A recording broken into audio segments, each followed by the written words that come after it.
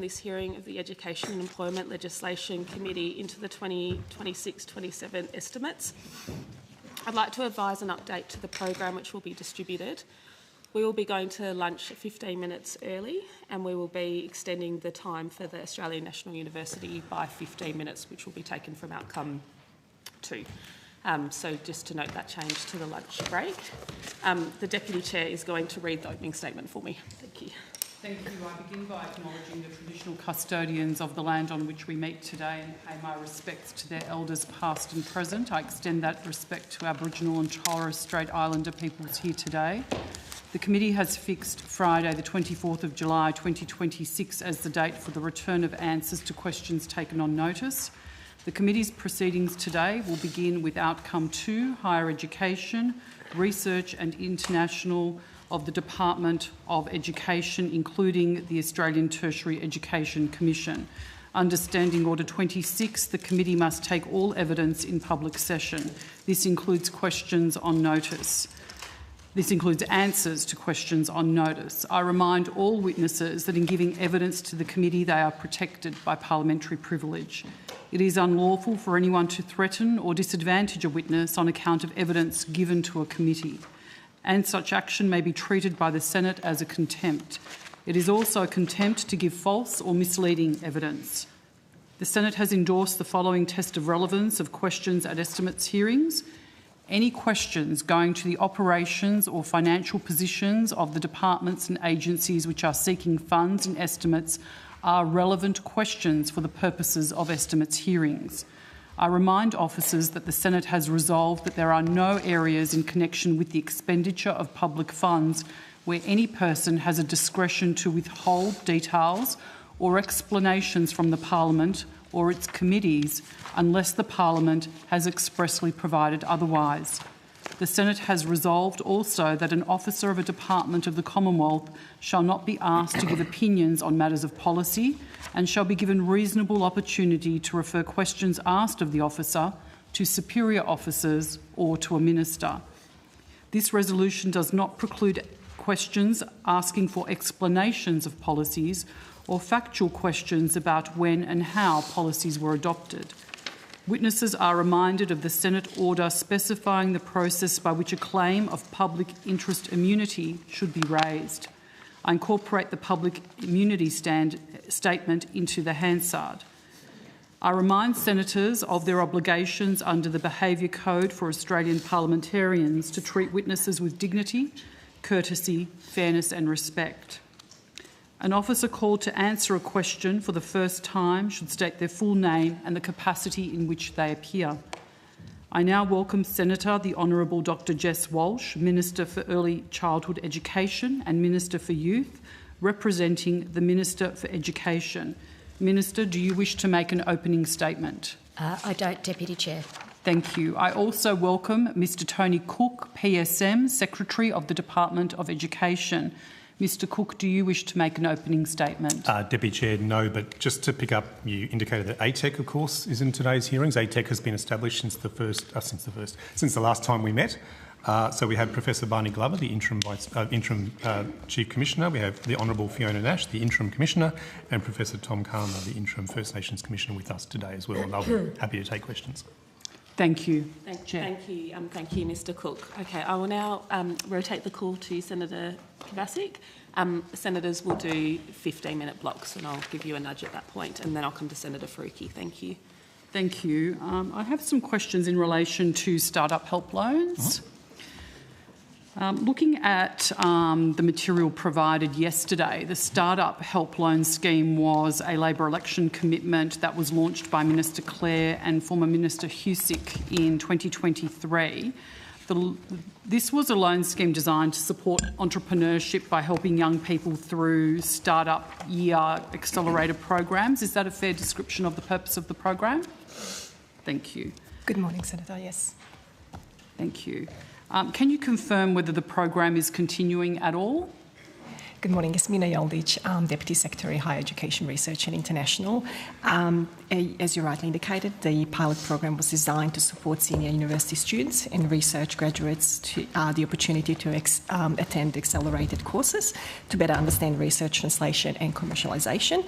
The very nature of the pilot is to establish whether an idea is viable or not.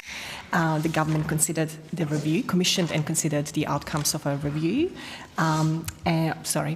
The government commissioned a review of the program and considered the pilot. On the continuity? Correct. Thank you. Madonna Morton, First Assistant Secretary, Programs and Student Experience Division. Good morning. As Ms Yoldic has mentioned, Startup Year was a decision taken in the budget that it won't be continuing any further. What will happen is that there is completions of the people who have taken up a loan that will continue. So there will be kind of a transition through arrangement for those people who have accessed the loan, but there will be no new loans offered further. Thank you. So the ongoing expenditure on the measure after this financial year, that will just be on the continuation of those loans that are already in place? Yes, my understanding is there's no ongoing, new ongoing funding for the program. It will simply be for those to be taught through, as it were. So is there an expenditure attached to that? And if so, what is that? I might ask Mr Puckett, Of course. who's very knowledgeable on this topic, to give you the details of that, Senator. Welcome, Mr Puckett. Good morning. Simon Puckett, Assistant Secretary, Research Programs Branch. So the pilot that we're discussing had 8 students enrolled altogether. All 8 have now concluded their studies, so there will be no further expenditure on the program. Okay. For the benefit of Hansard, how much was the average expenditure across those 8 people? I think the average loan was around $10,000, Senator, if I'm correct around that. I don't have the average, but I do have the total across the 8, if that would help. So the total loan value was $80,682. Okay. How many officials worked on the legislation enabling the loan scheme, and for how long? Senator, that was a little before my time, so I may have to take that on notice for you. I don't have that information off the top of my head. It was back in 2020. Yeah, 2023. 23, I think. So could I take that on notice for you? Are you able to tell me just anecdotally roughly how many people were in the team before the budget decision not to continue? I might check with a colleague if I could. Of course, yeah. Mr Puckett and I have taken it on in the last few weeks, so forgive us if we're a little bit filling in some of the blanks with our colleagues. Yes, and perhaps also just how many officials were responsible for administering the scheme in its duration as well. Happy to do that. And then you may also have to take on notice what the total value of the time was that departmental officials spent designing, implementing and now dismantling the scheme as well. Sure, Senator. As I've mentioned, we'll need to go back and check that. We'll do our best to get you an answer on that. Thank you. And I'm assuming the decision to terminate was a decision of government, or was that based on advice from the department? As per usual kind of budget processes, government takes decisions based on advice from officials in the budget process. Right. Did you have any concerns about the scheme or any insights that you can share with us as to why this scheme failed? I think that's going to matters of government consideration, Senator. Certainly, as Mr Puckett's reminded. Oh, no, I'm not asking you to speculate. I'm curious whether any research was done, whether you got feedback from those 8 participants, whether you had other applicants or people who inquired who perhaps didn't proceed. Yeah. You know, some understanding from people in the startup space as to why they didn't take up these loans. Yeah, I think the initial feedback was that it was constructive, but I think I think it was perhaps a case of universities had already started to move to offer a range of startup courses, and there was perhaps just a bit of a timing kind of overlap. That's kind of the main feedback that I can bring to mind at the moment.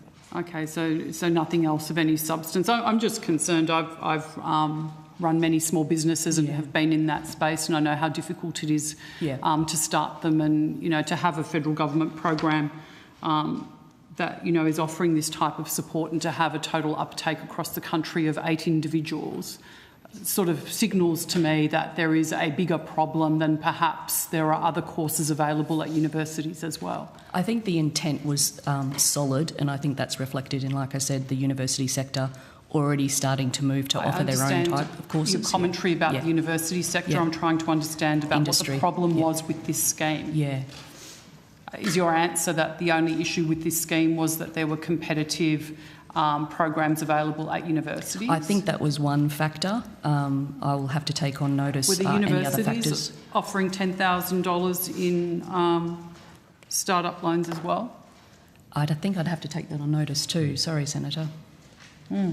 But wouldn't that be a significant driver of, if they're not offering money and the government was, but people were still going to the universities and not to the government, wouldn't that signal that there was a bigger problem with the government program? Not necessarily. It depends on the mission of the particular university or provider. Some of them might, you know, we know that there are some very strong providers who are very interested in the early entry side of their offerings. Others are more interested in kind of the higher research degrees, so it's kind of hard to sort of generalise. Oh, it's not a generalisation, it's just a question, I guess. Minister, I would be interested in your thoughts briefly on this, given we have a lot of senators in the room. But why do you have you got any insight for us about what happened here and why we've only had 8 people take this up? I mean, clearly there is a problem with design, and clearly it hasn't been able to draw in the entrepreneurs that it had hoped to draw in. Do you see this as a policy failure? Thanks, Senator. So the Startup Year program was, as has been discussed, a pilot program, and pilots are always useful for testing approaches, and that is the case with the Startup Year program. Following the pilot, the government's decided not to continue the program. The officials have already spoken to the low take-up in the program. The officials have mentioned the availability of support at universities. It seems likely that the existing range of loans and supports are probably sufficient for these sorts of courses. So again, it was a pilot program, and it won't be continued.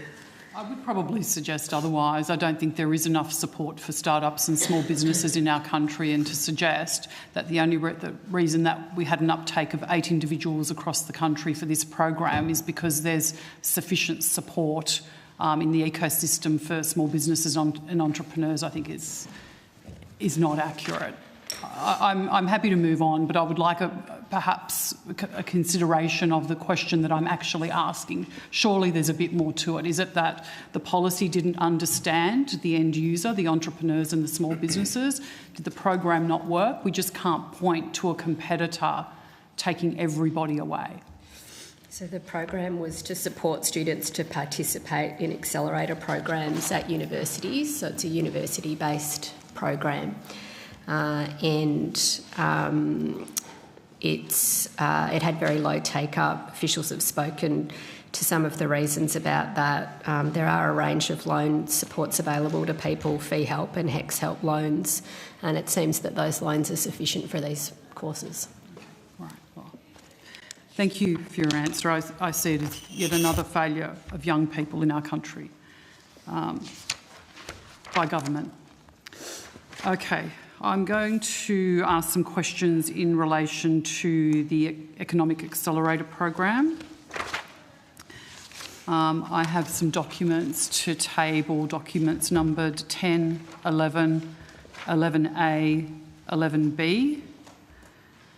I'd like to ask some questions about program 2.6, the research capacity, and Australia's Economic Accelerator. Now, this is the third set of savings that have been found from Australia's Economic Accelerator In 2023, through MyEFO, the Albanese Labor government took $46.2 million from the Economic Accelerator through a reprioritisation measure. In 2025, through MyEFO, the government took a further $73.1 million from that appropriation through another reappropriation measure.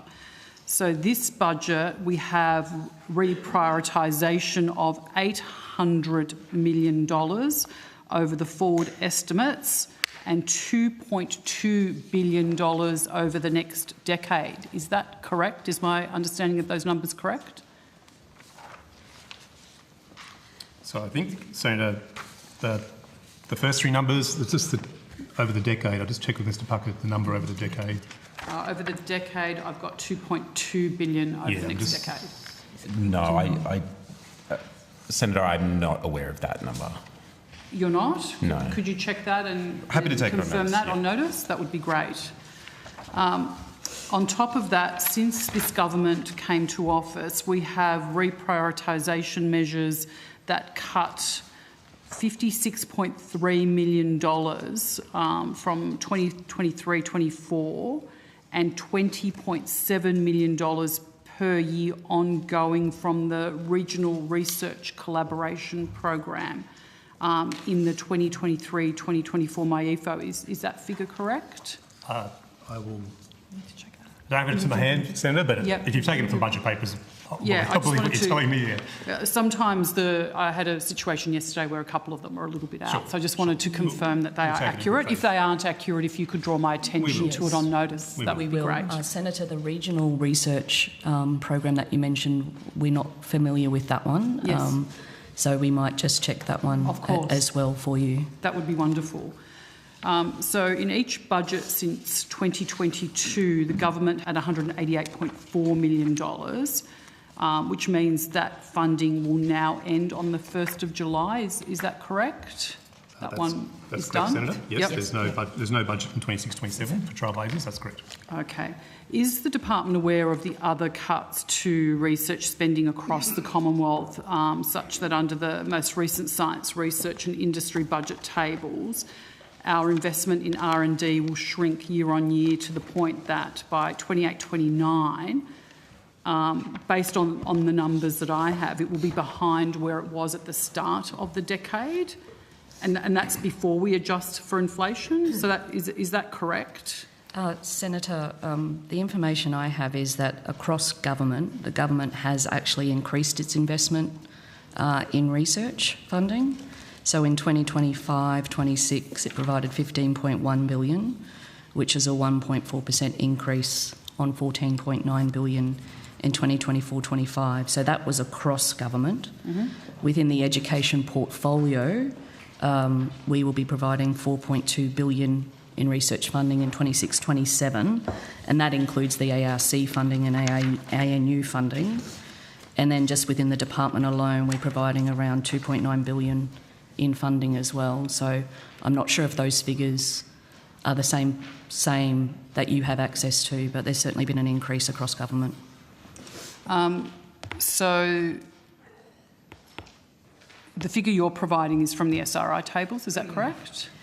We've got the 2025-26 data, which is the data I've referred to. That's from the SRI tables? Yes, yeah. Is my understanding. The 26-27 tables are put together by the Department of Industry, Science and Research. They haven't yet put that together. The figures I'm providing are also from the SRI tables, from 2020, the 2029 figures. So if you're able to cross-check that for me, yeah, we will. That would be good. Yes, Senator, we will. Yep. Thank you. Thank you, Chair. Senator Faruqi, and you've got the call till 9:40. Thank you, Chair. Good morning, everyone. The Department of Education paid private consultants Nous Group nearly $700,000 for work on the university's accord. Is that correct? That would have been 12 months or so ago, or 24 months ago, Senator. We may not have that with us. It was during 2023 mostly. Yeah, so I know Nous was engaged. I'm sorry, I just don't have the data available to me at the moment, but we can take it on notice to confirm. Yeah, I think I have some numbers and that's what it... Okay. Councillor, so just wanted to make sure, but Yep. if you could confirm that. Yep. And obviously you are aware that NOWS pretty much has a monopoly in terms of consulting in Australian universities. Their design, advise, change plans have seen hundreds of staff, jobs cut, courses, subjects, all of that. I mean, pretty disastrous impacts. Wherever NOWS goes, they leave behind a trail of destruction, honestly. Multiple public submissions to the Accord process raised concerns about the role of external consultants in the university. I know that because I've seen many of those submissions. And NOWS was paid to analyse the submissions for the Accord. I think that's pretty clear. Yep. Yeah. I guess I want to ask, is it appropriate for consultants to kind of look at submissions which are criticising consultants? And why I'm asking that question is because NOWS pretty much said there was not a key issue or theme of the Accords process. They pretty much said that there was not like a big issue with consultants, and it wasn't actually in the Accord anything about consultants being a big issue. That's why I asked the question. So, Senator, I think we used NOWS on the basis that they assisted, I think, the Accord process with, as you said, summarising the range of submissions. I don't know, because I was originally on the panel, but then I moved off the panel when I became secretary. I just don't know what the NOWS product was. Was it that's where I'm just a bit stuck at the moment? So they basically, NOWS's assessment was that the role of consultants in university governance was not an important issue for the Accord to consider. And that's why I asked the question. There were a number of submissions that said that it was a big issue. We know, we've had an inquiry into university governance here in this committee, which said that there was the depth and extent of consultant capture was massive. We know that 1.8 billion a year on consultancies are spent by universities. Yep. So I'm asking, a consultant is a consultant avoiding saying that they are a problem because obviously they want university work? Yeah. Ms Moore, I think, is going to help us with this one. So, Jessica Moore, First Assistant Secretary, Policy, Payments and Data. Thank you, Senator. So, I wasn't here at the time of the Accord, so I can't answer the question about how they were engaged in that process, but we can take that on notice in terms of we have already done so. But I think the point you're getting at is around the use of consultants by universities more generally in their... No, I'm asking by the use of this consultant by the Department of Education. So I don't have that answer, but I do recognise the Senate inquiry into governance that this committee undertook raised significant concerns around the use of consultants. The government is doing to uplift standards across the university sector in respect of governance. The government's committed to making changes to the threshold standards to require providers to provide information about consultancy spending, its purpose, its value and its justification. And I know all of that. Yeah. I was in the committee that did that. So that's not my question. My question, I guess it's alluding to the conflict of interest here. None of you were involved in that in 2023. So you have absolutely no view on whether this was an appropriate thing to do or not. Because what is happening here is that NOWS was informing and supporting the Accord process on uni governance and management, and then they started sucking millions of dollars from university to help navigate them with those reforms. So maybe you could take on notice questions about did the department implement any concrete measures for managing conflicts of interest? Did NOWS Group advise the Department of Education of any measures they were taking to manage conflict of interest? What steps did the Department of Education take to ensure such measures were actually implemented? And then could I ask, is NOWS still contracted by the department for anything at the moment? Senator, my corporate folder, I think they are. Okay. We would have covered that in corporate yesterday. I'm sorry. We may have to again take it on You notice. might take that on notice as well, and the total value of those contracts and the specific work that NOWS is being contracted for. If they still are, then I think, sure, you weren't there at that time, but you should be concerned with this. Sure. Very happy to help. Just a couple of questions on managed growth.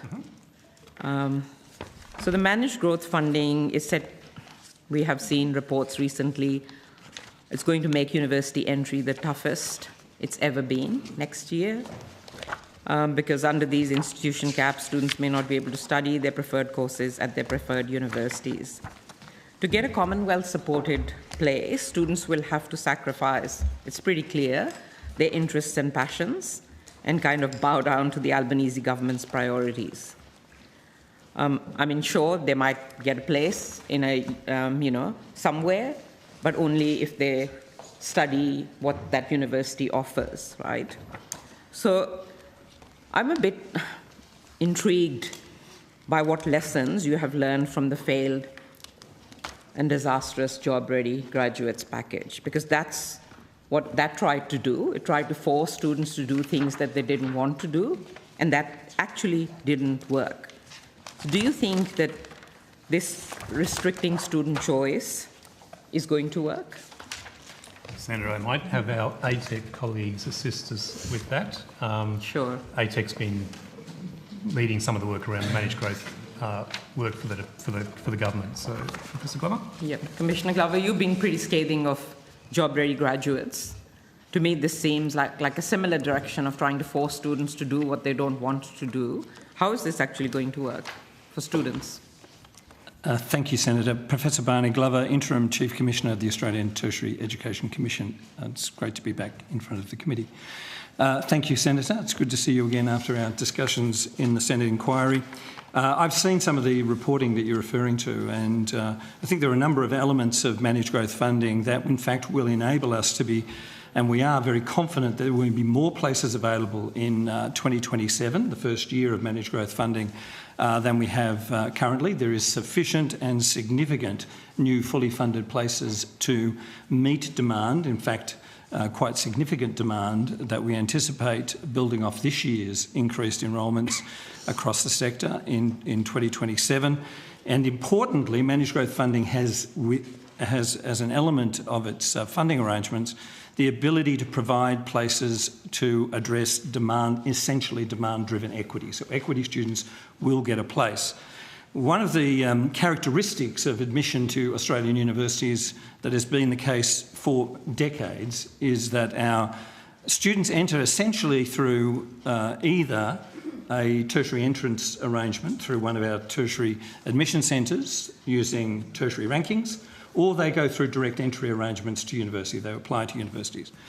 And certainly when students apply, they apply to multiple universities in many cases, and certainly through the preferential ATAR system, they have preferences for courses. And we're very confident students will, by and large, get their first choice. We would be encouraging students, though, to think about their second and third choices, as they always have done in the preferential ATAR system that operates, and also with students who apply for direct entry. They also have an opportunity to apply for direct entry to a number of institutions. One of the advantages of managed growth funding and the new system is that we will negotiate with universities their entry target for 2027. So we're listening to their strategic intent, their mission as a university, and our ability to provide additional fully funded places above the current commencer load they have in 2026. Interestingly, Senator, in 2026, on current figures, we'd negotiated an increase on 2025 of about 9,500 additional full-time equivalent places in higher education in Australia this year. On the current data, it looks as if universities will exceed that, and we've negotiated additional places to ensure they can meet that demand. It now looks like in excess of 10,000 additional students full-time equivalent in the system this year. We are very equipped to meet that or even more significant growth next year, and fully committed to managing demand-driven equity. So in my view, I think we can assure prospective students that the system will grow next year. There are plenty of opportunities for places in Australian universities. And my advice to them would be, think carefully about your preferences. Think carefully about your first preference. Think very carefully, though, on other courses you might like to do as a second or third preference, as has always been the case. And I'm very confident the system will respond to demand next year. And one of the additional elements, as I said, is if we see additional demand emerging in the early part of next year, we have the capacity under managed growth funding to allocate additional load to universities to meet equity need in the sector. And under the legislation, should it pass, the new legislation to provide ATEC with the enabling capability to manage growth in the system, then we can, in fact, if the system is showing signs of additional demand for equity, we can apply to the Minister for additional places. So I think the mechanisms are there, Senator, to reassure people that yes, we'll meet demand, and yes, the opportunities will be just as strong for students as they have been in the past. But you've given me the overall picture, but the question still remains. If someone wants to go to UNSW on a particular course, firstly, 8 hours, it's going to create more competition, so 8 hours are going to rise. We know that's pretty clear. If someone wants to do a course at the University of New South Wales and there's only so many places, which obviously managed growth funding, those places have been cut back in certain universities or restricted compared to others. There's growth in other universities. They will not get a place in that, and then you will negotiate with that university to increase those places. It's pretty clear that it will put barriers for students if they want to go to a certain university to do a certain course and the place is not there. They will either have to go somewhere else or not do that course. So that's pretty clear, right? Well, Senator, what I will say is, having been involved in providing advice on commencer load for 2026 with universities, we negotiated their load envelope. So they accepted, based on their estimated projected load, the places they would need. Now, many courses have ATAR variations from year to year. ATARs occasionally go up, occasionally go down. It depends on demand. Demand does vary in courses from year to year. I'm very confident that universities will have sufficient places next year not to see dramatic changes in ATARs, and very, I think, reassuring. And if we take the Sydney example, we have great universities in Sydney available for universities in that Sydney basin to have opportunities to study if they don't happen to get into their university of first choice. But I think overwhelmingly students will. I'm very confident of that. But most importantly, Senator, is we're putting significant new, fully funded places into commencer load next year. I do know that. My question is quite different, but thank you for responding. I have questions on the Anti-Semitism Education Task Force reference group and the Commonwealth Research Grants Working Group. And I'll ask those questions of ARC as well, but these are particularly for the department. Yep. So on the Anti-Semitism Education Task Force, what is the staffing level allocated to the Anti-Semitism Task Force Secretariat? Thanks, Senator. Thank you, Senator. We currently have 9 staff in the task force. Sorry? 9 staff. 9 staff. Full-time? Full-time, correct. 9 full-time staff. Okay. And who's on the stakeholder reference group? Thank you, Senator. We have a number of stakeholder reference groups. So we have a stakeholder reference group followed by roundtable discussions that we will be doing, but I will pass to Mr. Johnson to explain to you how the reference group works. Yeah, I just want to know who's on the stakeholder reference group. Matthew Johnson, Acting First Assistant Secretary, Anti-Semitism Education Task Force. Senator, the stakeholder reference group has a very wide membership. It is reflective of the diversity in the community and diversity of views relating to this issue. There are members on there who are experts in anti-Semitism, of course, but also... I just want to know who's on that stakeholder. I don't have the exact list of We're here at names. Estimates to answer questions. Yes, Senator, and I don't have the exact list in front of me, and I'm happy to take that on notice, but I'm very happy to talk to you about the members who we have on the stakeholder reference group. I just don't have the specific names Maybe you could all in my provide to head. me on notice. I'm happy to provide it to you on notice. Is staff representation or NTU representation on the stakeholder reference group? Yes, Senator, there are union representatives. If you could provide that to me on notice, I'd happy to do that for you. It's about 30 people or so, I isn't want to it? say It's a large number. It's a bit more than that. I think it's 42. It's about 30 or 40 people, but we'll take it on notice. Yeah. Who's on the Commonwealth Research Grants Working Group that Professor Shergold is chairing? That's something you'll take on notice as well? Or you have that? Okay.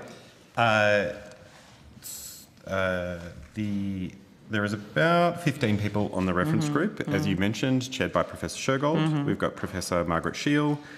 We have representatives from the Department of Finance, the Department of Health, Disability and Ageing, and the NHMRC. We've got colleagues from Defence, Industry, Science and Resources. We also have Professor the Honourable Bill Shorten from the University of Canberra, my colleague Mr Johnston, Professor Max Liu from the University of Wollongong.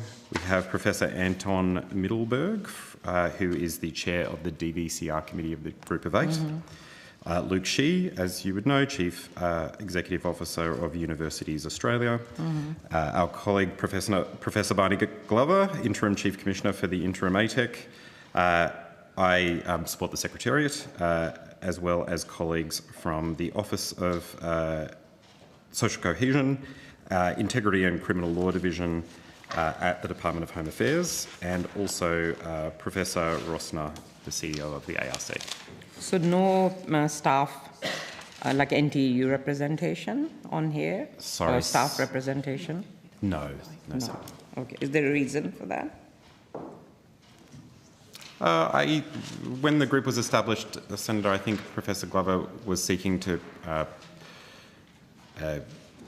get the advice of people who were well informed on the question of how best to support the work to adjust the Commonwealth grants system, and he's made that decision. Chair, I have just one more question on this, and then you can rotate the call. Who will approve and distribute the framework for making grant decisions that the working group is developing? Does that sit with the department or the minister? I think it's a little early to answer that question, Senator. So the committee is having pretty live discussions. We have another working group meeting next week about the various levers that government may have to be able to address this question, but they're not at the position yet of kind of having a clear answer on that, and depending on the lever, that answer might change. So I may have to.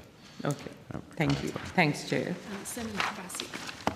Thank you very much. I just wanted to clarify the $2.2 billion reduction that I mentioned previously, just to give you the context of where I've taken that from, as it may assist you to come back to me. I'm looking at page 57 of budget paper number 2. A little bit ironically, it's called Boosting Productivity, Promoting Research, Development and Innovation.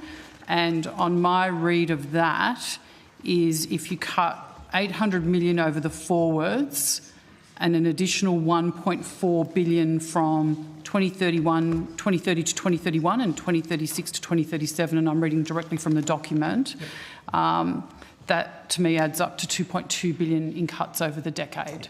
Senator, I've got it here in front of me as well now, so thank you for referencing that point. That I would agree with you on that. Yep. Yeah, thank you. I just wanted to confirm that one. Yep. Thank you. Because I wanted to check myself. No, all good. So having a think about the same program under this year's budget, we have $472.4 million in 26-27, $411 million in 27-28, $447 million in 28-29, and $257 million in 29-30. And I've rounded those up, but it's a total of $1,588,326,000. So on my reading, our investment in the research capacity program under this government has shrunk by more than $924 million in the last 4 years. We need to confirm that with the Department of Industry, Science and Research. Yeah.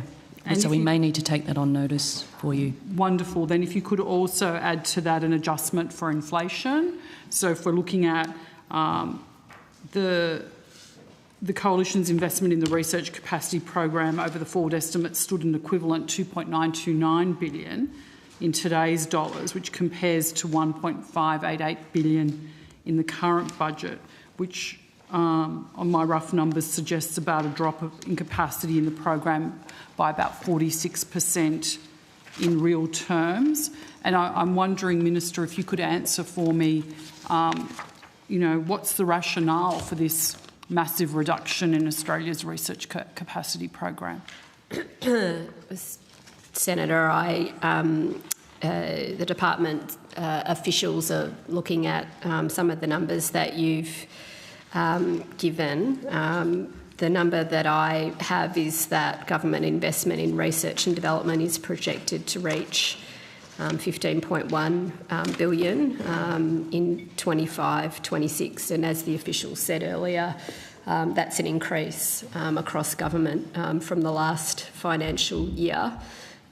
We are committed to supporting Australian research and development. We're committed to supporting homegrown research and development. We understand that Australian research and development is the backbone for some of our nation's greatest achievements, developments, milestones, including, all across government, including in medical research as well. And our Australian universities in this portfolio continue to punch above their weight when it comes to research. In this portfolio, there is an estimated $4 billion of investment in the next financial year, including in particular through the Australian Research Council. So the government is committed to supporting Australian research and development. Respectfully, Minister, that is at odds with what is written on page 57 of budget paper number 2, which clearly states that this measure will be partially met from savings of $800.1 million over 5 years from 2025 to 2026. Savings is effectively a cut, but I will move on. Could I get an understanding of how many applications were received for the economic accelerator rounds before they were terminated? Sure. Thank you. Yep. Thank you, Senator. So just to confirm, the 366 projects that are already funded are all continuing. We did open a couple of rounds. I don't have the exact figures for you, but there was significant interest in both of those. There was an Innovate Round 2. Innovate Round 2? Yeah, and Ignite Round 3. So it is a popular program. I think Mr Puckett referenced that at the last hearing. You did, indeed. So we did, the trend of it being a popular program continued. What we have done with those applications, they weren't finalised for any assessment, so they were still under active consideration. What we did following the budget announcement was to write to all of those applicants or the research officers who had made those applications. We have offered to give them feedback, noting that we hadn't done an assessment process, but we've also given them information on the whole range of other research programs across the Commonwealth that their application could potentially be a good fit for. Yeah. So we've given that list to them. Thank you for doing that, because I expect there would have been a lot of disappointment given the work that they put into their applications. Yeah. And I think that's it's fair to say there was a level of disappointment, but I think they're used to working with governments, they're used to governments making decisions, but it's a credit to Mr Puckett and his team that there was a lot of strong engagement around what they might be able to seek opportunities for next. It's also worth noting as well that state and territories run significant research and development programs. They do, and some of them, like Breakthrough Victoria and New South Wales, have big programs as well. But it doesn't change the removal of a Commonwealth program. Not continuing future rounds was a disappointment, but I think the people that we've engaged with have been very grateful for the offer of feedback as well as for what other programs they can access across the Commonwealth. Again, thank you for doing that. In terms of the numbers, and I'm happy to take that on notice as you've suggested, do you have a ballpark that you could give me just anecdotally? No need, I just thought if you had a rough idea. I think it's quite significant in terms of probably around the 800 mark for both rounds, I think would be... Total, that would be... Total for both rounds, roughly. Thank you so much. We've also had feedback from universities that there were significant projects across the Commonwealth that were on the cusp of commercialisation, who intended to lodge applications but will not proceed now. do you have any information for us as to how many projects which might not have been lodged, or people that had expressed an interest in lodging that may also be affected on top of that? I might ask Mr Puckett if he's got any further insights beyond the people who lodged an application. Thank you. We certainly have people who have applied previously and may not have been successful that we kind of engage with and give feedback with, so there might already kind of be an existing cohort of people who might not have been successful in previous rounds that are on our radar, as it were. But Mr Puckett, you may have something to add. Nothing concrete. We certainly have anecdotal advice. One feature of the AEA program was the priority manager function, which were a group of technical experts that we had engaged to work with applicants, but also industry and research officers to support this process. And they have reported, as part of their engagement, they've had extensive contact with people who were interested in future rounds of the program. One thing we've done since the announcement was adjust the duty statement of those priority managers to be very proactive in terms of reaching out to anyone who may have been interested and make those connections that Ms Morton alluded to. So I probably don't have anything concrete for you, but we certainly have done whatever we can to connect to those people. And we certainly activated the kind of channels that we do have, and certainly we have forums where we engage with the university sector in particular and their research side of things. So we have that kind of existing kind of, I suppose, channel that we can engage with them on and respond to any questions that any particular proponent might have. Do you know how many universities were affected by the program being terminated? I may have to take that on notice and I might be able to come back to you relatively quickly on that. That's fine. Thank you. Colleagues watching might be able to assist me.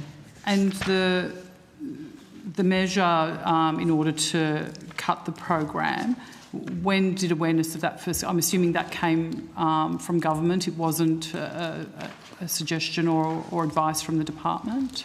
The budget process. Budget process. Yeah. Standard budget process. Thank you. I would note, Senator, though, the strategic examination of research and development run out of DISA was looking at research programs and did make an observation that there were a number of research programs and effort across the government. Okay, thank you. And do you know whether, and you may not, and perhaps the Minister can answer this question, if the department isn't aware, whether there was any consultation conducted with the research sector before terminating the program? Not that we're aware of, no. Okay. Minister, are you aware? That probably really is a question for the department. If the department's not aware of consultation, then I'd suggest it didn't occur. Okay, thank you. Do you need to rotate, Chair? Senator, sorry, can I just clarify? Your question we've taken on notice just about the research capacity. Can I just check? I think you asked for the previous 4 financial years versus the forward estimates. Is that what you were asking for? Yes, okay, thank you. Thank you. 5 minutes? I'll continue. Thank you. If I could please table documents 14 and 15.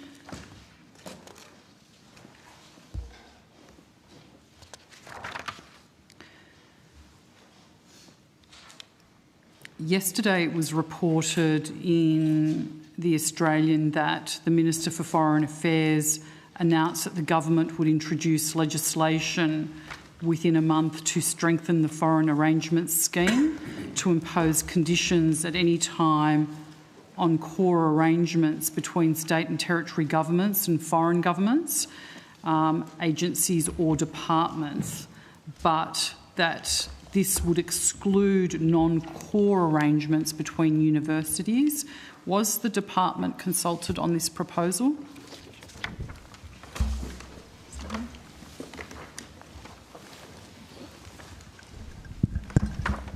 My colleagues to respond. Thank you. Simon? Mr Moore? Simon Moore, Assistant Secretary, National Security and Resilience Branch. Thanks, Senator. We work closely with DFAT on a range of issues, including the Foreign Arrangements Scheme. That's a longitudinal arrangement. We provide input into individual foreign arrangement scheme decisions, also in terms of legislative change with the foreign arrangement scheme as well too. So yes, Senator, we've been in contact with DFAT in terms of those changes. Thank you. Minister, what is a non-core arrangement between universities for clarity? I think, Senator, that the foreign arrangements scheme is a matter for the Foreign Minister. I'm happy to see whether the department what a non-core has arrangement between universities is. I'll see if the department can assist. Yeah, we can help. Senator Damien Oliver, Acting First Assistant Secretary of International. If I follow on from my colleague Mr Moore's remarks just before, the nature of core operations between universities in that context is specific to the foreign arrangement scheme. Universities undertake a range of collaborations globally with all kinds of organisations, and so the intent is to ensure that those activities which do give rise to Australia's concerns under the foreign arrangement schemes would be covered, but that we are maintaining the autonomy of universities to undertake activities that that don't need to fall within the remit of those arrangements, and that kind of goes to the nature of the consultation that DFAT is seeking to have with the department. Okay, so what is an example of a non-core arrangement between universities? Just so I understand correctly. So I think there isn't, that's not fixed in terms of the consultation. We don't know yet? Well, it's something that we'll continue to do. I think it's probably helpful to talk about the nature of the arrangements that sort of may fall within the foreign arrangement scheme.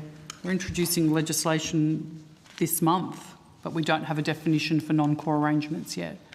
So questions on the legislation would best be directed would certainly best be directed to the Department of Foreign Affairs and Trade. What we're I think happy to talk through is what we understand as the Department of Education are the activities that universities undertake offshore, and so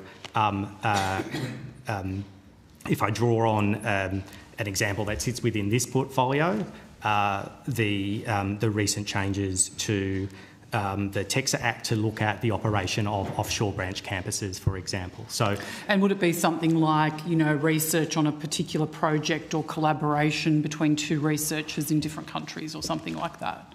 So that would really depend on the nature of the engagement and particularly the extent of institutional agreements that are in place. I don't know if my colleague Mr Moore would want to say anything more about that. Thanks, Senator. Just one extra piece of detail on that. It's worth noting the foreign arrangement scheme does look at formal institutional arrangements between Australia and foreign partners as well too. So it does not directly capture at the moment informal arrangements between researchers. So it doesn't capture informal arrangements? Correct, Senator. Okay, thank you. Thank you, Chair. Senator, just to assist, actually, DFAT does have definitions of core and non-core. So I've just found it. So non-core foreign arrangements generally involve sub-national agreements rather than national agreements, local councils, public universities, agreements with foreign sub-national governments and universities. Again, they don't need prior approval under the current arrangements, so I think Senator Wong is just looking at some of those things. So it's outlined actually in the current foreign... In the room, so just seeking the committee's authorisation that photographs are able to be taken of the witnesses too, usual arrangements regarding not taking photos of documents and checking the rules of the Secretariat apply. Senator Freaky, you have the call. Thank you, Chair. So I have a few questions about ATEC and to ATEC. Yep. Now.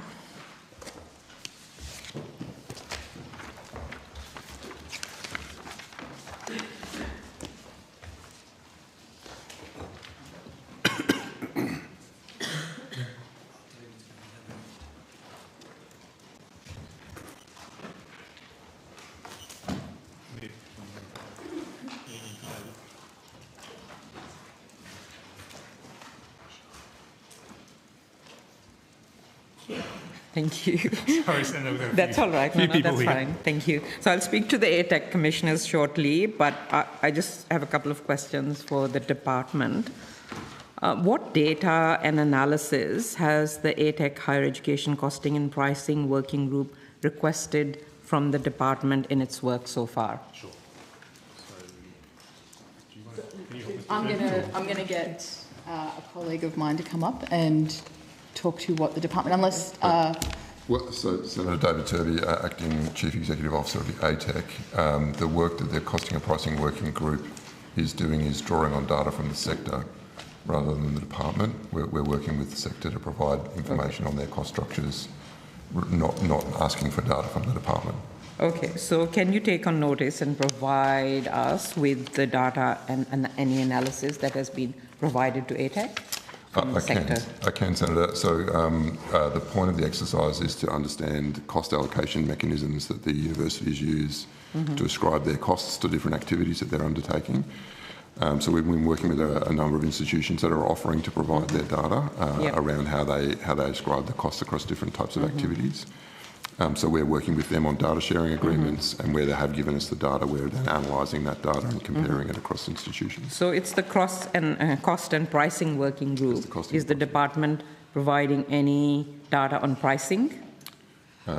No, this is an ATEC working group that's working with the sector. So the department sits on the working group and is engaged in those discussions. We listen, we're an observer. So the department has no data that's useful to ATEC? So in terms of cost and pricing? So what the department has data on is obviously we have information about the current contributions from the Australian Government to universities for different fields of study. We have contributions to make in terms of the number of students in different courses. So have you provided that to? Well, that's public information, Senator. So we use the publicly available information. The point of this exercise is to go back to first principles and look at the costs of delivering teaching and learning in the higher education system and understand how the universities ascribe those costs.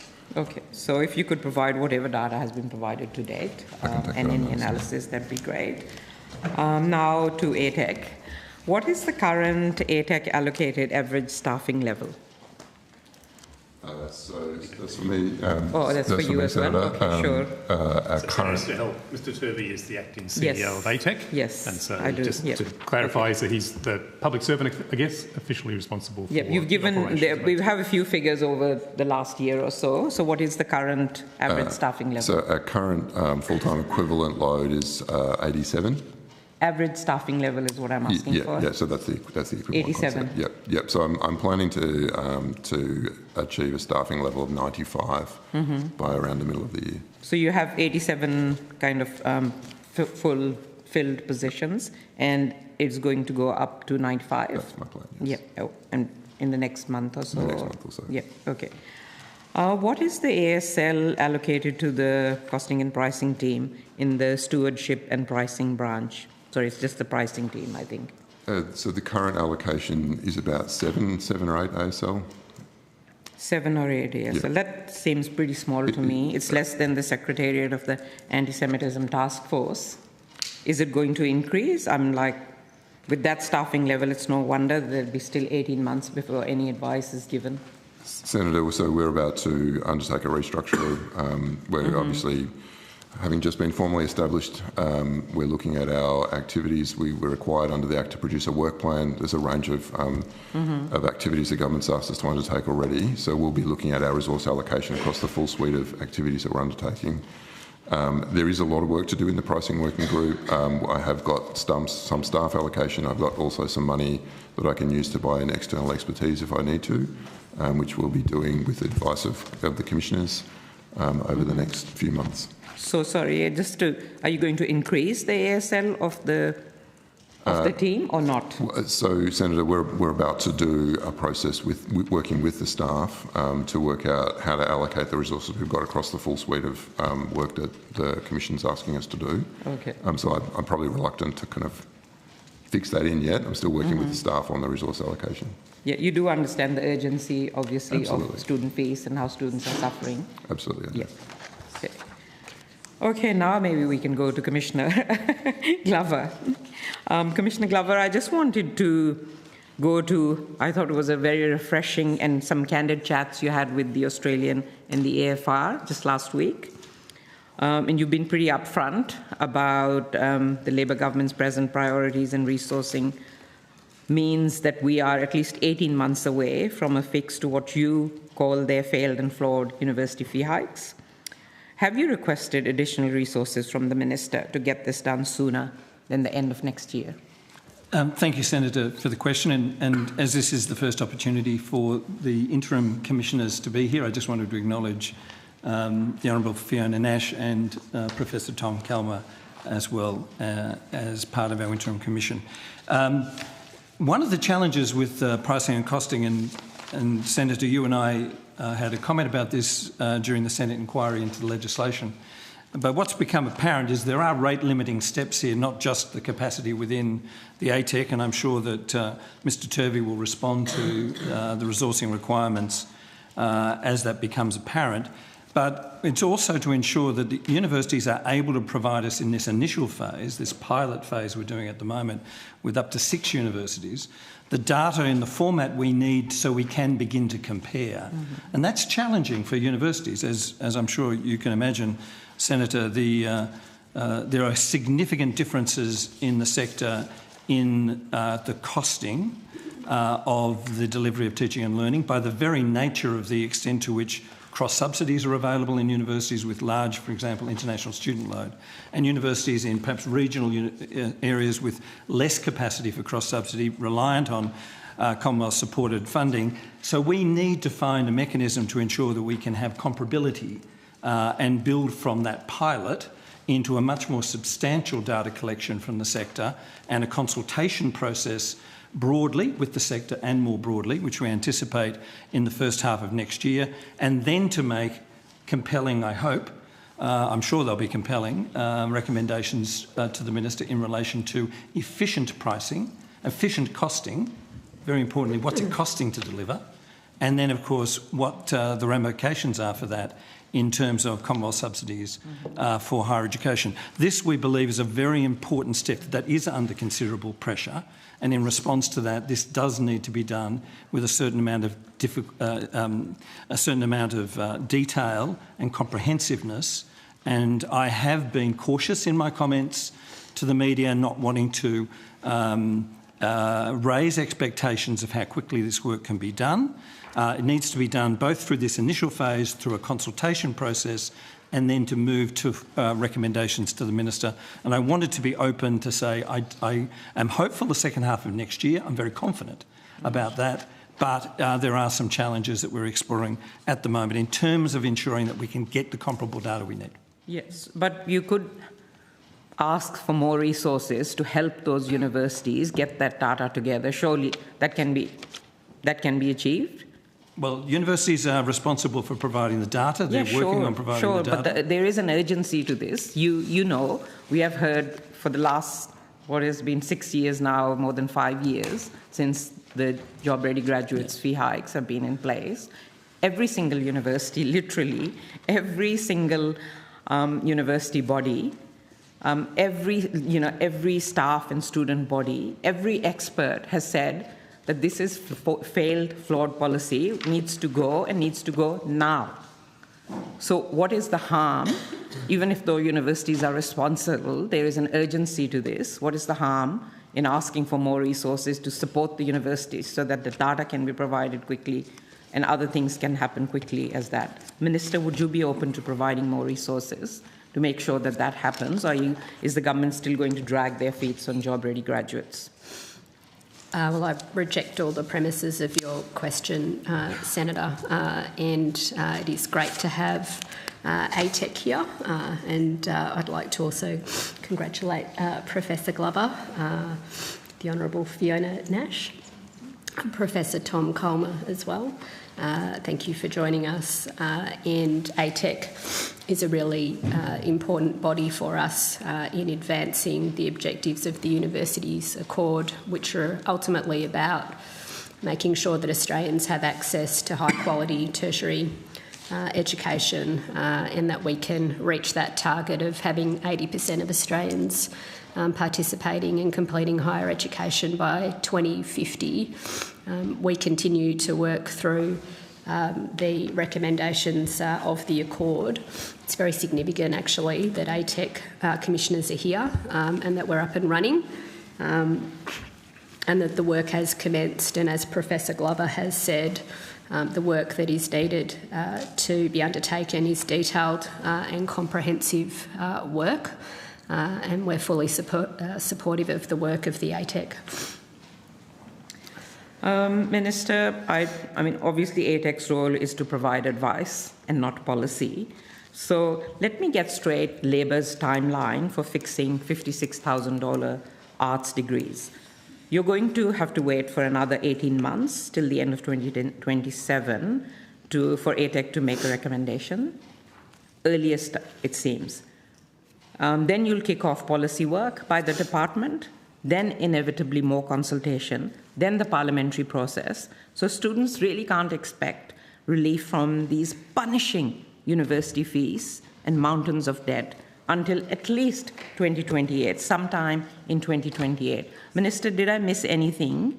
And can you understand why students are so frustrated about this, because their fees are racking up every year? Is that timeline, does that seem the timeline that it'll happen, if it happens? Yes, Senator, you did miss something, and that's that the government has already provided $20 billion of relief to Australian students with our commitments around HECS debt relief. We support the work of the ATEC. It is important work, but we're not waiting for that work to continue to provide support to students while the work that the Professor has described is underway. In addition to getting rid of $20 billion of HECS debt, we've capped the indexation of student debt to the lower of CPI or WPI.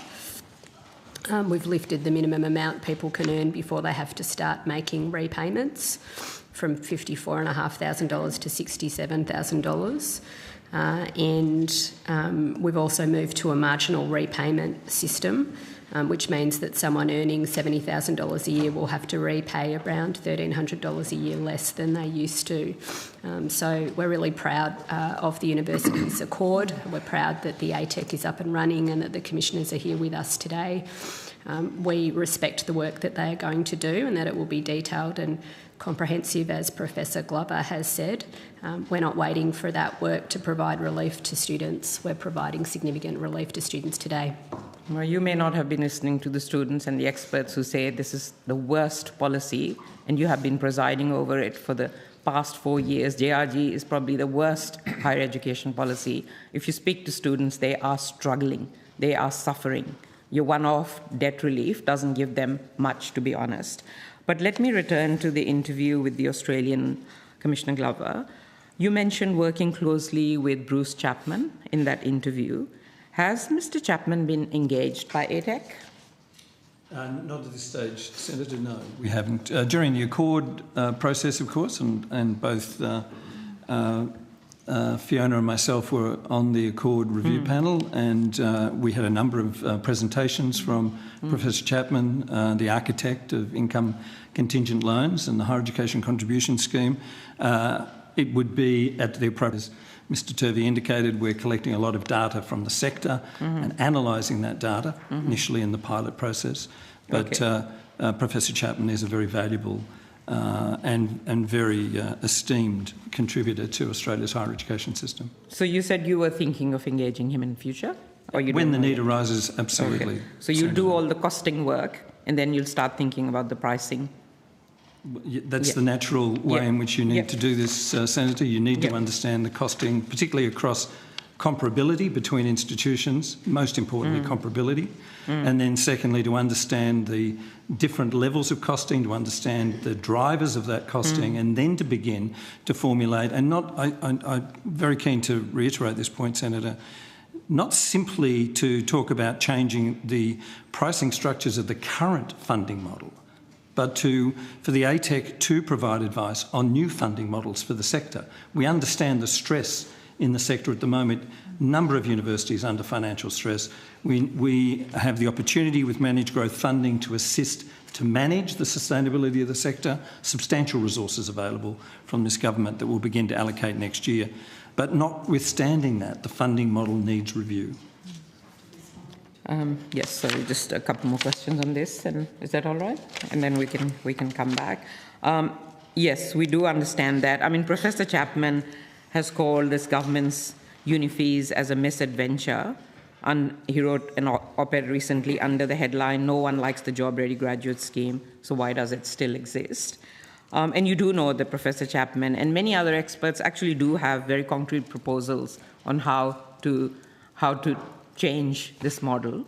And of course, funding cuts, years of funding cuts have happened, which have put universities in stress amongst other things. So are these proposals being looked at yet, or will we just have to wait for 18 months for anything to happen on the policy, policy advice? Senator, as I've indicated, our focus is very much on the costing work that's going on at the moment. Bearing in mind and appreciating there are a number of models that have been suggested, there are a number of models suggested during the Accord process as well. The JRG reforms not only changed the student contribution rates across clusters, but also withdrew funding from the sector, as you know, and has led to the difficult circumstances we face, notwithstanding the government's response and the significant additional funding under managed growth and needs-based funding that will particularly come into play next year. But one of the challenges whenever you consider student contribution changes in a zero-sum game, you either move debt from one cluster to another cluster, from one group of students to another group of students.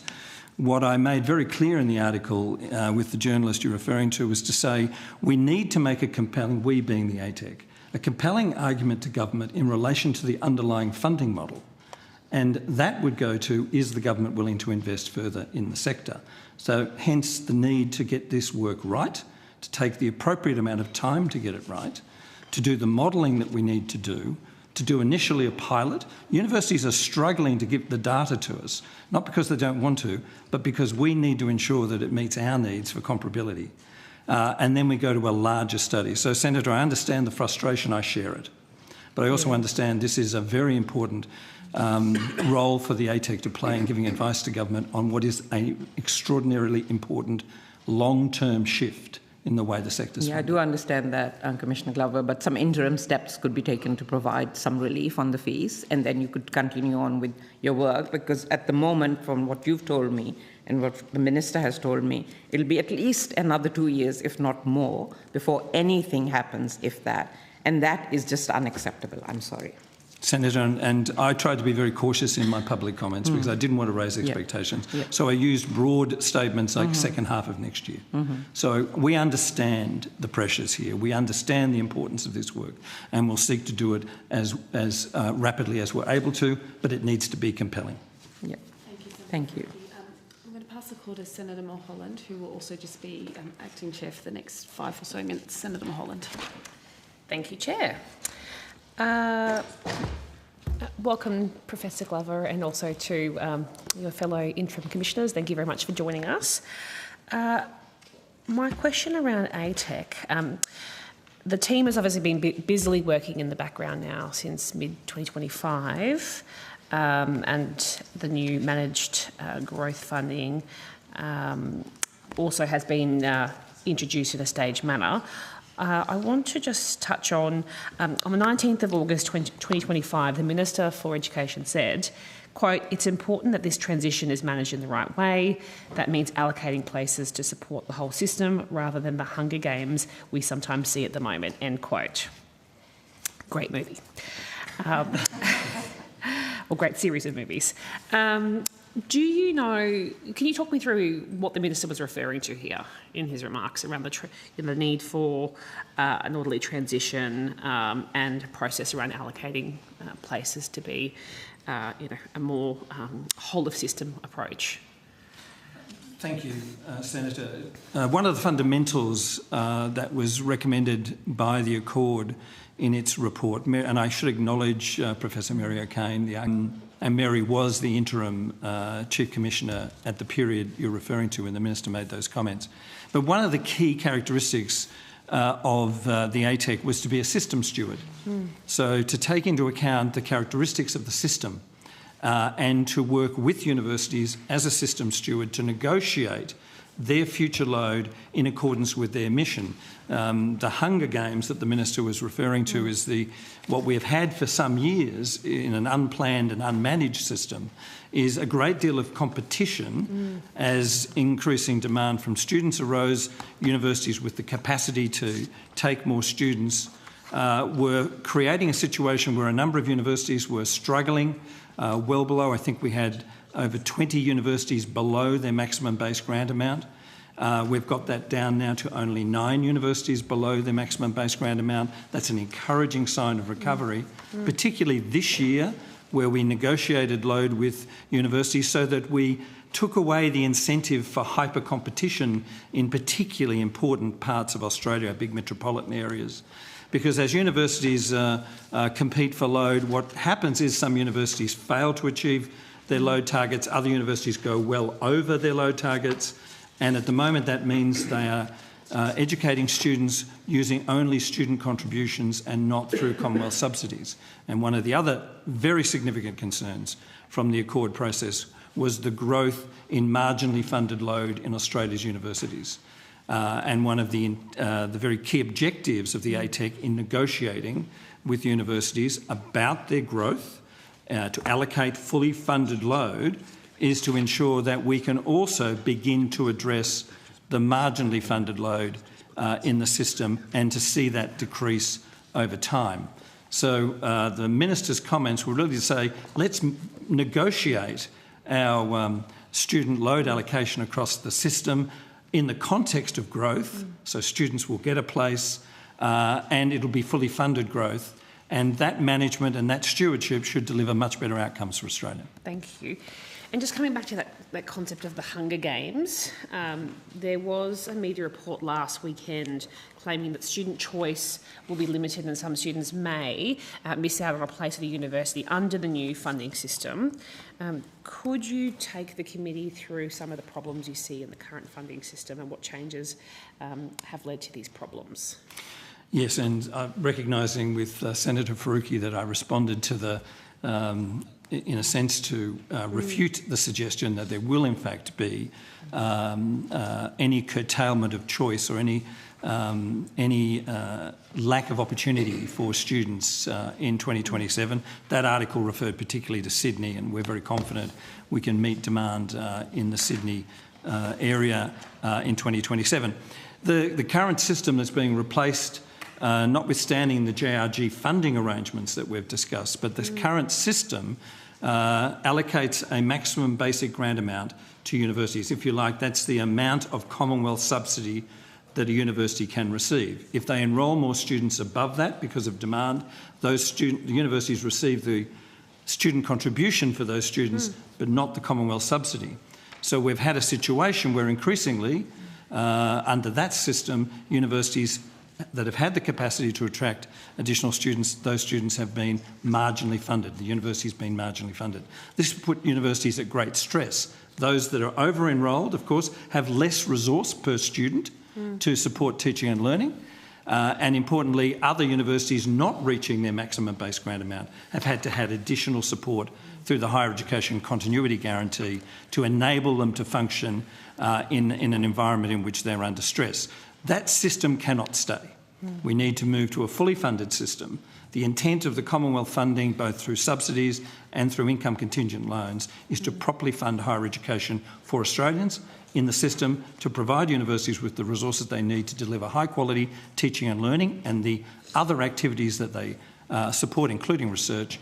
Managed growth funding is the first step to achieving that, with substantial fully funded load, including for additional growth in commencing load, but importantly to allow us to address the marginally funded load in the sector for the first time. Thank you for that.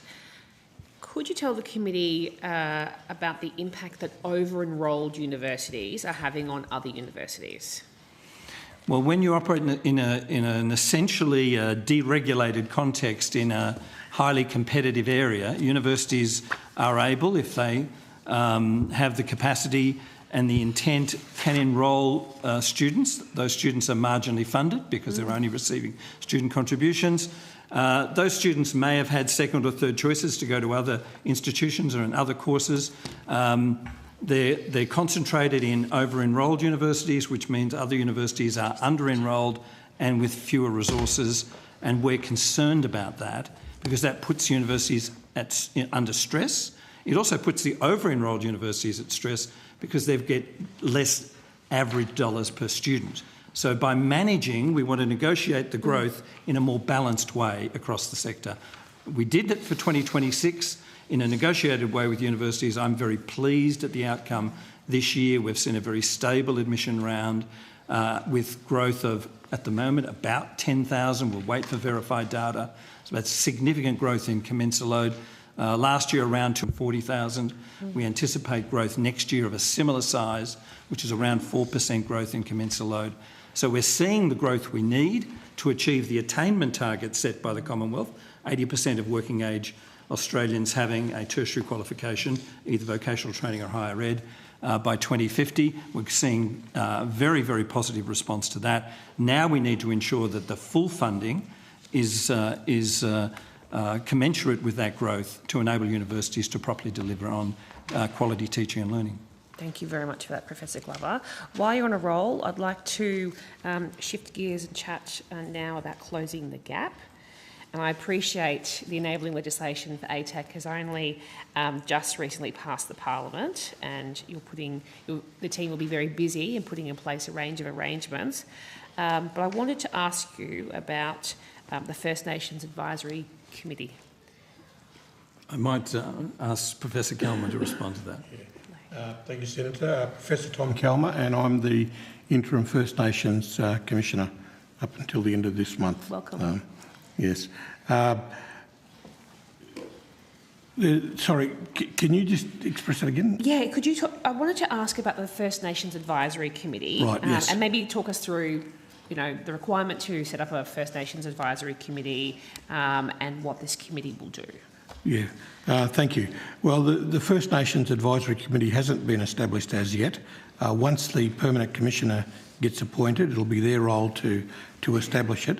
To date, we've had a First Nations working group that's comprised of First Nations leaders from the university sector, as well as two other major education bodies that provided advice. And we've met a number of occasions. I've met on one occasion with them, and their role has been to provide advice on how First Nations issues are being considered in the sector, as well as what they believe we need to consider into the future. Very well noting that it's going to be the advisory committee that will take it forward. But it's been very, very productive. It's and particularly looking at both the Higher Education Accord recommendations on First Nations, as well as the closing the gap targets that are out there in education.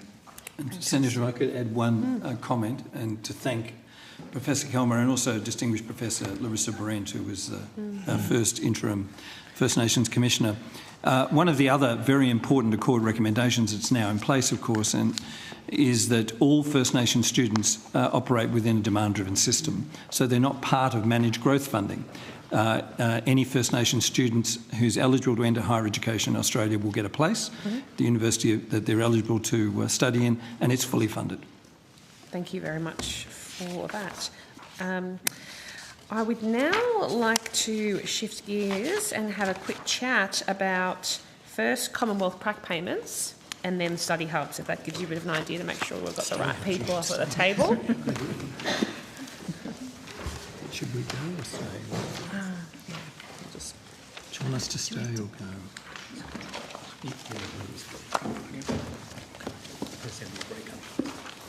Get back and forward. I think it was last estimates we had a bit of a chat about how Commonwealth prac placements were travelling. We know that they're available for eligible teaching, nursing, midwifery and social work students. Can I get an update about how many applications universities have received so far? How many have been assessed and approved? Thank you, Senator. I might kick off and then I'll pass on to my colleague, Mr. Nordstrom. Since the commencement, continued high-level interest in the CPP from students, with over 106,000 applications received, 96,000 processed and around 77 approved as at end of April.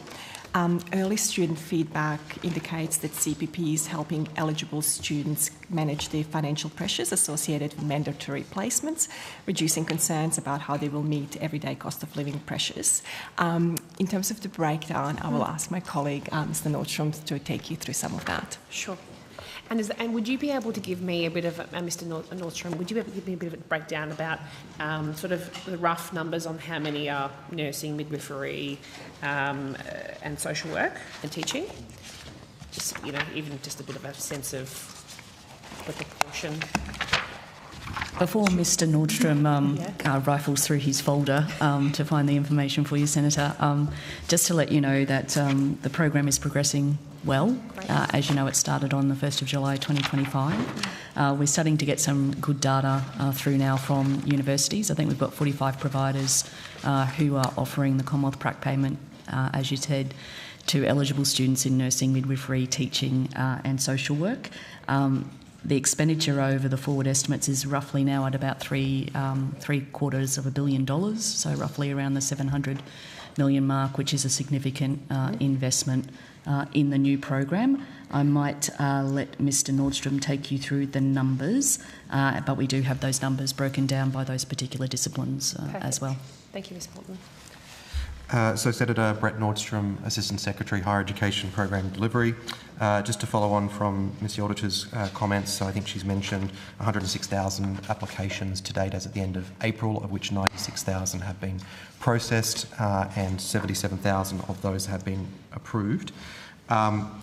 In terms of the breakdown of providers, we're still analysing the underlying data that's behind that, but to give you a high-level early indication of kind of a sense of the flavour of this, you're looking at roughly around 40% in relation to teaching students, about 50% in relation to nursing. There's about 2% of students who are doing a combination of nursing and midwifery, which sort of makes it difficult to, they sort of cross categories, and then about 3 or 4% each doing either midwifery standalone or social work.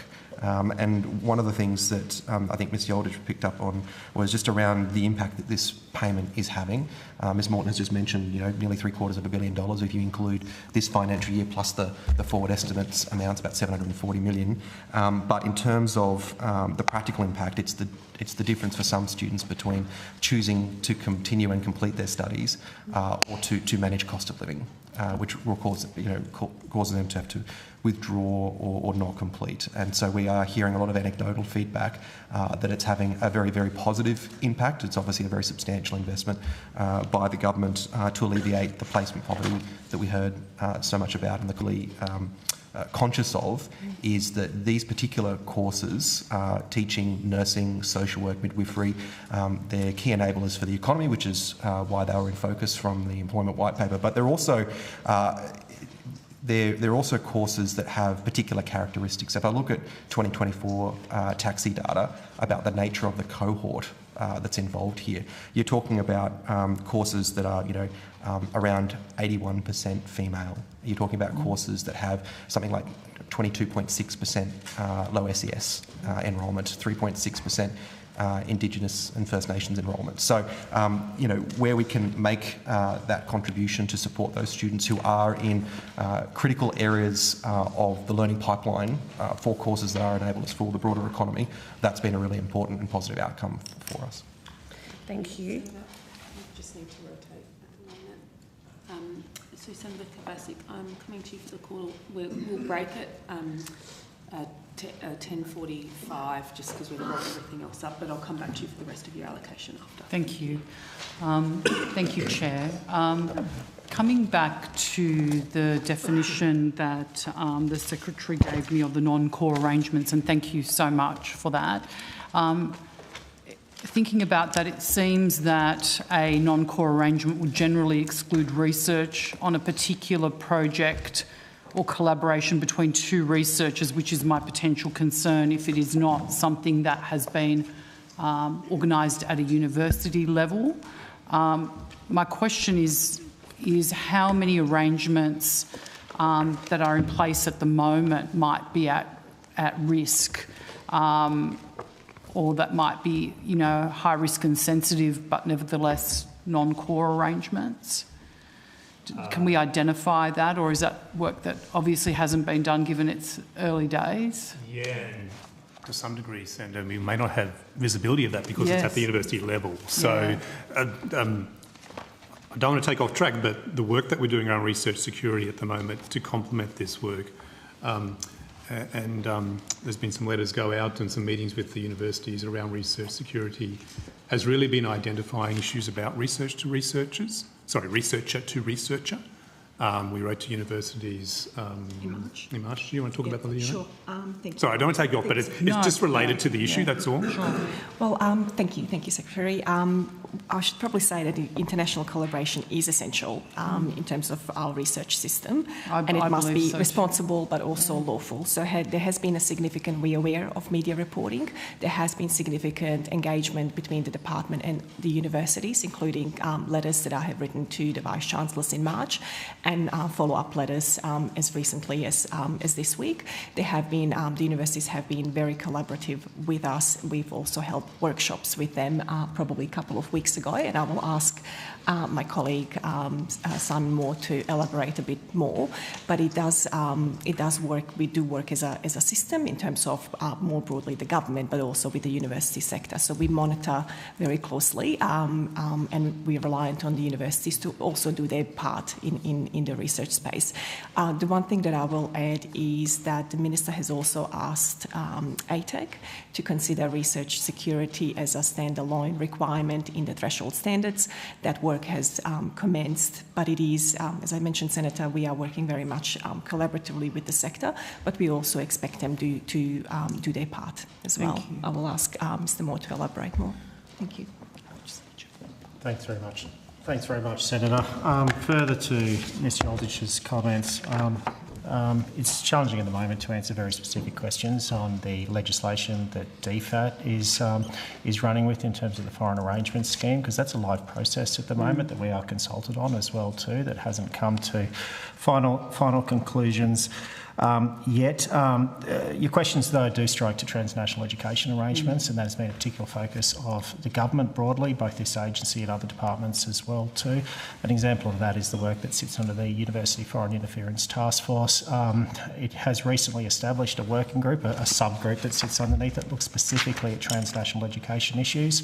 That's a partnership arrangement between the sector and government agencies, and it's just in the process of filing guidance to universities there. So research security is a big topic. It's a very active space at this moment, and transnational education is a subtopic that sits underneath that.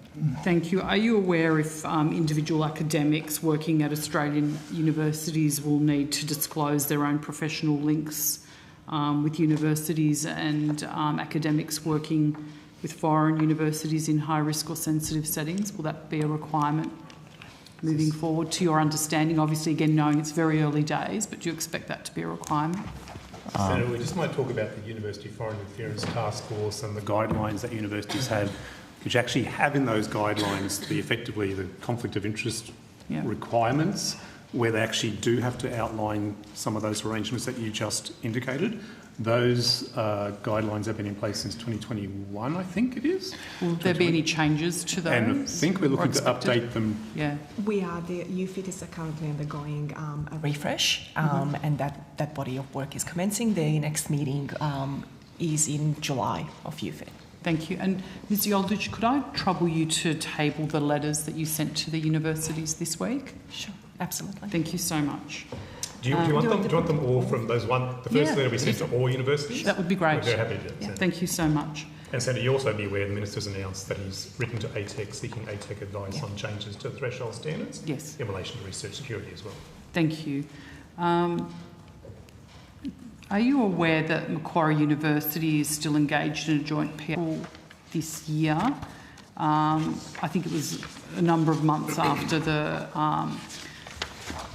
Iranian attack on Australia and after the war with the US commenced. And did the department have any concerns or provide any briefings in relation to that? Thank you, Senator. Macquarie University is one of the universities that I have written to this week, and Mr Moore has engaged with them, and we continue to engage with them. They have been part of the workshops that we've held, and they were also part of the, we were very clear in terms of what the government's expectation is in relation to sanctioned countries. Okay. So we've asked Macquarie for advice on what they are doing in relation to this matter, Senator. Yep. Thank you. And did you receive a response to Macquarie from that as yet? I understand it was only very recently that you've written to them. Yeah. No, not yet. Thank you. I think Mr Moore might have something to add. Yeah, thanks, Senator. If I could just cover that. So just further to the comments of Secretary Cook and Ms Yoldich, we're in constant contact with virtually all universities, including Macquarie. It's almost weekly contact that we've got with Macquarie itself, for instance. We've had a series of correspondence with Macquarie, two or three letters specifically, but a lot of other verbal contact as well too. Macquarie has made a lot of endeavours to address some of the risks that sit within that university, as well too. That particular arrangement has come to an end, and we've been very clear in our advice to Macquarie in terms of our expectation. That can't continue, or it can't be renewed. We've made very clear our expectation that there is no collaboration with Iran, as well as DPRK and Russia as well. Thank you. And noting we're almost at the break, and my next question might be a bit longer, in that case, Ms Yoldich, could I trouble you to just give me a brief overview of what was in those letters while we wait for them to be tabled? Just a rough sense of that would be great. So the first letter was actually just what Mr Moore said, advising universities they should not be entering into an agreement with those, three specifically around countries. Research security. I'm particularly interested in that. Okay. Thank you. Sure. I don't have a specific Macquarie letter on me, Senator, but I can take you through some of the gist of the general letters that I sent in March. As the Secretary mentioned, we were very clear in the letter was seeking information that there is no current collaboration between researchers at the specific university. As I said, I've written to all of the Vice-Chancellors in relation to entities in Iran, DPRK and the Russian Federation. I thanked the universities for collaborating with us in providing that information. I also asked them to consider the research at the researcher level engagement that they've had and provide examples if they had them. The letter also clearly outlined that we strongly discourage any institutional or research collaboration with the countries, as mentioned before. And then I went through what the expectation is of the government, but I'm very happy to table the letters from March, but also the letters that I've sent as recently as this week. Thank you so much. Thank you, Chair. The committee will now suspend for 15 minutes. When we return, we'll have another short block for Senator Kovacic, and then we'll come to Senator Faruqi. Thank you. The committee is adjourned. Suspended. Not adjourned.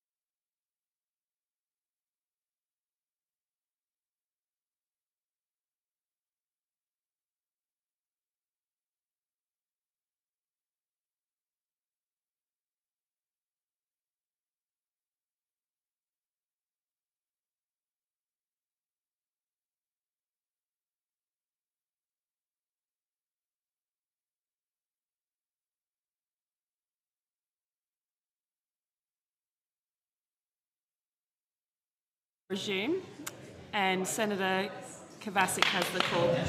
Hello. Senator Kovacic. Thank you, Chair. In March, the Australian newspaper reported that Australian researchers from the University of Sydney, the University of New South Wales and Adelaide University have worked with Iranians to improve the efficiency of unmanned aerial vehicles, even though the Foreign Minister ordered Vice-Chancellors to immediately cease all collaborations with Iranian institutions back in February 2023, so some 3 years ago. Are you able to share any insight as to what happened here and why this work was able to continue? Sure, Senator. Thank you, Senator. As mentioned earlier, as soon as we have become aware, we have written to all of the Vice-Chancellors, but beyond the initial letters that were sent, it was a weeks-long process to understand the information that they had, that they could provide us, and ensure that we have reported it to the right agencies within the Commonwealth Government. I might throw to Mr. Moore, because he has been doing has had a lot of consultation and a lot of conversations with the whole sector, but specifically to the universities you have also mentioned. Thank you. Thanks, Senator. We're aware of the reporting of those incidents. As mentioned by Ms Yoldich, we did follow up immediately after that as well too with those universities. If the question is research security and research-to-research contact a matter of concern for the government, the answer is yes, and we're in constant contact with universities, not just over articles that appear in the press, but over many other incidents that we're aware of, and I'm sure there's ones that we aren't. Sure, my concern was primarily more around how, to your knowledge, why did it continue and how was it able to continue when the Foreign Minister was very clear about her directive that it cease? The Foreign Minister has been very clear in terms of her expectations, and universities did register that. That message has been repeated by this department and other government departments as well too. While government has been very clear on expectations, some universities did continue where those collaborations were still permissible under Australian law. So where they weren't in breach of sanctions, where they weren't in breach of foreign arrangement scheme, some researcher-to-researcher contact, some institutional relationships with some countries were permissible with this, despite being perhaps contradictory to Australian government expectations of collaboration. Right, but the ones I'm referencing specifically relate to the work of the University of Sydney, University of New South Wales and the Adelaide University with Iranians to improve the efficiency of unmanned aerial vehicles. So that's my specific question. Yeah. On the specific question, I won't speculate to the accuracy or the exact accuracy of the particular details that was in that reporting. But as a general principle, the government doesn't comment publicly on the operational details or the specifics of some of these instances as well too. Where relevant, we do refer them to the relevant agencies for criminal follow-up, to relevant agencies for further follow-up. Okay. Thank you, Chair. Thank you, Senator Faruqi. I have some questions on Commonwealth PRAC payments. Sure. I'm sorry, officials, I'm sorry. No, that's all right. Thank you for everyone for being here.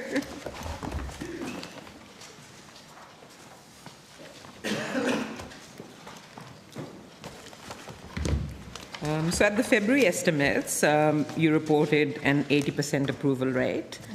And the figures you provided this morning, also it's about the same, 80% approval rate from the applications that have been processed and approved. And, I do appreciate that, some applicants won't meet the criteria, and that might be the reason for them not being approved. But I am concerned, there's like 20,000 or so applicants currently who have applied unsuccessfully. And I do want to understand some of the underlying reasons. If you could just explain some of those, that'd be appreciated. Sure. Thank you, Senator. Some of that would go to eligibility, obviously, and the level of information that is provided when the application is submitted.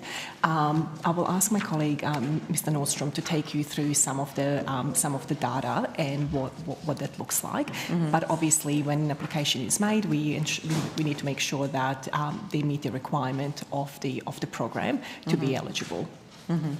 I might also add to Ms Joljic's comments as well, Senator, that in the program guidelines, we made it explicitly clear that there's a positive obligation on providers to work with applicants to get those applications in good order. So we were very clear about that also with the implementation working group as well. So we're doing what we can to make sure it's not a problem with the paperwork as such, that it may actually eliminate some of that, and it might actually be the core criteria that are not being met. Certainly it's consistent with what we thought we might see in terms of eligibility. Mr Nordstrom can talk with you further about that. And we also have the exceptional circumstances framework, which again puts that very positive obligation on providers to try and get applications in and in the best shape to be considered for approval. Yeah, so I have a few questions on that. Yes, but just on this, can you give me a breakdown of how many don't have the required or the proper paperwork, and how many, what percentage is actually refusal because of not meeting eligibility criteria? Yes, so Senator Brett Nordstrom, Assistant Secretary, Higher Education Program Delivery. Just in relation to your question around the detailed breakdowns, we've only just started receiving our first sort of more detailed reporting that sits underneath those applications numbers, and so I'm not in a position to go into all of that detail yet because we're still going through the process of analysing that. Okay. I think so the 20,000 or so that have not been approved, you don't know why they have not been approved? I won't have all the details on that yet, no. In part it'll be because, I think Ms Morton's already hinted that in some cases that'll be because students will have submitted an application but maybe didn't have all the supporting documentation, so they might have then had to reapply. So that will include things like duplicates as well as just inherent ineligibility. It will also... Sorry, would they have already been asked to reapply then if it has been refused on those grounds, or will you analyse all of them and then make a decision on whether they should reapply or not? Just to clarify, in those instances, outside exceptional circumstances, which I know you've got a few follow-up questions on that, we'll get to that. But in terms of the core initial decision for people generally, it is a decision made by the providers. And so if there is a student who has applied and there's just something wrong with their paperwork and they've been declined on that basis, they are able to reapply at that point, and they are advised of the reason for that rejection straight away. So it's not they have to wait for some process, months after the fact from the department. But are they included in this 20,000 that you have not approved? They will be separate to that, or they are included? So there will be duplicates and ineligibility due to lack of documentation within that. So I don't want you to think that meant that 20% of any student who came forward was rejected. And Senator, Senator, if I may add as well that we are absolutely closely monitoring the implementation of the program. I may have mentioned at the last hearing as well that there will be a 12-month checkpoint to understand how the implementation is travelling and what improvements can be made. We have stood up a reference group and have had 3 meetings, is that correct? To really understand and monitor implementation, but also understand if there are any shortcomings of the program to make sure that we continue to improve. Yeah, okay, so the checkpoint review process has started? It has commenced, okay, excellent, yes. because you did tell me it would start in April. Correct, it commenced in April and runs for about 5-6 months as well. Yeah, and you said they would consider that process would also review why students are being not approved and all of that. It's part of a health check basically for the program to ensure that the settings are right and improvements are made as we go along. There is a legislated review scheduled for 27-28 as well, but we need to make sure at this point in time that the program is delivering on its intended outcomes that we want. And do you have any findings so far, or it's too early? It's a bit early. We've had, as I mentioned, three times. We've met 3 times, and the next meeting is in July. Maybe Mr. Nordstrom could give you a bit of an early indication of the feedback from that reference group as well. Yeah, if you have feedback, that'd be good, and also when this process will be completed. So the checkpoint was running between April and September, Senator, and as Ms Yoldridge has said, we've established a stakeholder reference group to support engagement with a range of stakeholders around this process. That includes critically the voice of students through the National Union of Students, as well as representatives of student access and experience practitioners, along with the more traditional representatives from the likes of the Deputy Vice-Chancellor's academic, Deputy Vice-Chancellor's corporate. Each university has a slightly different way of how they're implementing the program, so sometimes it comes under one stream or the other. But to sort of group up all of that feedback, I think the feedback to date has been very positive. And that the program is hitting the mark for the students that it was designed to support. But obviously, how the delivery is going mechanically, that is something we want to work through with the providers to say, and students to say, is there anything that we weren't expecting? Have we seen anything that we weren't expecting to have crop up? And it was a deliberate design feature, Senator. You may remember the hearing on the bill in Sydney that there was discussion around would Services Australia be better placed to administer the program. And one of the key reasons why it was to be administered by the universities because they have that close relationship with the student. They know the student, they know their circumstances, and they can engage more quickly and strongly. So it will complete in September and it will report in September as well, and who would it report to? So as Ms Yildridge said, it's basically a health check for the program, and the intent would be that we would group up the feedback and the insights from that and then be able to provide that. Obviously that would help the department understand how delivery is going, but also help any conversations we might want to have with the Minister about the program. Okay, and there won't be any public reporting on that program or the assessment of that program? Yet to be determined. Yet to be determined. Yet to be determined, okay. And is there, how is this review being resourced? Is it using just department resources or additional resources have been provided? It's quite an important program. A bit of both, Senator. So we have a contract payment team inside the department that works with Ms Morton and myself, who are leading the work. The checkpoint itself is actually a joint activity with our colleagues at the Department of Employment and Workplace Relations, noting that there is a vet component to the program. So our colleagues in Skills Group, the stakeholder reference group is actually co-chaired between myself and my counterpart within Skills Group, but the underlying support for the SRG and the checkpoint process is led by both department officials, but we're also being supplemented by support. We approached the market, I think Dandolo Partners are assisting us. So you're a consultant? I'd be cautious about the term consultant because we're not asking them to provide a consultant-like value-added opinion. They're helping us to go out and get... It's not in-house though, so it is a consultant or a contractor, right? No, it's a research and evaluation activity. It's not a consultancy. So it's the nature of. So it goes to the nature of the activity they're undertaking. Is the department paying them to do this work? Yes, Senator. So it is a contracted outside the department. Yes, right? but I'm not asking them to come back with a turnkey solution with an opinion. That doesn't matter. Sorry, it is a consultancy, so let's be clear about that. But it's a contracted research and evaluation activity. Consultancy has a particular form of set of requirements. Okay. Which don't apply. Just coming to the exceptional circumstances. How many applications were there with exceptional circumstances? As at 25 May, Senator, there were 873. 873. And how many have been processed? All of them, Senator. All of them have been processed. And how Senator, many have been approved? Senator, they're basically done each week. Batches come through to the department, so we're only about a week or so in arrears. And how many have been approved? I'm just looking at my numbers here. Total approved...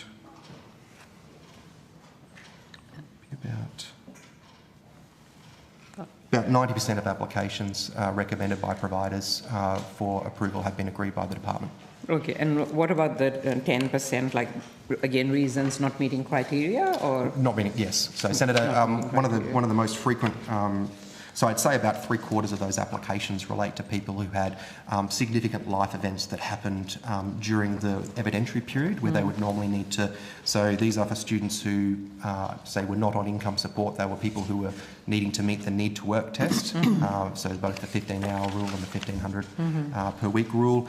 These would be people who had a range of different exigencies of life that occurred that impacted their ability to demonstrate eligibility for the program during that period. So if I can give you an example, Senator, if a person was employed working in a school, and it's not uncommon with this cohort of students. They also have part-time work working in a school. Depending on when their placement is, which dictates when their evidentiary period is before that, it might have been during the school holiday period. And so that might impact the number of hours they're able to do. But they have a very clear and consistent pattern of a need to work during their normal studies. And so we would look at that and say, in that instance, if they've got that clear and consistent pattern, then they meet the criteria. Okay, so sorry, I was asking the 10%. Yep. You will go back to them and check that, and that's why the 10%. I would say we would ask them about what their circumstances are. Mm-hmm. The 10% that come through might be people who they might have had some sort of significant life event, but it actually it was not the reason they didn't meet the program requirements. So it might have been that they never had a consistent pattern of work to begin with. Okay. Yeah. Okay, thank you. Then just a couple of questions on the nuclear-powered submarine program. Yep. I'll just swap out again. Sorry. You're right, all good.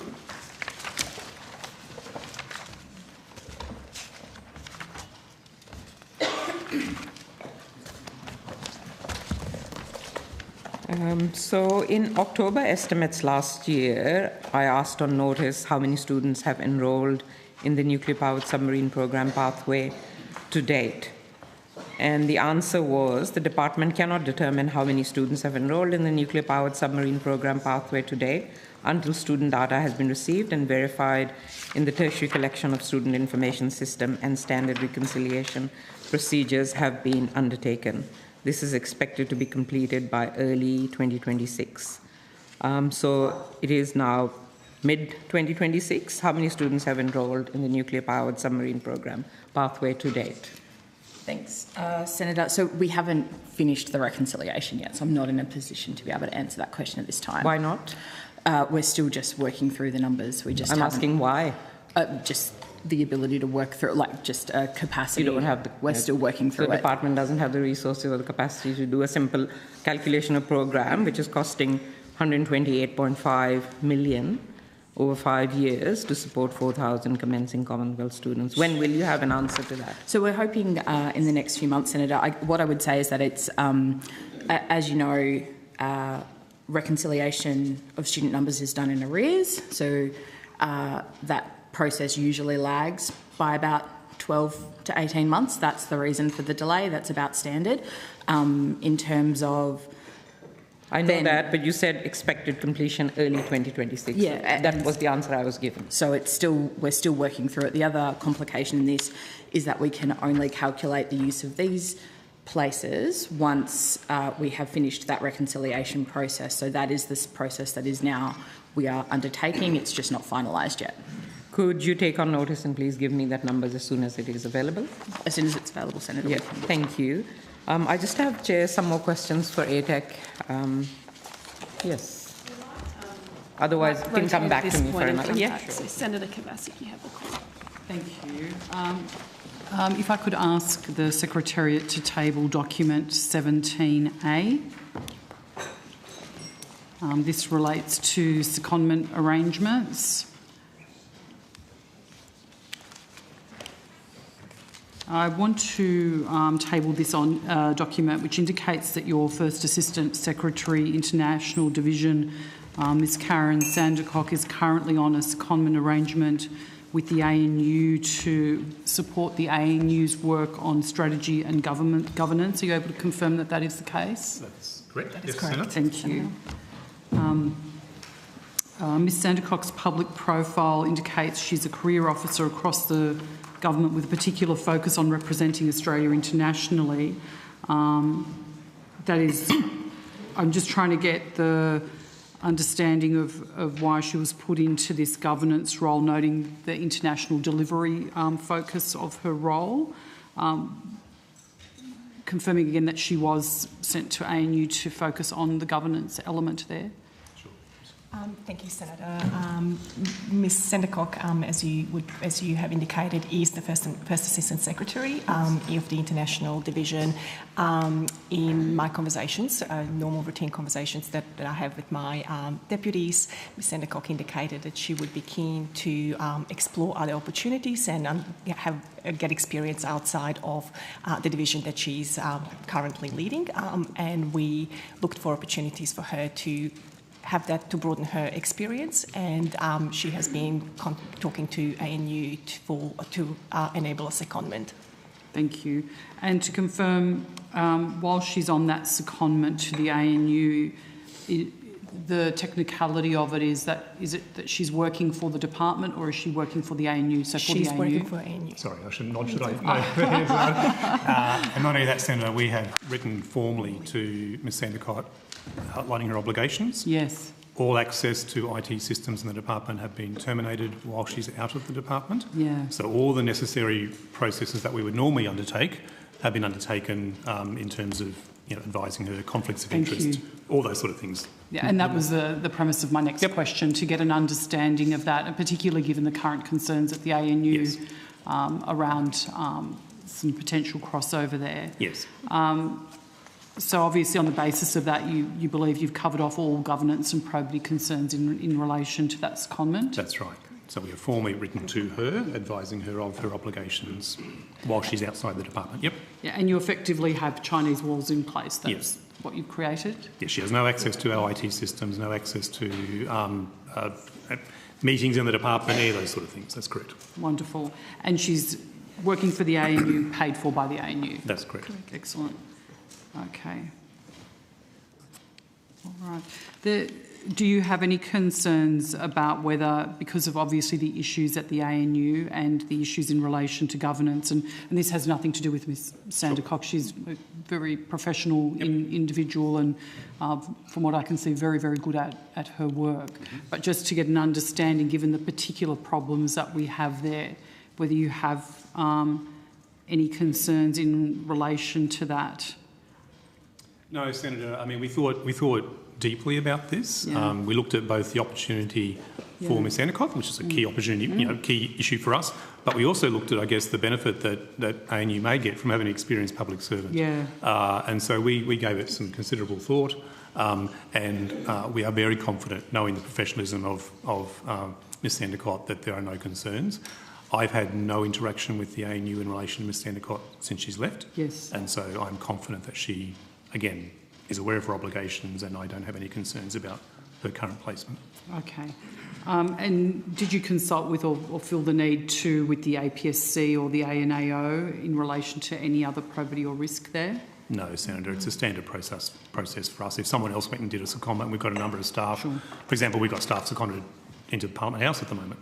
And so, again, they would have obligations around that, and termination of access to department. It's a standard process for us. And there was no requirement to consult with Textra on it, given it was a standard secondment arrangement? No, and it was something, obviously, that if we were to understand who initiated it,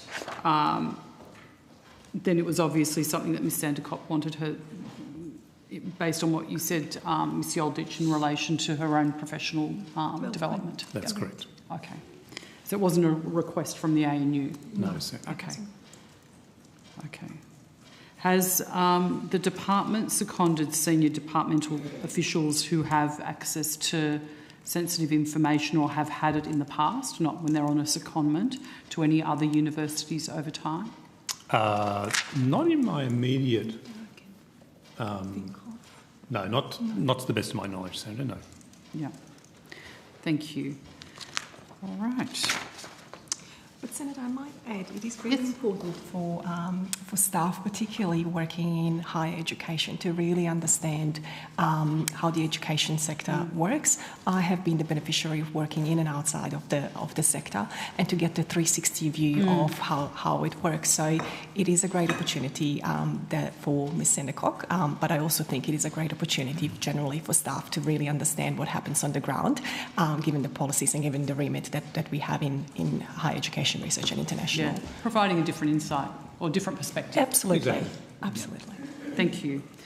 I want to ask a couple of questions about needs-based funding and managed growth. If I could table document 18.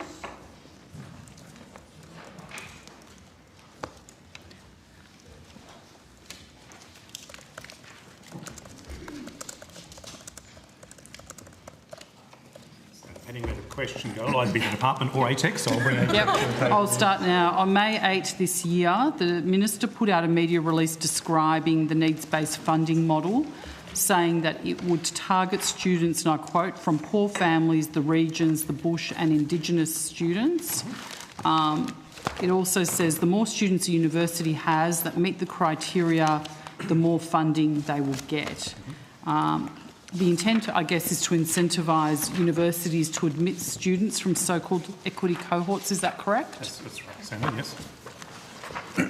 Based on the Minister's public comments, the equity cohorts are essential low socio-economic status regional students and Indigenous students. Is that correct?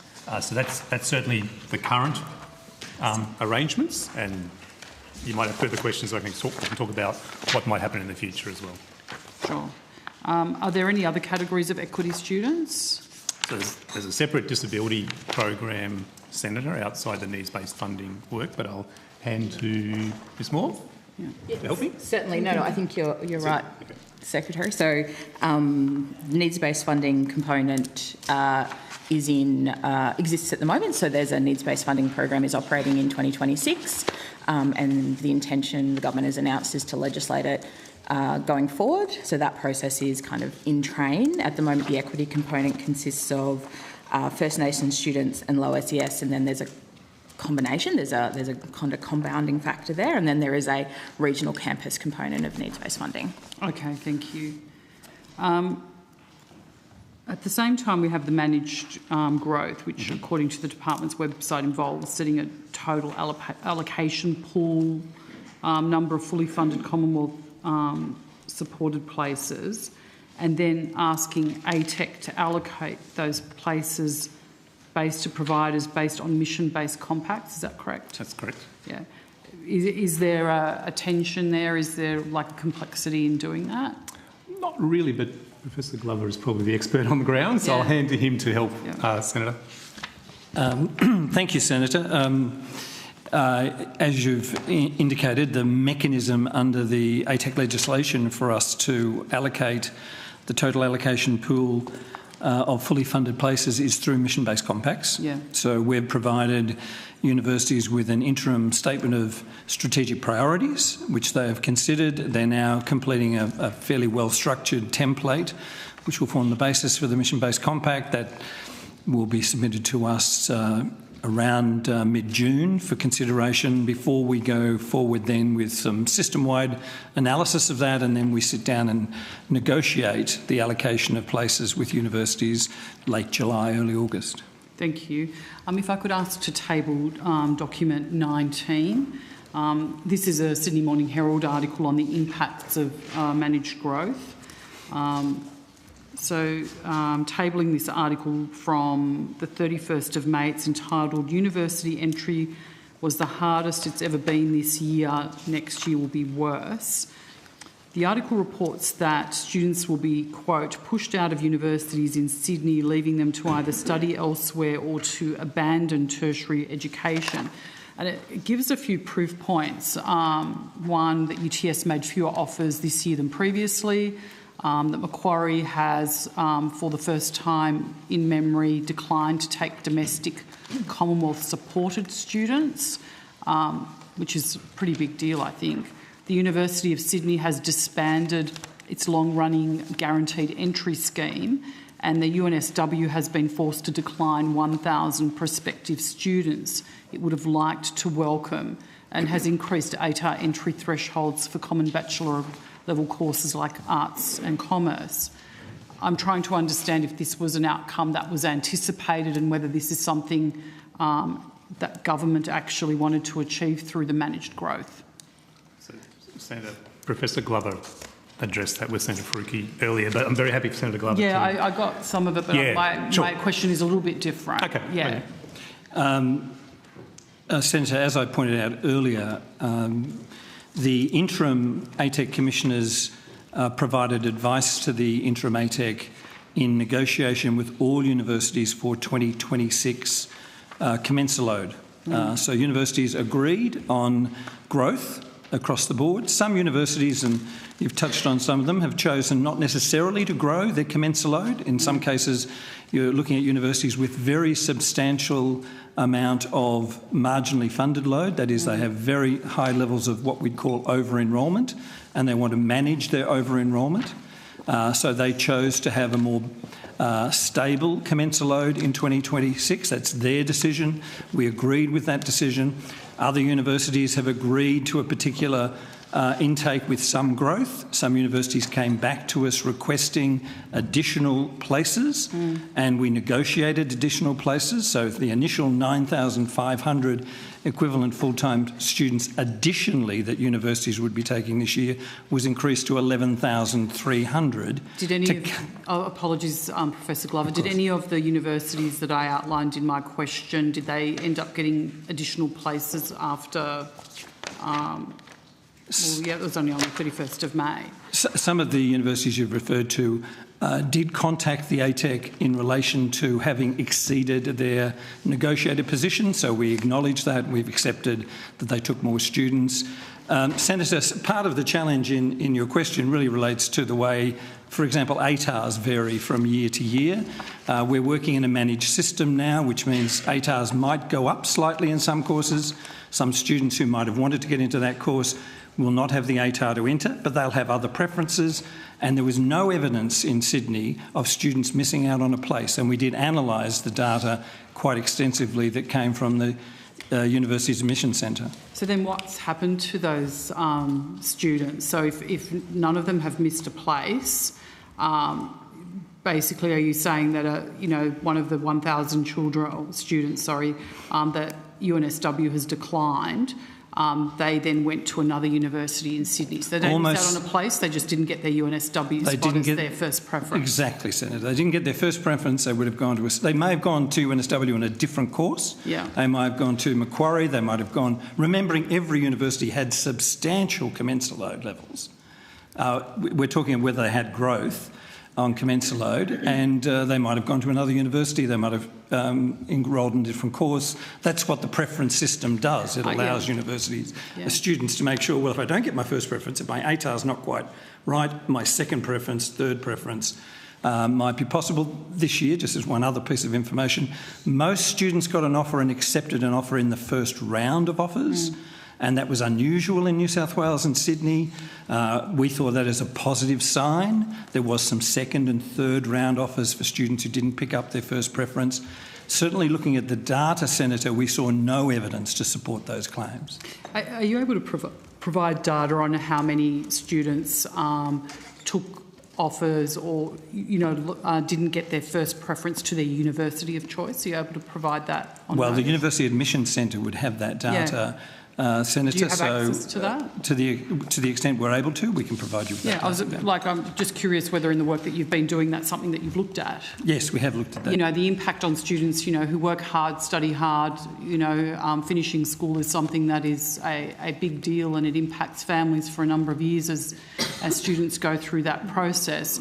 So I'm a little bit worried about whether we're creating an environment where we're systemically creating an environment where they're being pushed out of the university or the course of their choice by this mechanism. Can I respond to that, Senator? Of course. In terms, I think it's a very, very important point to make, and I've since that article appeared, we've been looking at how we at the ATEC will provide information to prospective students to allay their fears. There will be literally thousands of additional fully funded places available next year.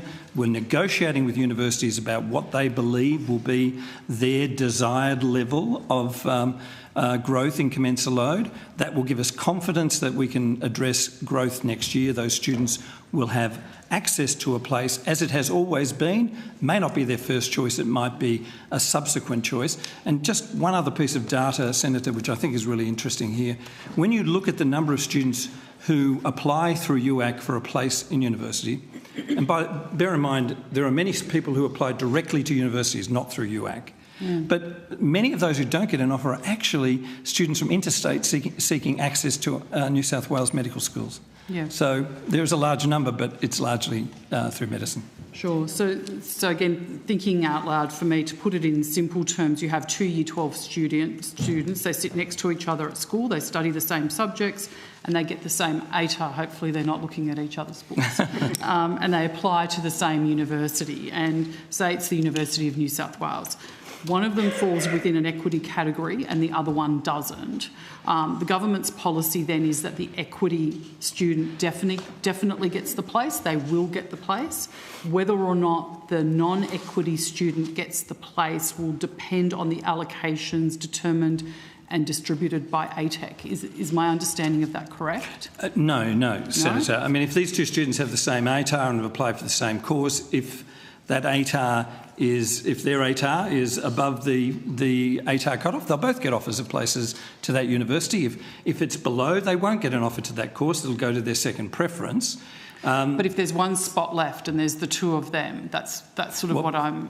Yes, a very good point, and I'm glad you've raised it. Yeah. Every university has a buffer. Yeah. So we acknowledge hitting an exact target might be difficult, so universities are able to go over by up to about 2% to cater for situations where they've put out... What happens, student admissions information comes in, students are applying for a place, universities then make offers. They offer more than they have places, usually because some students defer, some people don't take the place. Now, if they don't get that ratio quite right, you're exactly right. There may be a situation where they have too many acceptances for the number of places, but we're giving them a buffer zone so that situation won't arise. Yeah. If I could just finish on this and then to rotate, because one of the concerns that has come to me a lot is the concern, and everyone accepts that it's important for opportunities for kids, particularly from students from regional areas as well, is that we have many kids in our cities who are working very, very hard in Year 12 who want to go to uni in their home city. It's so expensive. They want to stay and live with their parents if possible and go to a university close by, and then they may end up missing out and having to go to university further from home. So no one actually gets... We're actually reducing the pool of students who are studying closer to home, potentially. Is that a concern that you share? Senator, I do not believe that situation will become a significant challenge at all.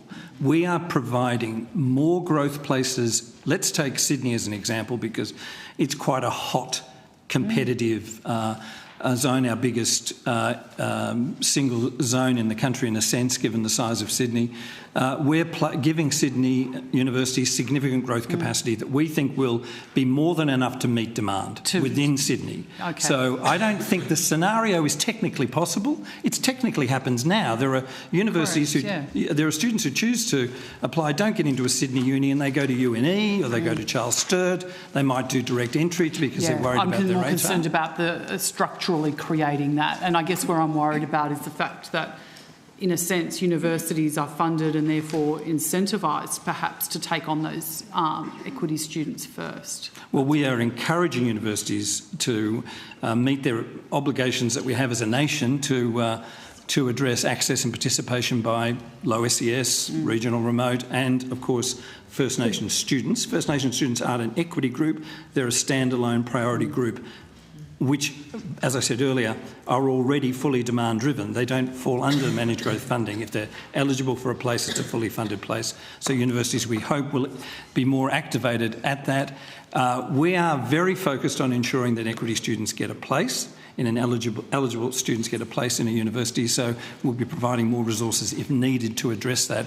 And Senator, I think what happened this year, where we did the negotiation for 2026, has shown that, yes, actually it's equilibrated fairly well. We're very pleased with the distribution of places and the way the sector's grown very robustly in 2026. Thank you, Professor.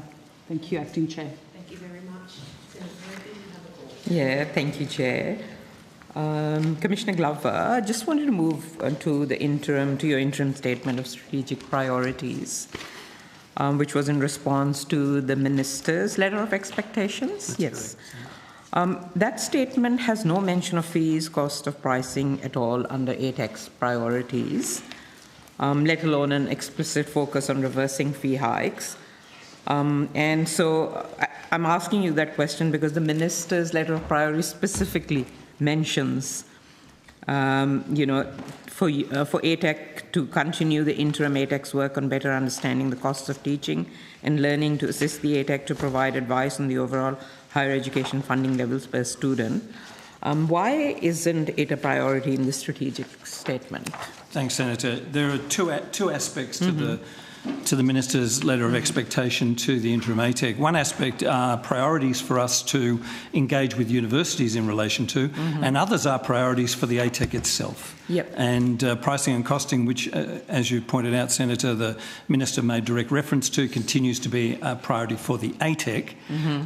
The interim statement of strategic priorities that we produce is actually taking into account the Minister's a letter to us, but also other considerations we have for universities to respond to as they develop their mission-based compact.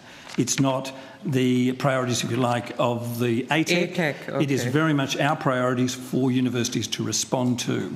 Okay, so where will we be able to find the priorities for ATEC? Another very good question, and of course we, under the Act, will develop a work plan. We'll consult, and this is for the full Commission, Senator, from the 1st of July.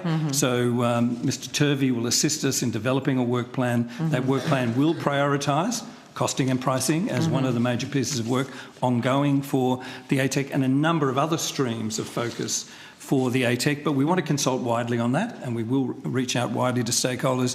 We'll finalise the work plan, we'll publish the work plan to give people that sense about our priorities as an agency. Okay, and when do you expect that work plan to be completed? I might look to Maybe Mr Turvey. You could answer that. Senator, we'd be looking to do that towards the end of this year to have that. So the work plan will be for 27 and 28 as a 2-year. That's done. Yeah, so we'll do that in the second half of this year. We're very focused on the compacts process at the moment, so we'll engaging very heavily with the universities who are feeling. So like what are the priorities then in the next 6 months that ATEC is working on, and how do we know what they are? I'm sorry, you're not going to sit around for the next 7 months, are you? I didn't think you would be. Senator, I can assure you we won't be.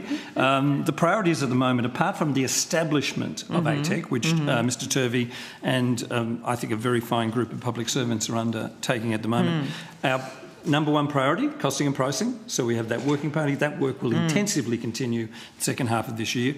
We have commenced work on enhancing the professional practice of teaching in higher education. So that work, we've had a report from Professor Liz Johnson, a very esteemed expert in teaching and learning in the sector. After some significant consultation, we'll be taking that forward for further consideration. We've also made teaching quality one of our priorities in the interim statement of strategic priorities. That's a body of work we're doing. We're also, of course, standing up, as Professor Kelmer has indicated, our First Nations Advisory Committee, very importantly. We've also got to stand up our Higher Education Standards Committee to replace the Higher Education Standards Panel. That process will continue and then engage. So we have a number of major pieces of work that will be the focus for the second half of the year. We'll also prepare for two other very, very important documents. One is we are required to produce a statutory statement of strategic priority for 2027, for the 2027 consideration for 28 to 31 compacts.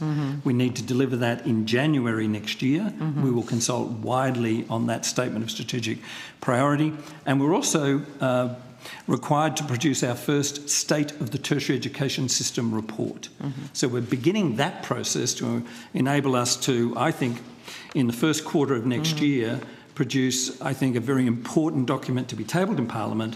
That is the ATEC Commissioner's view of the state of tertiary education in Australia. And that will take into account the work we're doing on tertiary harmonisation, which I should have mentioned. I'm sure that's why Mr Turvey is looking at me, as a major focus of our work, which is the joined-up tertiary system, and a great deal of work going into how do we get our vocational education and training higher ed system to work better together, more seamless, for encouraging more equity students to have access to higher education and vocational education and training. Productivity driver for Australia, we want a better joined-up system. Senator, can I just add one thing that Professor Glover missed, which is the negotiation of new mission-based compacts with 42 universities, which we've commenced and is due to finish I think, by August, September. Commissioner Glover did mention that. But Mr Turvey, your evidence to the committee in December was, and I quote, ATAC team is not specifically working on reforming job-ready graduates at the moment. So we've had a lot of discussion about job-ready graduates. Another 6 months down the line, would you say that you are now specifically working on reforming job-ready graduates? Senator, I think the work that we've already talked to you about today, the costing and pricing work, is the focus of our activities at the moment. Okay, just some more questions. Commissioner Glover, you are still dividing your time between JSA and ATEC, I'm assuming? Yes, yeah. Could you give us a bit of an idea of of that time division? Thank you, Senator. Since the start of this year, I took over from Professor Mary O'Kane as the Interim Chief Commissioner. The statement of expectation for Jobs and Skills Australia was amended to include direct reference to the JSA Commissioner directly contributing as the Interim Chief Commissioner in a part-time way through the course of 2026 until such time as the ATEC legislation and the full commission begins. So it's part of my responsibilities under JSA legislation to consider the effectiveness and the efficiency of our national skills system. It's a particular focus for me on a joined-up tertiary education system.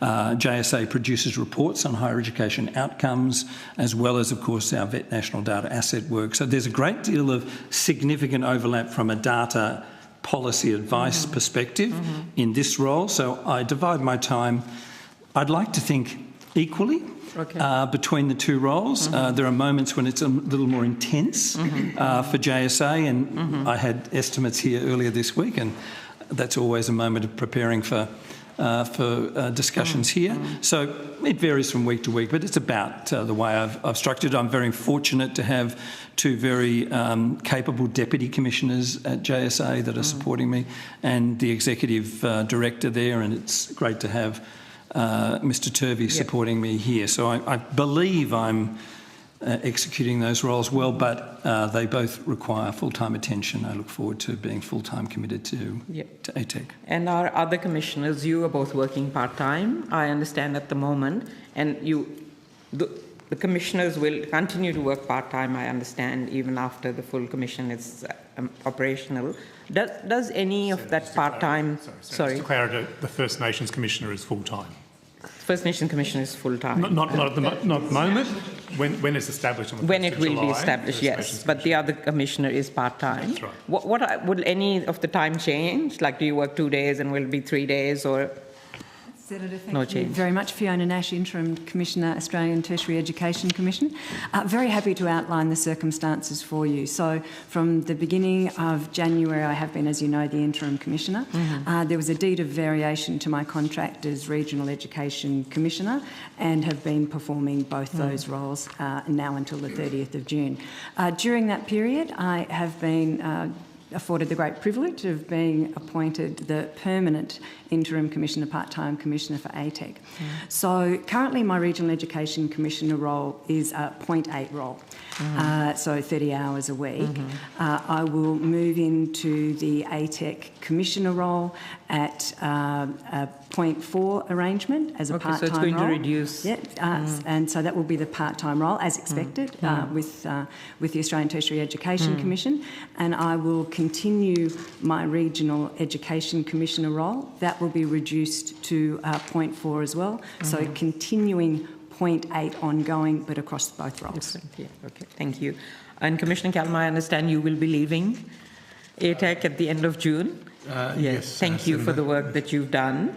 When is the new Commissioner, First Nations Commissioner, going to be appointed? Senator, that's a question for me. I'm the chair of the panel. So we have undertaken and now finalised our interviews. So we will be making a recommendation to the Minister within a week. And so I anticipate that will be, as you know, it has to go through cabinet process, etc., but it will be imminent. And someone will be ready to start once Commissioner Kalmar leaves. That would be our expectation. Not long. There won't. Sorry, I shouldn't say that, because obviously the successful person hasn't been notified yet, because we're still finalising the process. But that's what you're trying to do. That's right. Yes. Just a few more questions from me, Chair, and then I will be done for this session. These questions are on class sizes, so I might start with you, Minister, or the department. There was a report out last week, this report, and I'm happy to table that, on university class sizes, that among many of the, I guess, alarming findings, it also found that the proportion of tutorials with 30 or more students has more than doubled now. I just want to check first if someone at the table has seen and read this report. Yes. You have? Excellent. So, Minister, I guess the question is for you. I don't know if you've seen this report, but there is nothing that is directing ATEC to actually look at class sizes and student learning conditions. Is there? The department is going to assist, Senator. Sure, Senator. There are obligations in the threshold standards regarding quality of learning environment. Obligation, so that's an obligation providers have on their registration. TEXA might be able to provide more detail this afternoon. I'm asking more about ATEC's role. There was nothing in the, maybe it's a question for the Minister, there was nothing in the letter of expectations by the Education Minister which actually expresses any concern about class sizes which are ballooning. I don't think class sizes send out teaching and learning, yes, and at risk of bringing the Commissioner. Yeah, sorry, back. I had there's a question for you as well there, Commissioner. Is there anything in particular that the Commission is doing on kind of these alarming findings on class sizes? Thank you, Senator. At the moment, Senator, our initial focus in this interim phase in relation to, if you like, the quality of teaching, which I think is really to the heart of your question. If class sizes and infrastructure is not adequate to provide the sort of learning environment students need, that's a serious concern for universities to address. Our first and initial engagement on this is through enhancing the professional practice of teaching in Australia's universities. This was an instruction from the Minister to the ATEC to take up. We've done some intensive work. So what we're focused on is how can we engage with the sector about how they measure the quality of teaching, how do they benchmark the quality of teaching, and how can we work with them as they seek to improve the quality of teaching. For example, what measures might they be using that we can continue to monitor? And of course, as I mentioned earlier, this is part of our interim statement of strategic priorities. It's one of the performance domains that we've put into the mission-based compact. Every university is responding to that now, both Table A and Table B. That's going to give us, I think, a very comprehensive view, sort of baseline view of teaching and learning quality, teaching quality, and from there we'll go forward in the compact process to negotiate with universities their targets to improve. That's stage one. I think you've touched on the facilities and the concerns. That would be a concern in terms of student experience for the ATEC, and I'm sure in future compact negotiations we'd engage with the universities. Yeah, I guess there's an issue with that, because when these things become apparent, you can't leave it. It is obviously massively going to impact, and this is not new. The survey is new, but the class sizes issue is not new. And that, of course, impacts the quality of teaching, and it impacts the quality of learning. So what mechanisms do you have in place to deal with urgent issues? Like, yes, sure, you have a plan, but surely there's flexibility to be able to deal with urgent issues like that.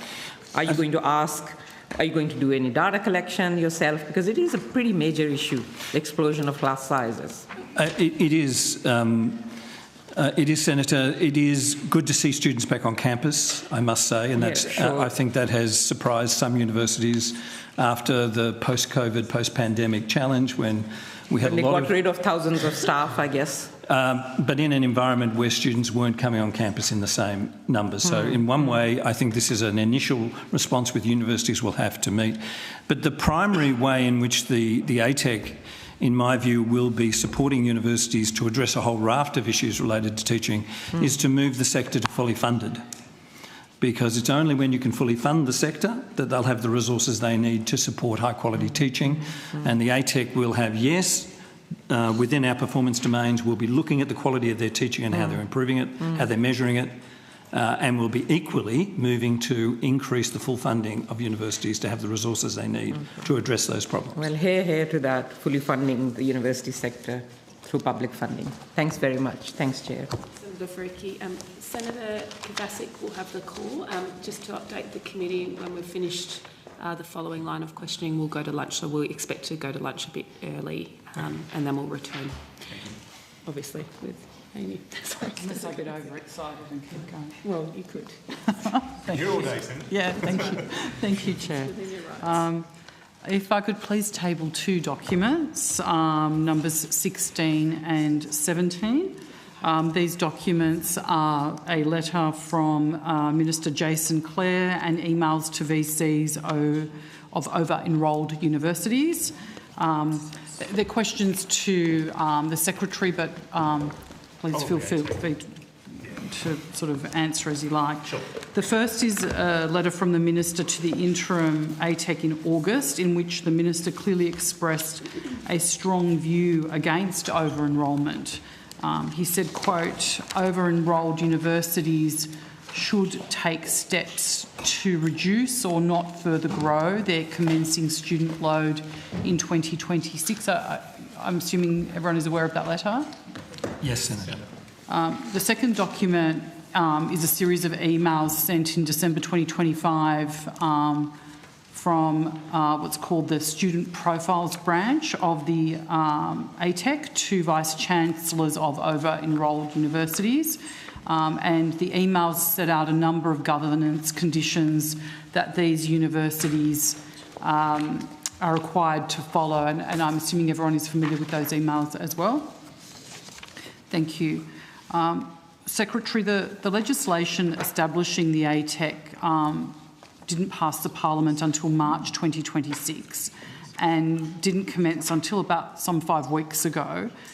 The emails purport to be from the Student Profiles branch of the ATEC, which actually didn't exist in law at the time. I'm trying to understand how these emails were sent and whether, in fact, it was appropriate or even lawful for a body to try and effectively impose governance conditions when it had no statutory basis to operate, particularly given it held itself out to being ATEC, I guess. So, Senator, thank you for the question. You're right, ATEC was formally established, I want to say, on the 29th. But there was an interim ATEC established since 1st of July last year. Yeah. Those staff were department staff operating under the authority of the department to provide that information and set that information to universities. And so, and that has happened since the 1st of July under a number of arrangements where effectively Mr Turvey reported directly to me as the Secretary in the interim phase. And so they were done under the authority of the department as how that email was provided to the sector. Should that have been clearly defined as interim ATEC, or is there an issue with the fact that it established itself as ATEC when ATEC didn't yet exist? I've always called it interim ATEC, so I'm not sure. Was that on the signature block or something? Or I just... Yeah. It says ATEC rather than interim. Yeah, it should have said interim ATEC. You are dead right, yes. Senator. Absolutely. Okay. Couldn't agree more. Yeah, okay, thank you. And Senator, if I could just add a bit of...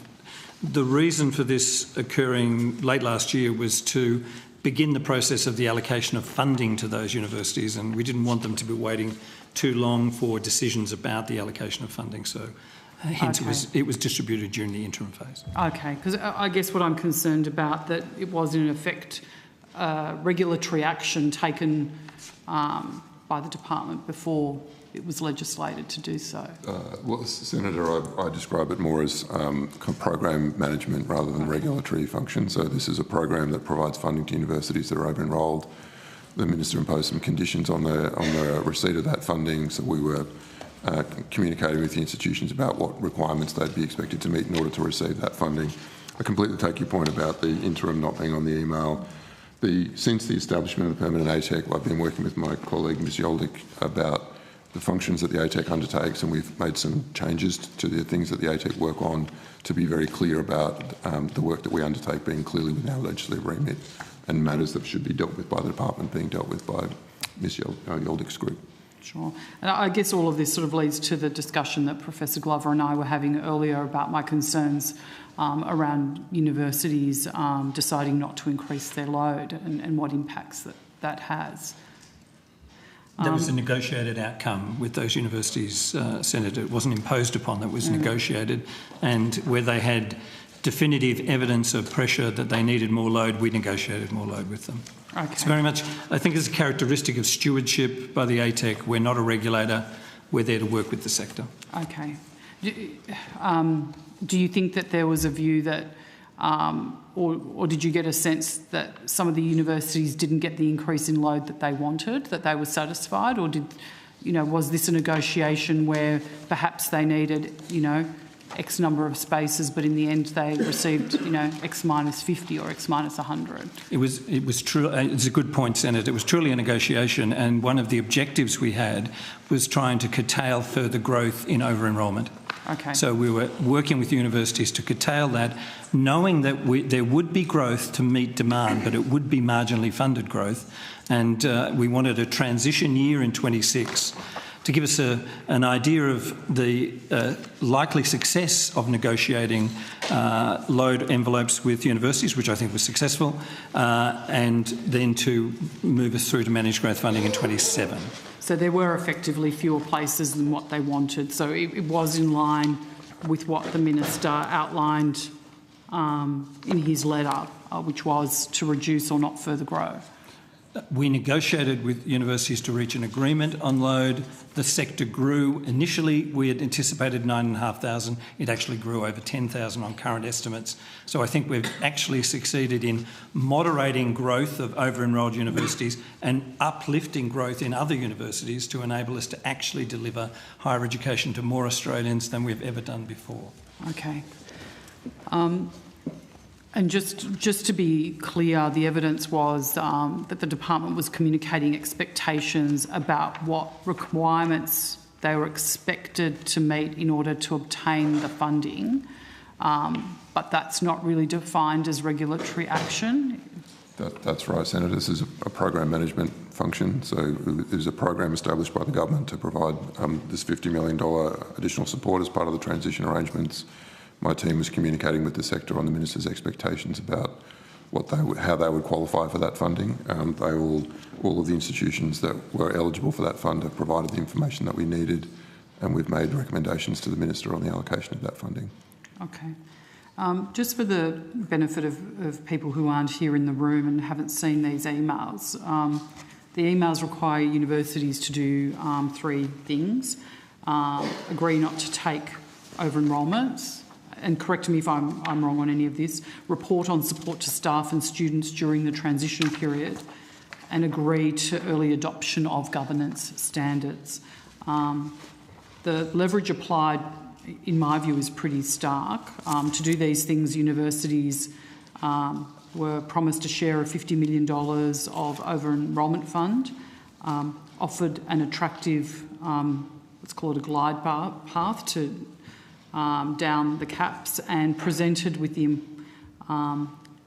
implied, I won't call it a threat, I'll call it a implication that actions they take now will be considered by ATEC when allocating growth places through mission-based compacts for 2027. I want to be clear that my understanding is, whether you believe my understanding is correct, but also I think that these very clearly leverage being applied, it feels like pressure. Like if I were to read those letters, I'd feel like I better do this. Like I don't know how to articulate that in a different way. It feels like a lot of pressure to impose these outcomes, or otherwise you may be impacted. And what I'm worried about is what the lawful basis to impose those governance conditions were at the time.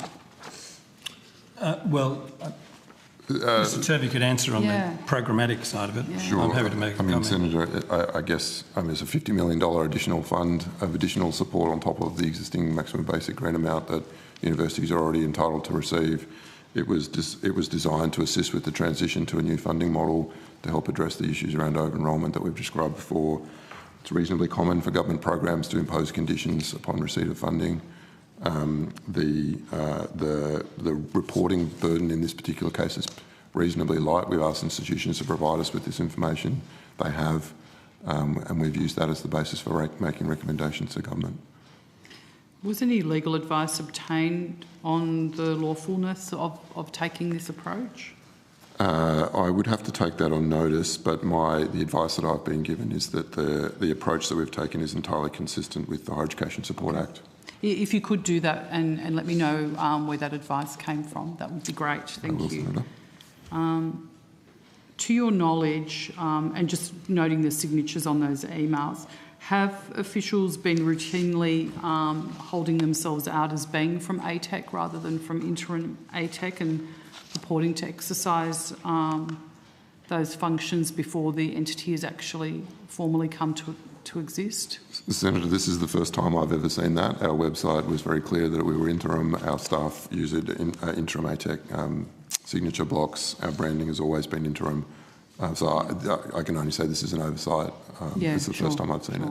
And I guess the thing that I'm mainly worried about, well, not mainly, but one of the things I'm worried about is, and I've heard everything that you said and I acknowledge that, but I feel like it's not just a condition of the receipt of the funding. It's almost like if you don't do this, then maybe your future load might be impacted. Senator, just if I could add, that was the point I wanted to make. One of the concerns we had from the accord process onwards was the growth in marginal funded load that I've referred to frequently at estimates today.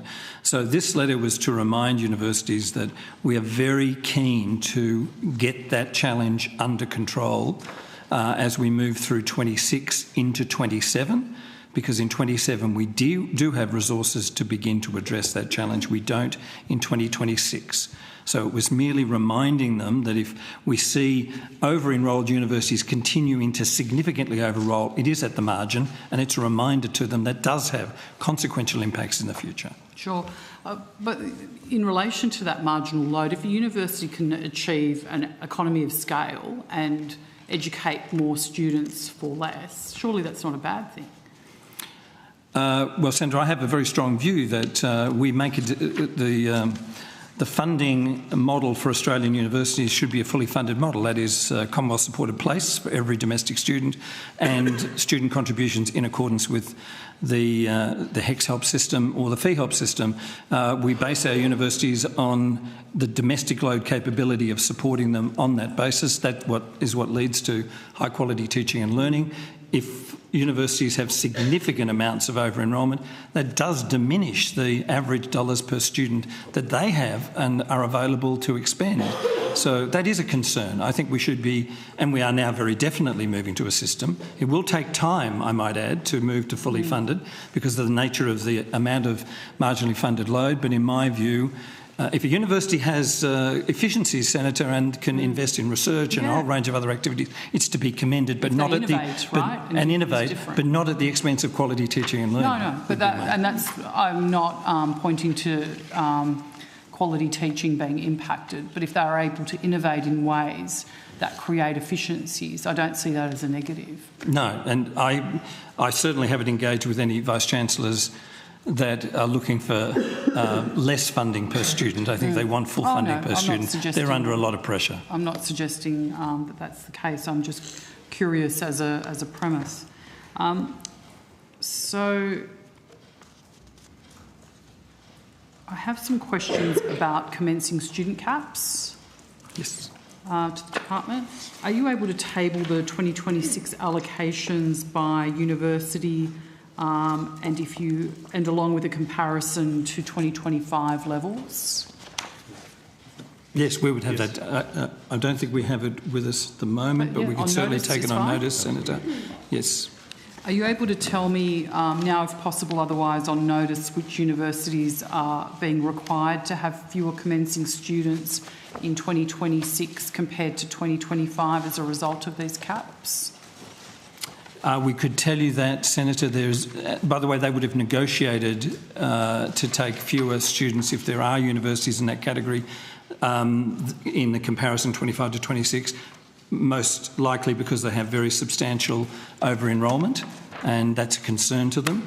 And there would be some universities that are below their maximum base grant amount who might have been hoping for increased enrolments that didn't occur necessarily for all universities. So they would be the reasons that there might have been. But overall, as I said, we're up about 4%. Okay. But if you're able to give me the list of those universities. I think we can table it. So, Senator, I could add there were 3 universities that we negotiated a smaller number of new commencing places in 2026. At least in one case, a larger reduction than we suggested. Yeah. So these are universities that are worried about the degree of over-enrolment and wanting to manage it. Those three were Monash University, RMIT and University of Technology, Sydney. Okay, thank you. Senator, we do have that list here if you would like it. Okay. I think we might have actually Great, supplied thank it in the question. It's a one-page document. Let me just check that. It doesn't. And is it your view, and this is taking me back to my other questions about lawfulness, is it your view because these were negotiated that then you had the legal authority to impose the caps even though it's an interim ATEC and not the legislated ATEC?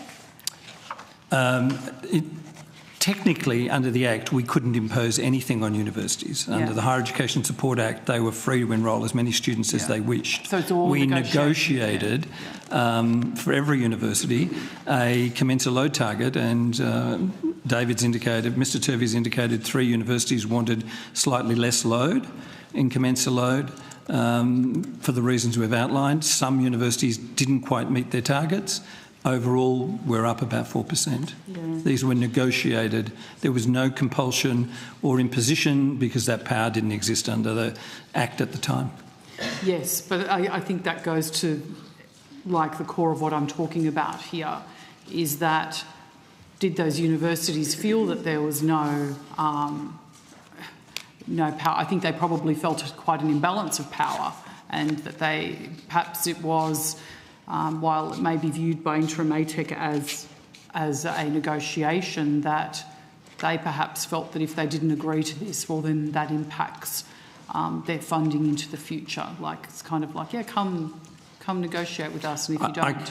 I can't speak for them. They negotiated, I imagine, in good faith, Senator. We negotiated in good faith. Where there was a disagreement over numbers, then we came back for a conversation, and the interim ATEC commissioners provided advice on that, and we agreed on those numbers. I think that's the nature of negotiation. Yeah, I get that. I guess the core of this is the Minister has been very clear that he wanted a reduction in over-enrolments. That's in his letter. So I guess this is the outcome of what the Minister wanted, and in fact what the government wanted. Do we have any information, or did you receive any advice, or Minister, perhaps you can answer this question, why the government didn't just wait for the revision of the threshold standards, which it has promised to do anyway? Like, why have we done this now? You're linking the funding arrangements to the threshold standards? Sorry, Senator, which bit of the threshold standards? We're revising the threshold standards in relation to governance and racism, but not about common law supported places. So it was in relation to the over-enrolment fund. Correct, you're referring to, Senator, yes, the conditions that were applied to the over-enrolment fund. Yeah. Well, that wouldn't be in a threshold standards because that's a program. Senator, I think you might amend. The email refers to the revision of the threshold standards. It's in relation to governance, I think, Senator. That's in relation to governance. It's ahead of the changes that were going to be made to the threshold standard of government. So is the question, why was it done? Correct. Why was that request made ahead of the changes to the threshold standards? Yeah. So in a general sense, Senator, the government's had a view that there have been governance challenges across our universities, and I think you've heard the Minister say that you'd have to be hiding under a rock to not have seen those challenges. And so that's why we commissioned the Expert Council on University Governance and why we are implementing the principles that they gave to us, and that's that process is underway, and at the same time we're moving ahead with the funding reform. That is projected to not only provide more pathways for people to university who need those pathways, but also create thousands more places next year. And 200,000 more opportunities over the next decade for Australians to commence a university degree. And I think that goes to the question of imposition of governance standards that I've been pointing to. We think governance standards at universities need to improve. But the point I'm trying to make is that the ATEC wasn't legislated to do that. The university governance standards will apply. Basically, I'm saying is how did we get to a position where officials in an interim body, which did not then exist in legislation, sends an email seeking the adoption of governance conditions on universities, whether they're necessary or not, trying to prevent them from doing something lawful? Senator, a few things. First of all, that's my understanding in my head. Sure. Of what's happened here. So conditions of grants are able to be put in place and approved by government. These are conditions of a grant. These universities are getting money beyond what other universities are getting. The actual governance principles, I think, are actually principles recommended by the Senate.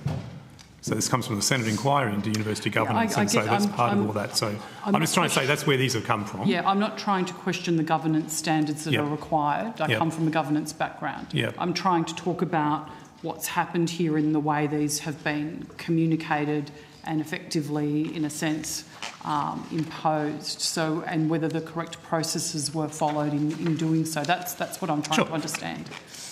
My view on this, Senator, is the normal process around a grant. This is a grant. The government has the ability to put conditions on grants. These are the conditions that the government's put on these universities who are getting additional money than other universities. If the universities didn't want to undertake these things, they didn't have to apply for the funding. But it's normal process for us to put conditions on Commonwealth funding in terms of grants to the tune of $50 million. Yeah. But if they didn't, then they probably wouldn't exist.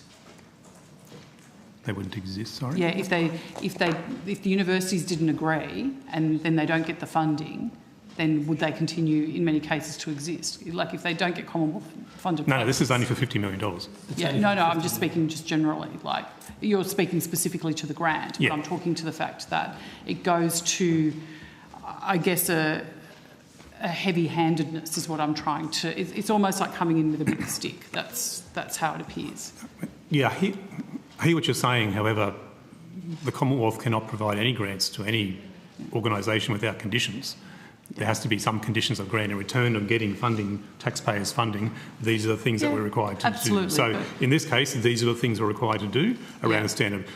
I understand what you're saying to us, but I guess what I'm saying is we couldn't give $50 million to a university without some level of conditions around that funding.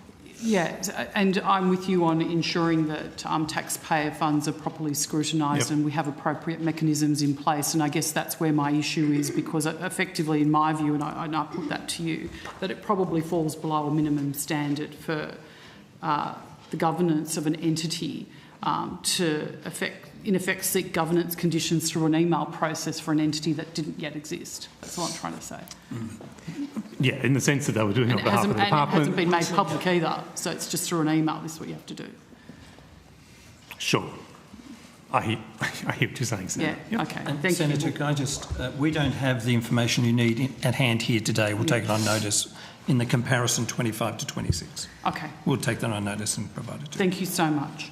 I'll move on to some questions in relation to national planning levels and the 2026 CSP caps. Sure. I'll just get the right officer. Thank you, Senator.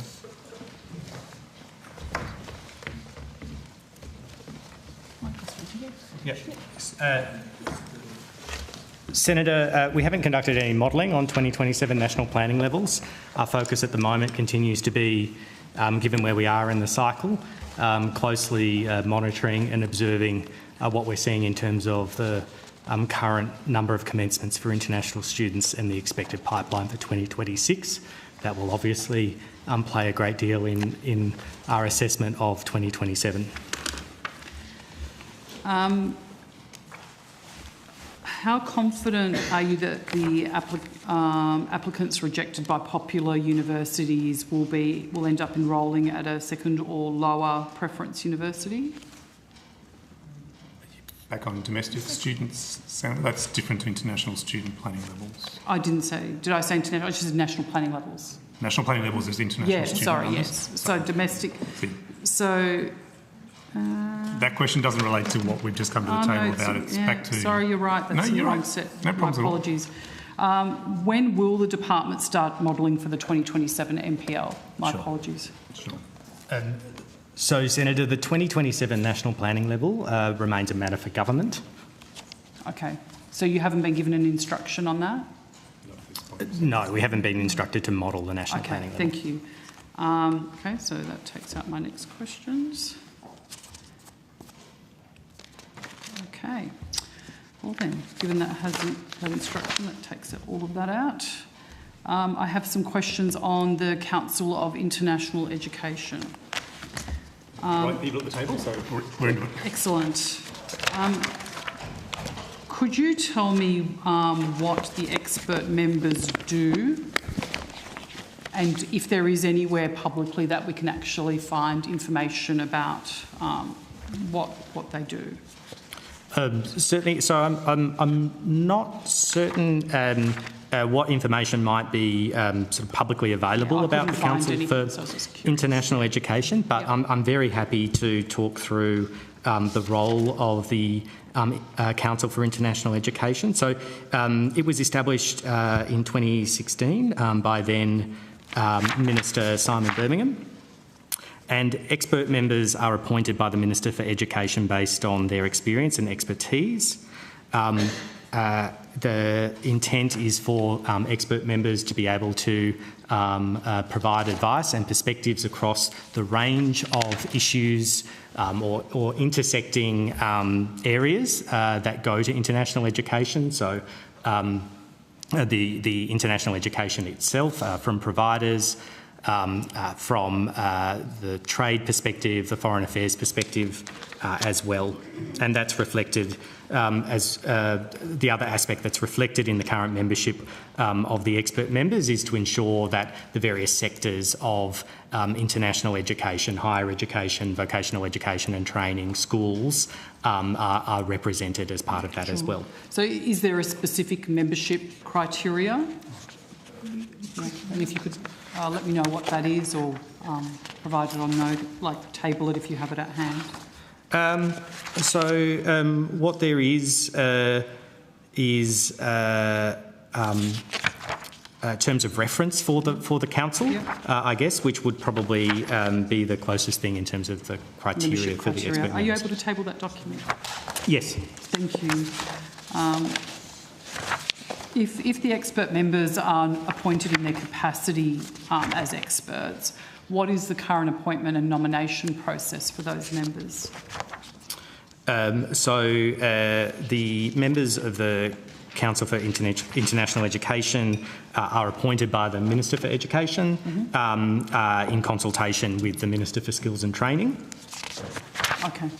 Are you able to tell me if they are paid? No, Senator. Council members are not paid for their participation in the Council. They're reimbursed for travel related to attending in-person meetings in line with the relevant travel policy. Thank you. And when did the Council last meet? There was a meeting of the Council in March this year, on the 6th of March. There's been a number of expert members finish up their terms on the council and new ones appointed. So it was a joint meeting held to discuss the international education and skills strategic framework, as well as hear from members. You mentioned that a number have just changed, or because some had actually been there for a considerable amount of time. Are they the ones that have been changed? Just thinking about, you know, the changes in the sector and perhaps the contemporary nature of some of the problems that we have in the sector. Yes. And I guess on top of that, has the department sort of considered giving advice or been asked to give advice to government on a different model or a different mix of nominations for this council? In terms of the expert members and their membership, 6 expert members' terms expired on the 12th of December 2025. They were the Honourable Phil Honeywood, Mr Derek Scott, Mr Melchimedes, Professor Michael Wesley, Ms Anouk Darling and Ms Jane Johnson. And so Phil Honeywood, Derek Scott and Melchimedes were reappointed, and Professor Michael Wesley, Ms Anouk Darling and Ms Jane Johnson finished up their terms.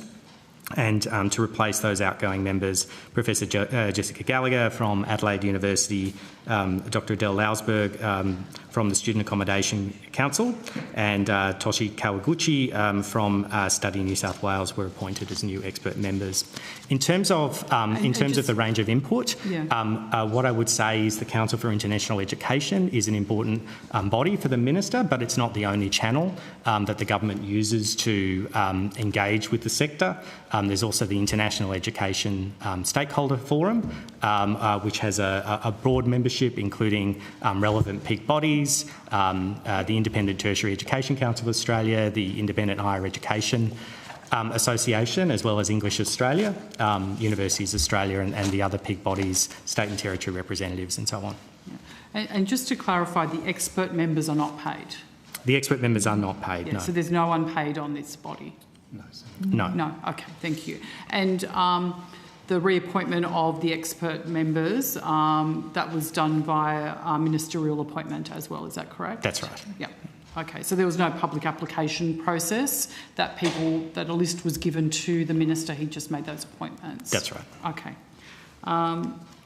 The department's website shows no communique from the council since the 6th of June 2025 and none from the expert members since the 20th of February 2024. Do you know whether there's been an issue with that or why those haven't been uploaded? Oh, I'd need to take on notice if there's particular reasons why the communiques might not have been updated. I can tell you that the council did meet a number of times in 2025, past the June date, including the 26th of November, the 8th of October, and the 24th of September, and the 4th of August. Okay. Thank you. So are you able to provide on notice copies of those communiques, given they haven't been uploaded from each of those meetings? Yes. Yeah, we'll take that on notice. Thank you so much. Thank you, Chair. Thank you. Okay. That now concludes the committee's questions for outcome 2. So I'd like to thank all officials who've participated, and you're free to depart. The committee will be suspending for lunch, returning at 1:30 p.m. At 1:30 p.m, we'll be going straight into questions to the Australian National University. Thank you. Chair, because the department's effectively been dismissed now because of the agencies, can I just thank the committee for the nice way we've dealt with things over the last 2 days. I know it's just as long it is for you as it is for us, because you've been going for 4 days. But just on behalf of the department, thank you for your time and patience. Thank you, Mr Cook, and to all of your officers, and I hope the graduates enjoyed themselves this week. More than we did, yeah.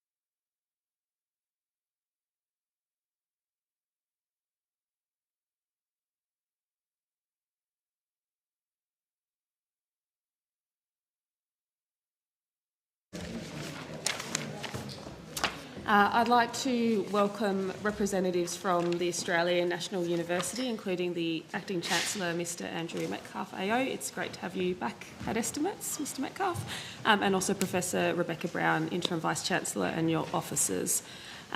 Senators, I'm going to go to the Acting Chancellor, who I believe has an opening statement. We have that will be circulated, as well as a statement from the Interim Vice-Chancellor, Professor Brown. Noting the number of senators who are here for questions, I'll be doing rotations. I can do those in 10 or 15-minute blocks, depending on the committee's preference. 15? Okay, we'll do 15-minute blocks. I'll start that with the Deputy Chair and Senator Faruqi as one of the permanent members of the committee, and then I'll come to you after that, Senator Pocock. But Mr Metcalfe, you have the call. Thank you. Well, thanks very much, Chair, and it's good to be back. My name's Andrew Metcalfe, and I'm the Acting Chancellor of the Australian National University. And Senators, thank you for your interest in the university.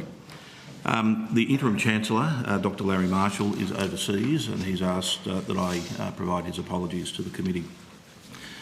Chair, right at the outset, I want to acknowledge plainly that confidence in the governance and leadership of the ANU has been seriously damaged in the last few years. Many staff and students have felt hurt, disillusioned and not valued. Trust has been lost, and the Council has a duty to confront that directly, and I'll talk more about that today. Chair, also here with me are the Interim Vice-Chancellor, Professor Brown, the new Chief Operating Officer, Mr Swagger, and the Acting Provost, Professor Leach. I sincerely thank them for their leadership in recent months to help ANU to now get moving in the right direction. As requested by the committee, all ANU Council members are here today and are available to appear as witnesses if required. And I also thank them for their service to the university. Chair, recently there have been some major developments with the governance of the ANU, including a number of resignations in April and May from the Council. Too many developments to cover in this opening statement. It is clear that the situation facing the ANU in past years has meant that difficult decisions often had to be made and that actions needed to be taken. But the issue is how well informed the key decisions were, how well they were put into effect, and how well change was governed. Several external and independent inquiries have now examined these issues. In 2024 and 2025, Dr Christine Nixon examined 3 schools at the university, and she made 8 findings and provided 17 recommendations. Her report identified some serious cultural and workplace issues. Dr Vivian Tom has now investigated the issues raised before a parliamentary committee on 12 August last year. Her April report, pursuant to the Public Interest Disclosure Act, made 1 finding of disclosable conduct of maladministration, and it related to grievance procedures. She also made 5 adverse findings about former council members. While those findings did not meet the evidentiary threshold for disclosable conduct in the Act, Dr Tom recommended that the Council consider whether there were breaches of the ANU Code of Conduct. The Council did so, but no action is possible in relation to former council members. The Australian National Audit Office reported yesterday on aspects of past financial decision-making, particularly into the 2024 savings program known as Renew ANU. Their detailed analysis identified a gradual deterioration in recent years of the financial position faced by the ANU. However, it did not agree with the urgency and scale of expenditure reductions that were made. It questioned the quality of information relied upon, and it pointed to the lack of documentation of key decisions. The Tertiary Education Quality Standards Authority, TEQSA, has appointed Ms Linnell Briggs to examine aspects of the ANU's past governance, and we expect some details and recommendations from them soon. Chair, there have recently been various actions, unauthorised leaks and backgrounding of journalists which have resulted in a number of media reports. Some have clearly been directed against Professor Brown. The Council is concerned and disappointed if these pernicious actions and media articles have had any adverse impact on Professor Brown's reputation. I'd like to place on the record a categorical rebuttal on 3 key points. In relation to FOI, Professor Brown did not obstruct the FOI process by refusing to share her signal messages. The Chief Operating Officer has ultimate responsibility for the FOI process in the university. He has investigated the process in this case and confirmed on the record that he is satisfied an administrative error was made. The fact that there have been leaks to the media about an FOI process is a serious breach of protocol and process. The Council was also aware that Professor Brown was seeking legal advice for a particular purpose and that the advice would not be timely. Professor Brown received the advice after Council made its decision on the matter in question. The advice Professor Brown received was consistent with the advice Council had when we made our decision. Allegations of serious misconduct by the former Vice-Chancellor were brought to Professor Brown's attention late last year. Professor Brown has acted responsibly to ensure that those allegations were investigated. The Council appointed an independent decision-maker to consider the matter. Professor Brown was in no way involved. To summarise, the Council strongly believes that Professor Brown has acted properly and in the best interest of the University at all times. We believe that she has the qualities to lead the University through the current period, and we have full confidence in her. Chair, I bring relatively fresh eyes to the overall situation that I've just described. So let me try and reduce it all into 22 words. There are justifiably grave concerns about many aspects of the governance, leadership, decision-making and culture of the ANU in recent years. It therefore follows that rebuilding confidence in the governance and leadership of the ANU will require many practical actions and the resolve to sustain them. Accordingly, the Council recently made a well-informed, pragmatic and sensible decision to cooperate with the higher education regulator, TEQSA. Consistent with precedent, the Council delegated to the then Pro-Chancellor, Dr Marshall, the responsibility for recommending the best process to appoint the next Chancellor. Dr Marshall proposed, and the Council and TEQSA agreed, that the process will involve a largely external panel with an independent chair, Emeritus Professor Peter Coldrake. I note in this regard that we were well aware of relevant legal opinions, and as I noted above, suggestions that Professor Brown somehow withheld legal advice from the Council are quite wrong. The final appointment decision of the Chancellor is, of course, one for the ANU Council, as provided for in Section 32 of the ANU Act. But we believe that this largely independent selection committee is one practical way for the ANU Council to start to earn back the trust and confidence that has been lost. Chair, I've had the opportunity over recent times to engage with and listen to many people in the ANU community. In doing so, I've met many talented and quite exceptional academic and professional staff and students. Some have described to me many aspects of the last few years as traumatising. I've heard words like anger, disillusioned, hurt, and we were not valued. But overwhelmingly, everyone that I spoke to with cares deeply about the university and its mission, and they've kept doing their best despite these often challenging times. Many talk about their love of the ANU and feeling betrayed by events in past years. They want it again to be a great place to work, to teach, to study, to conduct research and to partner with governments and businesses to create a better future for all Australians. As we approach the 80th anniversary of the ANU in August, we want it to truly reach its potential as Australia's national university. So, Chair and Senators, in conclusion, this has been a time of deserved scrutiny. There is now the opportunity, indeed the obligation, to significantly improve how the ANU is governed and led. Chair, the university situation is complex and difficult decisions will, of course, need to be made. But these decisions will need to be made by a council that understands the unique academic, financial and campus nature of the ANU and its national mission, including its distinctive responsibilities to advance First Nations leadership, knowledge and cultural identity. A council that is always fully and properly informed, where there is a culture of trust and respect, and where curiosity, questioning, discussions and debate all occur freely. A council which consults widely and governs with transparency and accountability. A council which has a membership with broad skills and expertise, all people who have a strong pro-integrity culture and who personally model ethical conduct. In other words, a council which does everything possible to restore trust and confidence and to help lead ANU to realise that incredible potential. Chair, this will take time, wisdom and hard work, and it needs people who have good brains, and good hearts. Thank you, Chair. Thank you, Mr Metcalfe. And Professor Brown, I understand you're happy for us to circulate and table your opening statement. Thank you. Thank you. Thank you. I appreciate you doing that in the interest of time.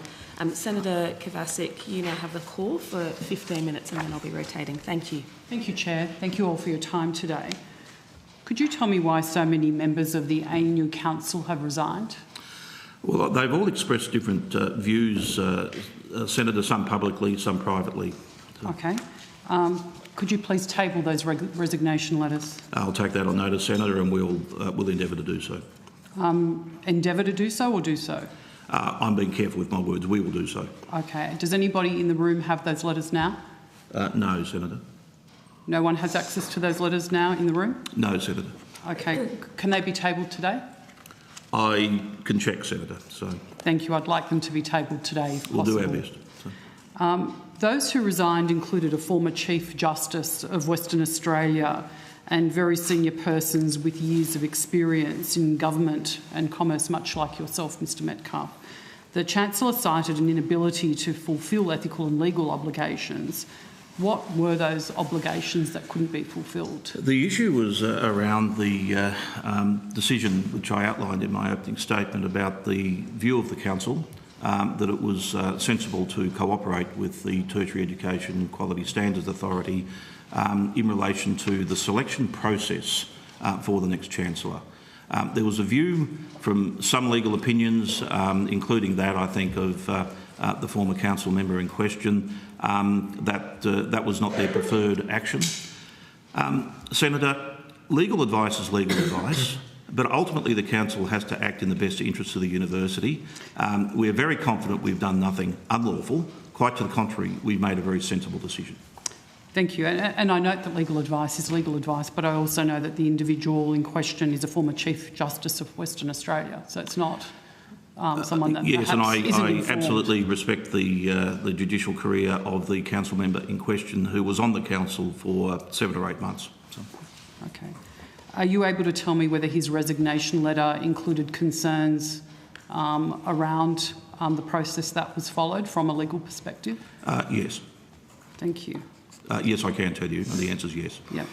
That's what I assumed the answer meant, thank you. I do appreciate the clarification. Yep. The former Chancellor cited coordinated interference when she resigned.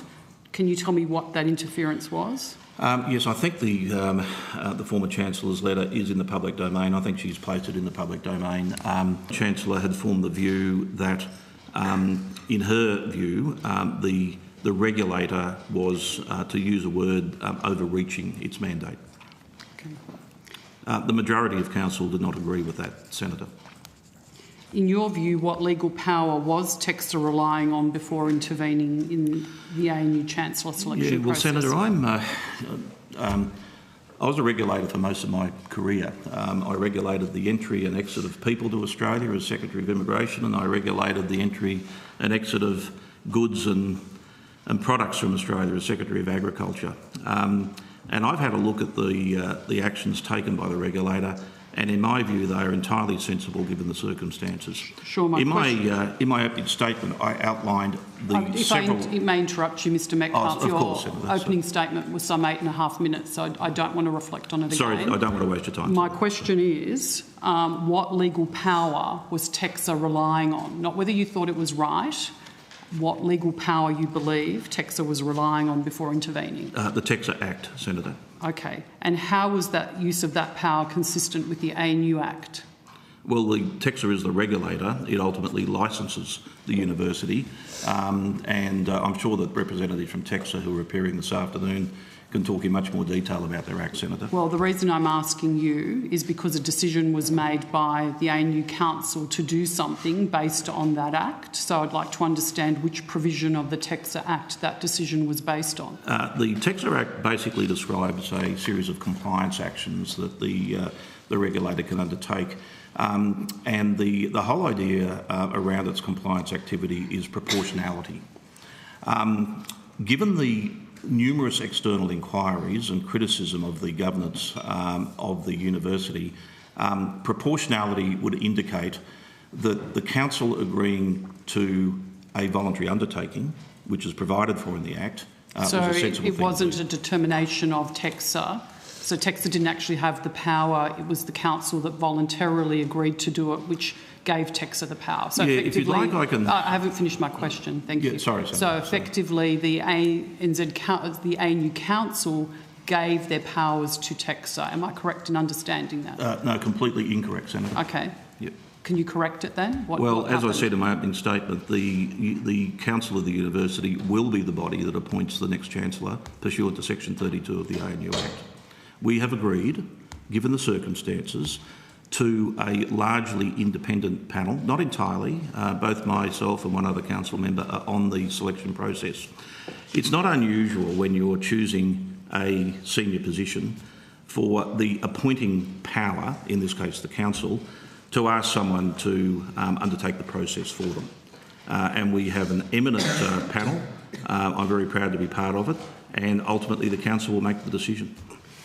So tell me so I understand, because this is unclear to me, which of the compliance actions in the Act are you referring to, and which provision of the TEXA Act sets out the power for TEXA to take the action that was taken? That's what I don't understand. Oh, okay. Well, I might take that specific aspect on notice, Senator. I don't have the TEXA Act with me, and I'm not a student of the Act. I know it's broadly familiar.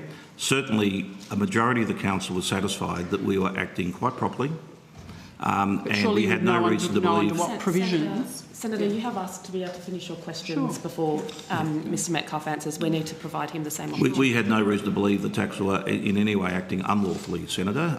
As I've said, they were acting proportionately to the circumstances and the concerns they had, and we saw that a eminent person such as Professor Coldrake and an eminent group such as Professor Karma and Ms Elizabeth Broderick and others would be an excellent way to assist us to find the next Chancellor.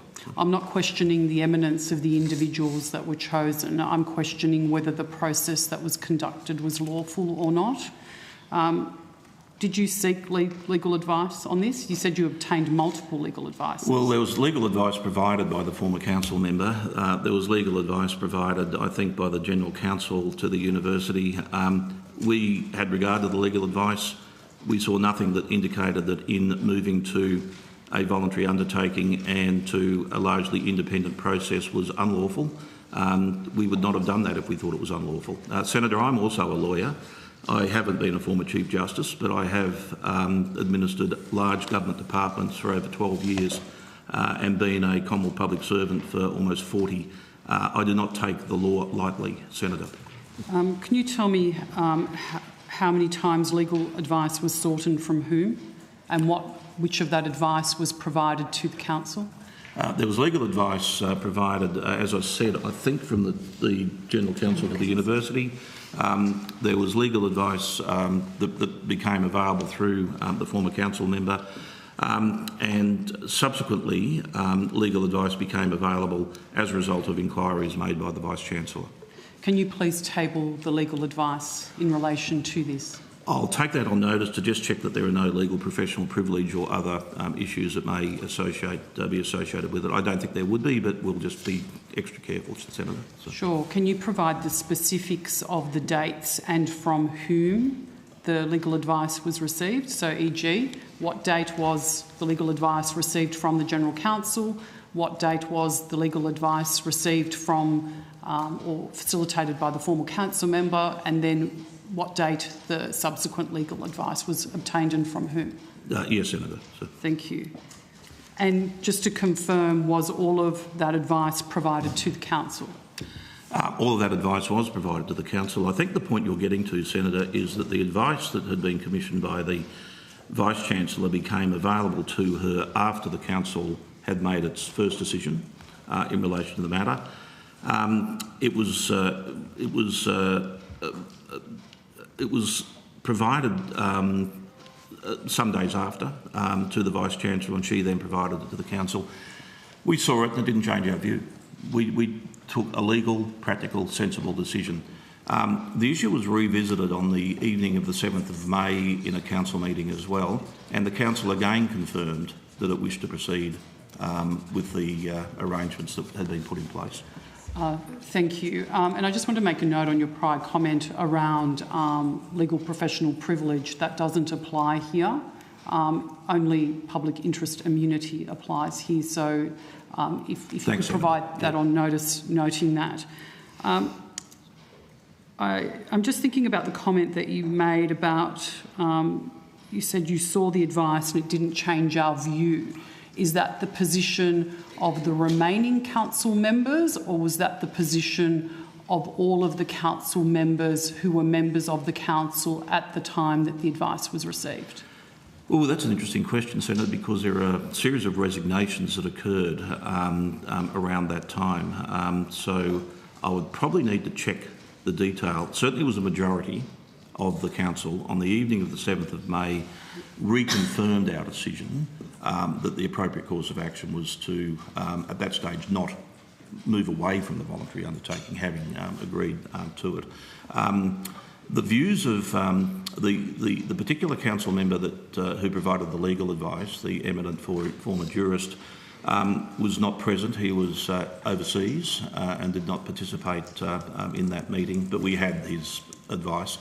And then I'll just have to check. And could I interject there just to clarify? You said you had his advice. He wasn't there. Was his advice to continue, as you said, was the view of the council, or did he have contrary advice? Well, I think the point we're getting to was it a complete, was it everyone in the room, or was it a majority?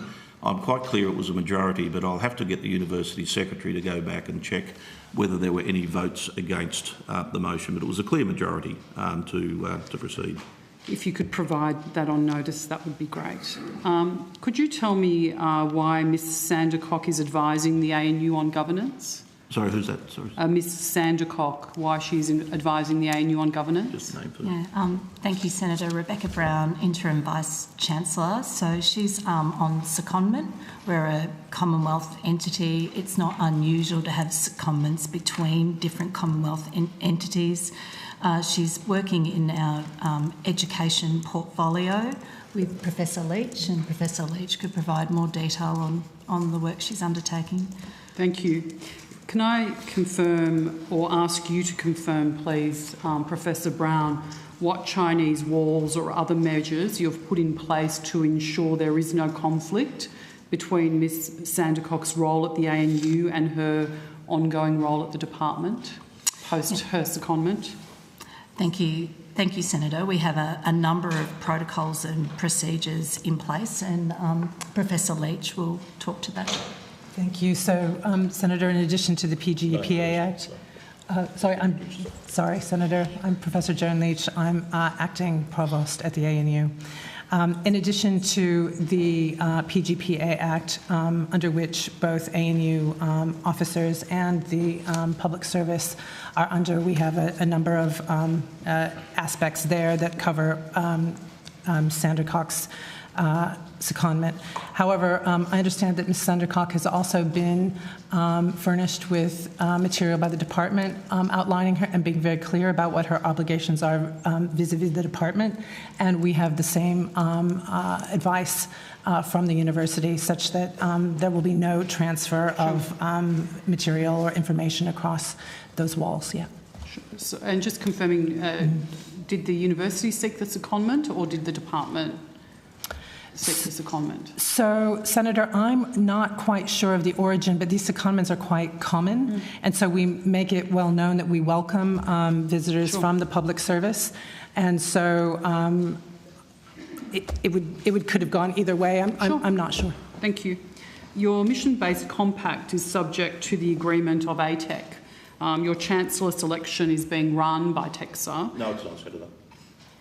I haven't finished my question. Sorry, Senator, I just wanted to make sure you were under note. Yeah. Sorry. Senator Jurassic, please continue. Your mission-based compact is subject to an agreement of ATEC. Your Chancellor selection is being run by TEXA. Your governance advisor is a senior departmental official. I'm trying to understand the veracity of the independence of the ANU, and if you're happy to question whether TEXA is running that selection process, you can do that. But that's the question that I'm asking. around the independence of the ANU and how that has been impacted? Well, I completely reject all of those assertions, Senator, as you probably expect. TEXA is not running the process. TEXA and the university have agreed to the process around the Chancellor, and it's being led by an eminent Australian, Professor Peter Coldrake, and it's an eminent panel. In relation to the other matters, it's quite normal for there be an interchange, and from what I've heard today, appears that all the appropriate protocols are in place. In the same way that our Chief Operating Officer is formally the head of IP Australia, and no doubt is very careful about the IP issues that he's dealing with. So to suggest that somehow the ANU is not operating independently, I think is quite a mischievous suggestion. TEXA is certainly not running the ANU. TEXA is doing its job as a regulator. And as far as last time I looked, the University Council is applying the appropriate governance, and the Vice-Chancellor and her team are operating the university properly. I need to make a comment. My questions are not mischievous.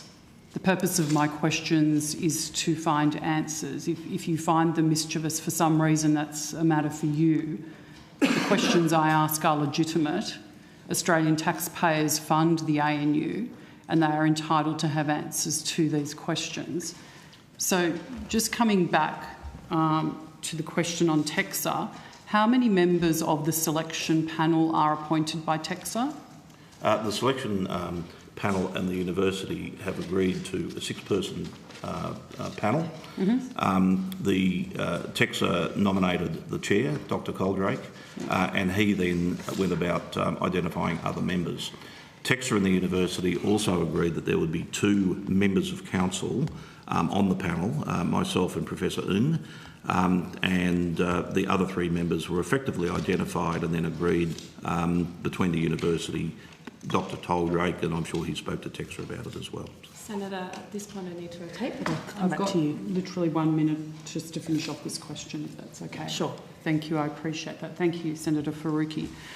So just to understand, the chair is from TEXA or appointed by TEXA? The chair was agreed between TEXA and the university. Okay. I misheard that then before. Yep. And there are 2 members from council? That's correct. And the balance of the members were found by the chair but agreed to by TEXA and the university? That's correct, Senator. Does the chair have a casting vote? I don't think we discussed that, Senator, and I'd be very surprised if we would ever get to a situation of anything other than consensus. I think it would be important to find out whether the chair has a casting vote. Thank you. I will check, but as I've said, I would find it extraordinary, given the people who are on that panel, that we would not work together to find a consensus candidate to recommend to the University Council. Okay. And for the record, the chair of the panel is the former chair of TEXA? I gather that's one of his previous roles. He's also a long-term former Vice-Chancellor of the Queensland University of Technology. So. Thank you, Chair. Thanks, Senator. Senator Faruqi, you have the call. Thank you, Chair. Good afternoon. And could I start by thanking you, Mr. Metcalfe, for acknowledging the loss of confidence and trust and the damage that has been caused by ANU management and governance, and also acknowledging the anger and the disillusionment and hurt of staff and students. I think that is really important.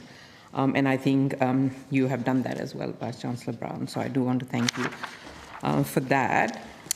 How have staff and students responded to the long overdue resignation of Chancellor Bishop? Were there sighs of relief all round? Senator, I think that's bordering on an opinion. What I can say, Chair, and I'll be very careful, is that I've spent as much time as I can in the last few weeks. I didn't expect to be acting Chancellor. I've been on the council for best part of a year now, but I've had the opportunity to talk to staff and students. I haven't heard negative things said. I've heard things about people looking forward to the future, and that's. But I'm sure there have been other comments made in other places. It's a very big place, as you know, Senator. So. Yep. Okay. Following Bishop's resignation, as we were just discussing, 5 council members have resigned. How many of these 5 council members that resigned were on the council when Renew ANU was orchestrated? Others may help me. Certainly the Chancellor was there. All except Wayne. All except Mr Martin, I think is the answer, Senator. Okay. And you mentioned earlier that in Vivian Tom's report there were findings of maladministration. There was one finding. There was one finding of maladministration. Yep. And you also spoke about breaches of ANU Code of Conduct, which couldn't be pursued because people had resigned. Yeah, so how many of these members who have resigned, 5 council members, breached the ANU Code of Conduct? There was no finding that they had breached the Code of Conduct. There was a finding, what Dr Tom described as an adverse finding, place relations issues. Dr Tom was operating to the civil standard of proof, which is required by the Public Interest Disclosure Act, the balance of probabilities. But as I'm sure you know, Senator, where there are issues that go to workplace behaviours, reputation, those sorts of issues, the High Court's decision in Brigginshaw is applied, which basically says there has to be quite strong probative evidence. And with many of the issues that Dr Tom looked at, which arose from a hearing of this committee in August last year, she formed a view that either the issue could not be determined, or with 5, she thought that there was something there that needed to be looked at in more detail, but that was not within the Public Interest Disclosure Act process for her to do. So. But even if there were breaches of codes, you can't do anything now. Is that what you're saying? For former council members, the greatest sanction that can occur is a requirement that they resign. That requires a 2/3 vote of the council. But if they've resigned, they've resigned. So. Minister, do you know how many of the council members that resigned, the 5, did your government appoint? The Minister has a role under the Act of appointing the councillors on the recommendation of the selection committee, the nominations committee. The nominations committee, yes. So I assume this minister or previous ministers have made those appointments. And so how much responsibility do you think your government and the minister should take for this wrecking ball of, I guess, part of the council, which has pretty much destroyed and run ANU into the ground? Well, I think the Minister discharges his obligations under the Act appropriately and with diligence at all times. And I'd also make the point, Senator Faruqi, that this government has done more on universities' governance, including at the ANU, than any other government. We have referred our concerns about ANU to TEXA. TEXA, of course, is doing a considerable amount of work, including some of the work that's being described now, as well as the investigation that's being conducted by Ms Briggs. And more broadly than that, of course, we are taking steps to review TEXA's powers. We'd like to see TEXA have stronger powers and a better range of powers to deal with the challenges of governance at universities. So, Senator, we take the issues of governance at universities very seriously, and the Minister has acted on his concerns about governance at ANU. Yes, and that's correct. Why I'm asking is because this is also the time probably to look at the criteria of council members. During the inquiry into governance that this committee held, a number of recommendations from witnesses were about council members having higher educational expertise as well as public administration expertise. Is that something that your government is looking at? From our perspective, Senator, we're awaiting advice from TEXA we're awaiting the Briggs review, and we will consider any advice that comes to us very, very seriously at that point. Mr Metcalfe, very quickly, if you want to say. Yes, Senator, just to add to what the Minister said, we now have a number of vacancies of appointed members. In fact, there are only two appointed members left on Council. As you're obviously aware, the recommendatory body to the Minister is something called the Nominations Committee, which is provided for in the Act. It consists of the Chancellor, the Pro-Chancellor and the Vice-Chancellor, and then a number of other members. The current Nominations Committee has had, I think, at least one or two staff members on, as well as some other external members. The University, TEXA and the Department have agreed that we will sit down and talk about how we can reform the Nominations Committee to ensure that that appropriate level of independence is provided, because that will need to be the key body that sets up what I would hope a skills matrix as the type of people that you want on Council and the attributes and characteristics, in the same way that we were doing that for the Chancellor at the moment.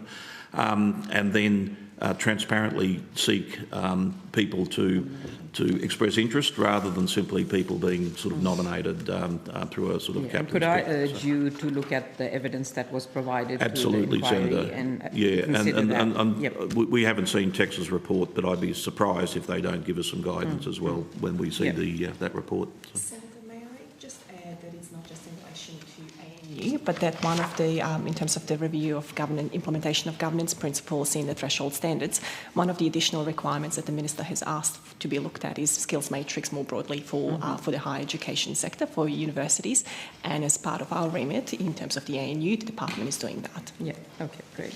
The ANAO report was publicly released yesterday, and one of the, I guess one of its findings is about 22 ANU Council members either commenced or ceased between October 2023 and October 2025. That is a huge number, huge changeover, and I think the things they point to, are also information, lack of information that was provided to Council members, and with insufficient documented evidence, and a number of other things.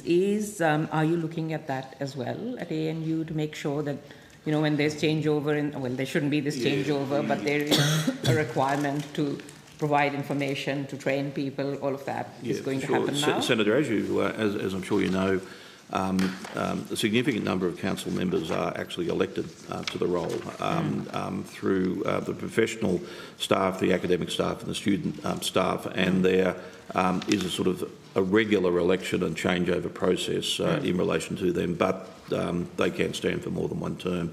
Appointed members, certainly in my experience, I was appointed for 4 years. So normally you would expect some stability, but obviously when you look at what ANAO said, there actually was a significant amount of change through that 2003-4-5 period. Yeah. So. I just want to go, Professor Brown, to some signal messages sent by the Dean of the College of Arts and Social Sciences to various people, that's Professor Parry, that were recently released under an FOI. I understand that the NTEU has also raised this with you. Have you seen these signal messages, some of which were sent to you? Yes, Senator. Yep. So I guess I'll just talk about a couple of those. In the days after telling staff in a college that Professor Parry proposed to make 36 of them redundant, Professor Parry messaged you complaining that staff were ungrateful for not being sacked in even greater numbers, that no good deed goes unpunished, and in relation to the change consultation said, just managing the avalanche of silly feedback now. And there are a number of other messages there, like, the less paper trail might also be beneficial. It shows, to me, reading them shows real contempt for the staff. Of course, the ComCare inspection of Renew ANU found that more than 60% of all hazard and incident reports across the university came from Professor Parry's college. 9 of those incidents involved suicidal ideation of threats of self-harm. So do you have confidence in Professor Parry's leadership? Thank you, Senator, for the question. And I would like to add, it is incredibly distressing to have received the Comcare PIN, to see the Comcare findings, and for what our community have experienced a level of harm. And we've taken that report very seriously. We put a number of supports in place. And we did that before we received the PIN. I wish that there was much more that we had done as an organisation before we received the PIN. What I would like to say also is that it was a very, very challenging time for everyone involved. And at this point, I've received the letter, we've received the letter from the NTEU. We have in the process of discussing this with the NTEU. The Dean has been very clear that she's very regretful of that time and what she communicated in Signal. And I'd like to leave it there, Senator. Okay, I just want to make sure that there is action being taken to assure yourself and to assure staff that the college have confidence in Professor Parry. Yes. And following the Comcare report, has there been any action taken yet, or is that still underway? There definitely is, Senator, and I might ask our Chief Operating Officer, Michael, to elaborate. Just if some of the things that you have done after that would be really good. Thank you, Senator. Michael Schwager, the Chief Operating Officer at ANU.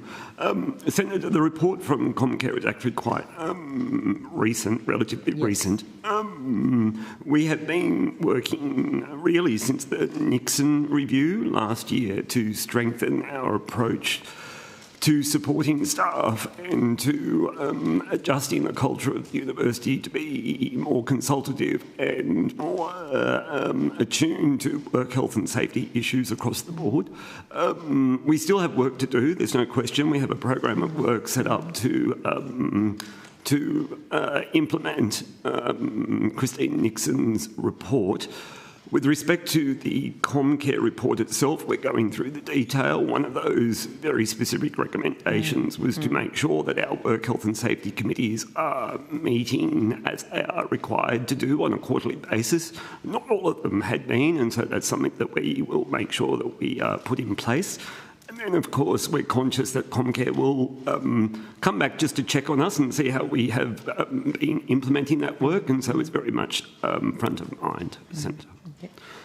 Professor Brown, of course, Mr. Metcalfe mentioned all those reports that have happened over the last few years, in terms of ANU scandals. ANU is now, I read in media, offering students $5,000 to enroll in the university. I guess it does seem like a bit of a desperate act to attract students. Are things really that bad? And has the leadership of Bell and Bishop and previous council dug ANU into the ground so much that you've had to resort to this measure? Thanks for the question, Senator. I would say that things are very challenged at ANU. There's absolutely no doubt about that, particularly on our international student recruitment. There's no doubt about that. One thing, though, is we want people to have a really terrific ANU education, and we know access, particularly relocation to Canberra, is very costly, particularly for a number of our remote, rural, regional students and students indeed from across the country. This is a tactical decision to really address access. It's unfortunate the way that it's been reported, but Professor Leach, who oversees this, could add some more detail. Yes, thank you, Senator. So we know from our students that it makes a difference to them in the current downturn in the economy, that they have a bit of help if they pivot from full-time work to study. And we know that $5,000 outside of Canberra makes a big difference. And we know that because we discussed it and consulted with our students. Yeah. So this is not a payment. This is in terms of paying them to come to the university. This is a bursary to help them get to the university. Yep. Professor Brown, have you or anyone else estimated the extent of reputational impact to the ANU? Yes, Senator. Yes. And how much is that? It is very significant, and we are still modelling the impact because the impact is still live. Our modelling from the end of last year. It's in the reputational impact in terms of our impact on our donor pipeline and our impact on our international agents' work with international student recruitment. It's in the order of $100 million, Senator. Okay. It's very significant. Yeah. Chair, I'm happy if you want to circulate the call. I have one more line of questioning. Thank you, Senator Thank you. Pocock. You have the call. Time here this afternoon. I think this is probably for the Interim Vice-Chancellor, I'm guessing. Is it correct that Professor Jane Den Hollander AO was commissioned by the ANU to investigate concerns raised about Professor Bell and specifically her promotion of former news photographer Andrew Mears to the role of professor, despite his lack of university qualifications, and against the recommendations of the Promotions Committee and the previous Vice-Chancellor Schmidt? Yes, Senator. Yes. Who commissioned Professor Van Hollander to do this work? The decision to appoint an independent person to undertake the inquiry was made by the Council. The former Chancellor, I think, identified 2 or 3 possible candidates, and Professor Den Hollander was available, and the Chancellor discussed that with Council members, and that's how it was agreed. So. Mr Metcalfe, would you be able to table the terms of reference? I'll have to check whether they are here. From memory, Senator, there were less terms of reference as opposed to the provision of information. We have to take it on notice. We'll take that on notice, sure. Senator, because my recollection was that it is effectively, and I need to be very careful about this, it's effectively a code of conduct issue, and there are people involved in this, and normally workplace relations code of conduct issues are not dealt with before parliamentary committees. Sure. But there was certainly the provision of some information to Professor Den Hollander. And when was Professor Bell advised of the outcome of the report? We'll check and we'll see if we can answer through the course of this afternoon, Senator. So. And do you know when the University Council received Professor Den Hollander's report? Last week or earlier this week, Senator. So. Earlier this week? Tuesday. Right. Are you able to table the final copy and any drafts again, of the report? I know that we're dealing with a very serious issue here, Senator, but I just ask you again that we are dealing with a person, an individual here. Normally these are issues dealt with within an employment situation, sure. And I'd be reluctant to be pressed to table that sort of documentation. Sure. I mean, my concern is this goes to governance. You just told me that the Council received this on Tuesday. The Council was provided with a sort of a summary opinion of her decision around the time the decision was made, and after the Chancellor had advised the staff member in question of the outcome of the Den Hollander process. Council members asked to see the actual decision. Sure. It took some time to actually locate those materials, from what I understand, and it was only on Tuesday this week that we eventually saw the relevant documentation. Mr Metcalfe, there are media reports saying that Professor Bell was cleared by the former Chancellor earlier this year, but you're telling me that Council only received a copy on Tuesday. As I said, Senator, Council had seen an advice from the General Counsel to the University, which sort of summarised the 4-page report. Sure. But Council members asked for the report, and we received it earlier this week. Sure. Is General Counsel here? No. Where on sick leave, Senator. Sick leave? Yep. Since when is that? Since the 27th of April. I would have to take the precise date on notice. It's late April or early May is my recollection, Senator. Oh, well, I sincerely hope they're on the mend. That's a That's a long time. And so Council now has the actual report. What is the finding? Is it correct that the former Vice-Chancellor was cleared, or does that differ to the advice provided to Council? Senator, I'm really reluctant to go into this because I know there have been media leaks and stuff's in the public domain, but if I could just say two things. Firstly, we're absolutely determined to ensure that the proper process has occurred.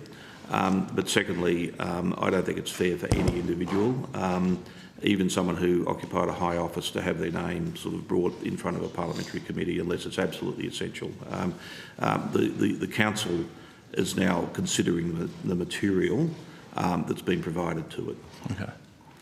I mean, I respect that this is a delicate matter, but this person is receiving hundreds of thousands of dollars of taxpayer money, and from where Canberrans sit, it seems extraordinary that the council didn't have the report when they were essentially exonerated of any wrongdoing, and now we hear, well, now the council does have the report. So what's the process from here? I mean, these are in academia, these are very serious allegations to put someone to the position of being a professor without qualifications.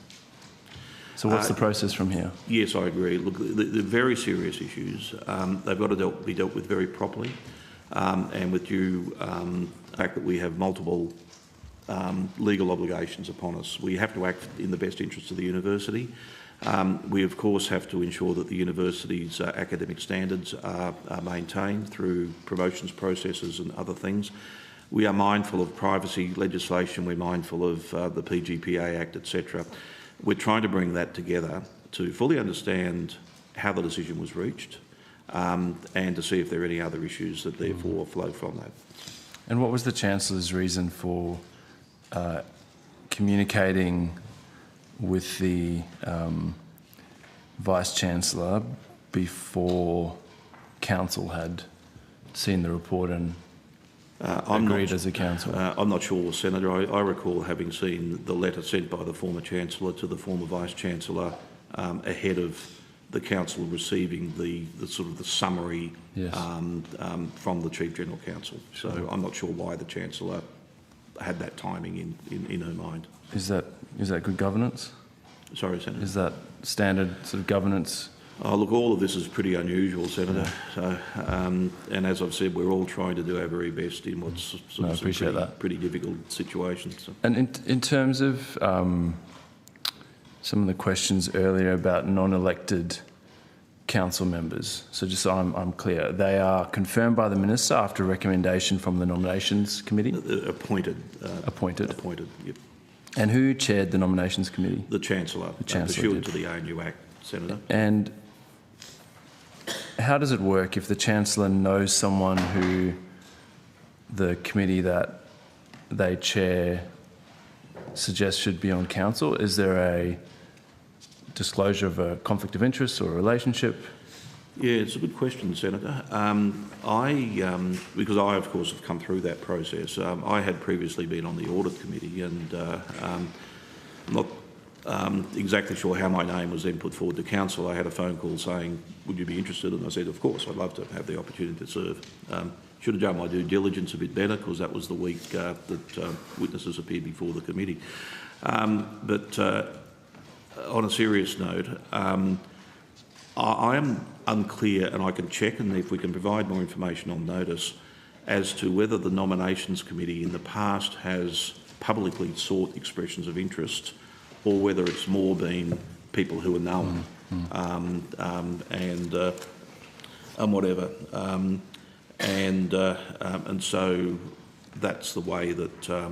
So we'll check on what may have happened in the past as to. But I certainly, in being appointed to council, I did not apply for or express interest in a vacancy. I was contacted. So. Sure. And as far as you're aware, was the former council member, Mr. Wayne Martin, ACKC, known to the former Chancellor prior to his appointment? to council? Sorry, Senator, I just missed that. Was the former council member, Mr Wayne Martin, known to the former Chancellor prior to his appointment? I can only assume so, Senator, in that they're both West Australians and both have obviously occupied very senior positions as a former Foreign Minister and a former Chief Justice. So. Maybe I'll notice it, just the process for declaring conflicts of interest. I mean, many concerns have been raised with me by Canberrans where you essentially have non-elected members being recommended by the Chancellor onto the council over many years, and the potential problems that could cause to governance. So that would be great to know on. Yep, we'll take that on notice. I understand from previous testimony that philanthropic donations to the ANU have fallen in recent times.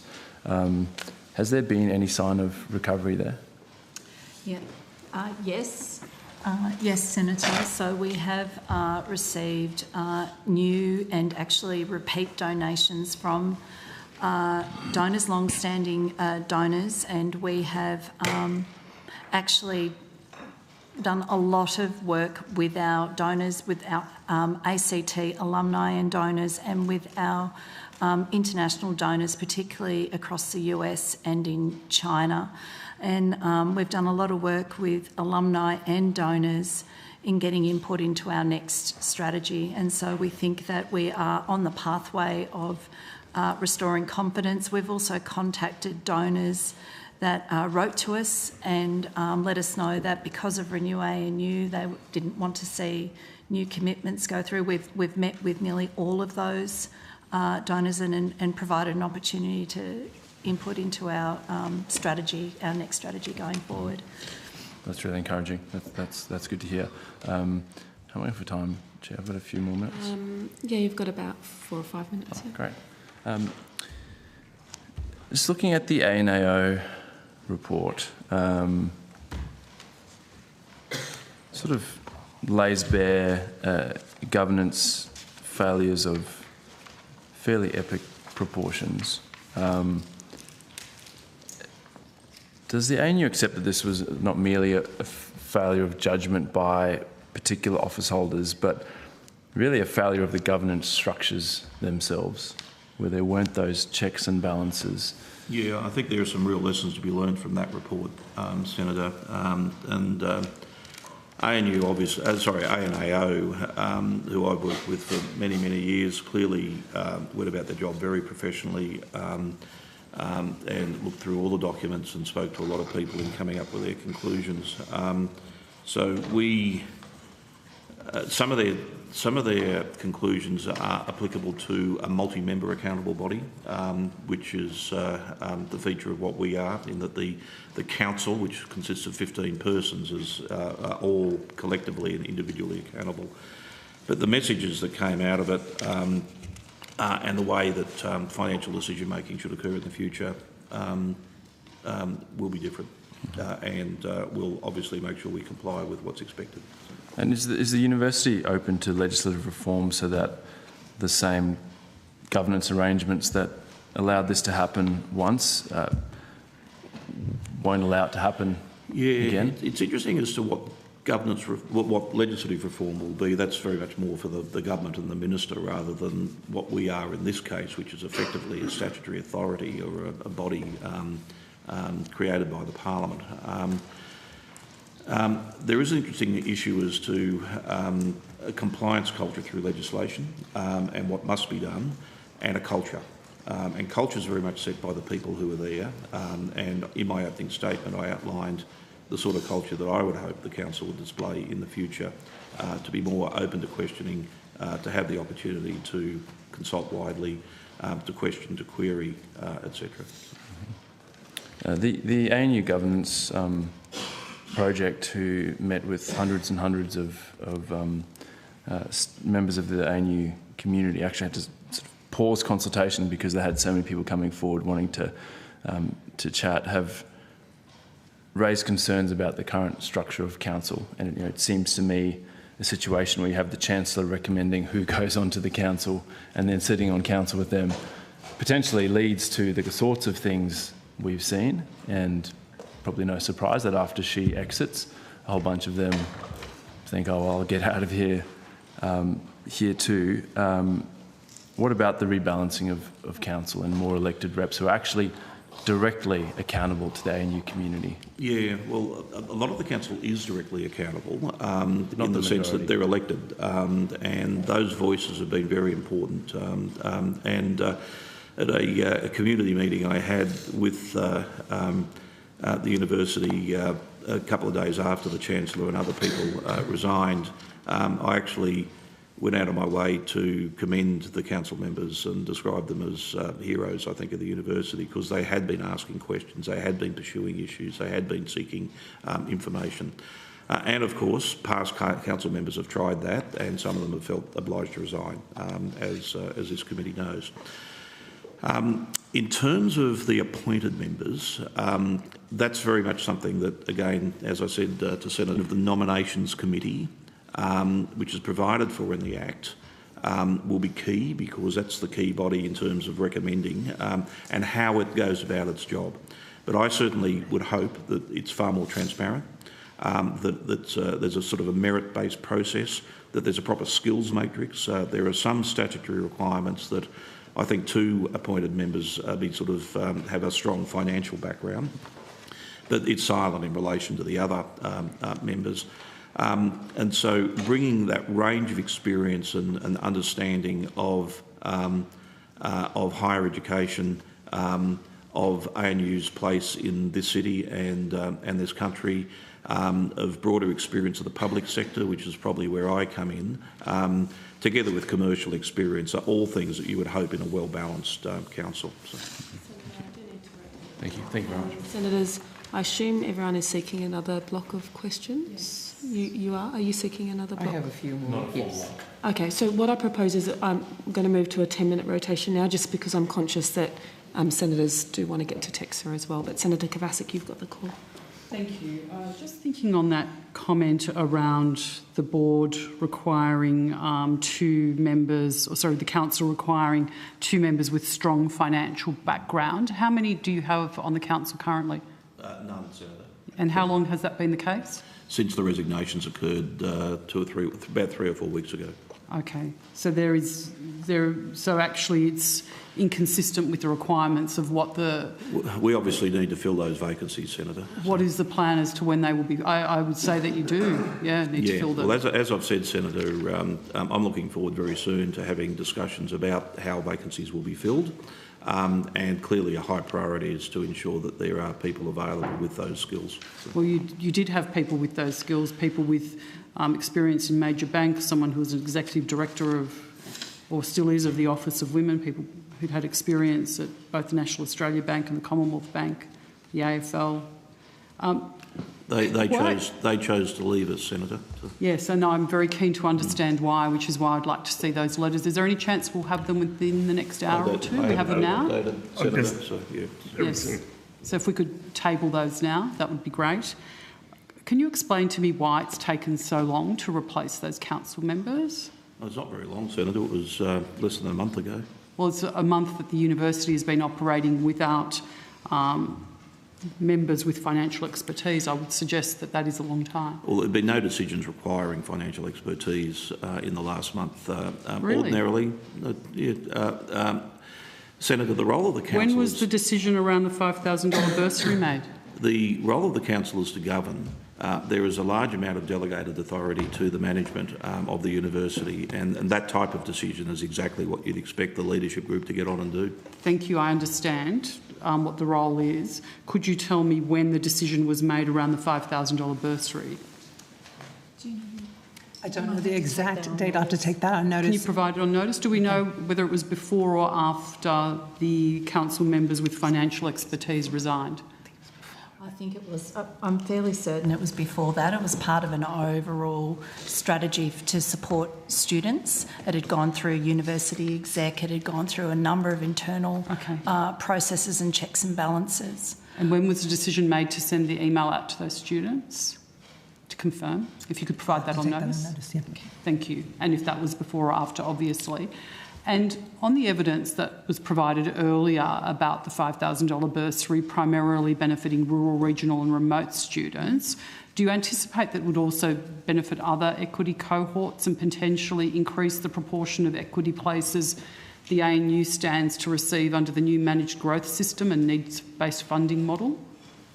Thank you, Senator. I might ask our Provost to talk to that. We certainly hope so, Senator.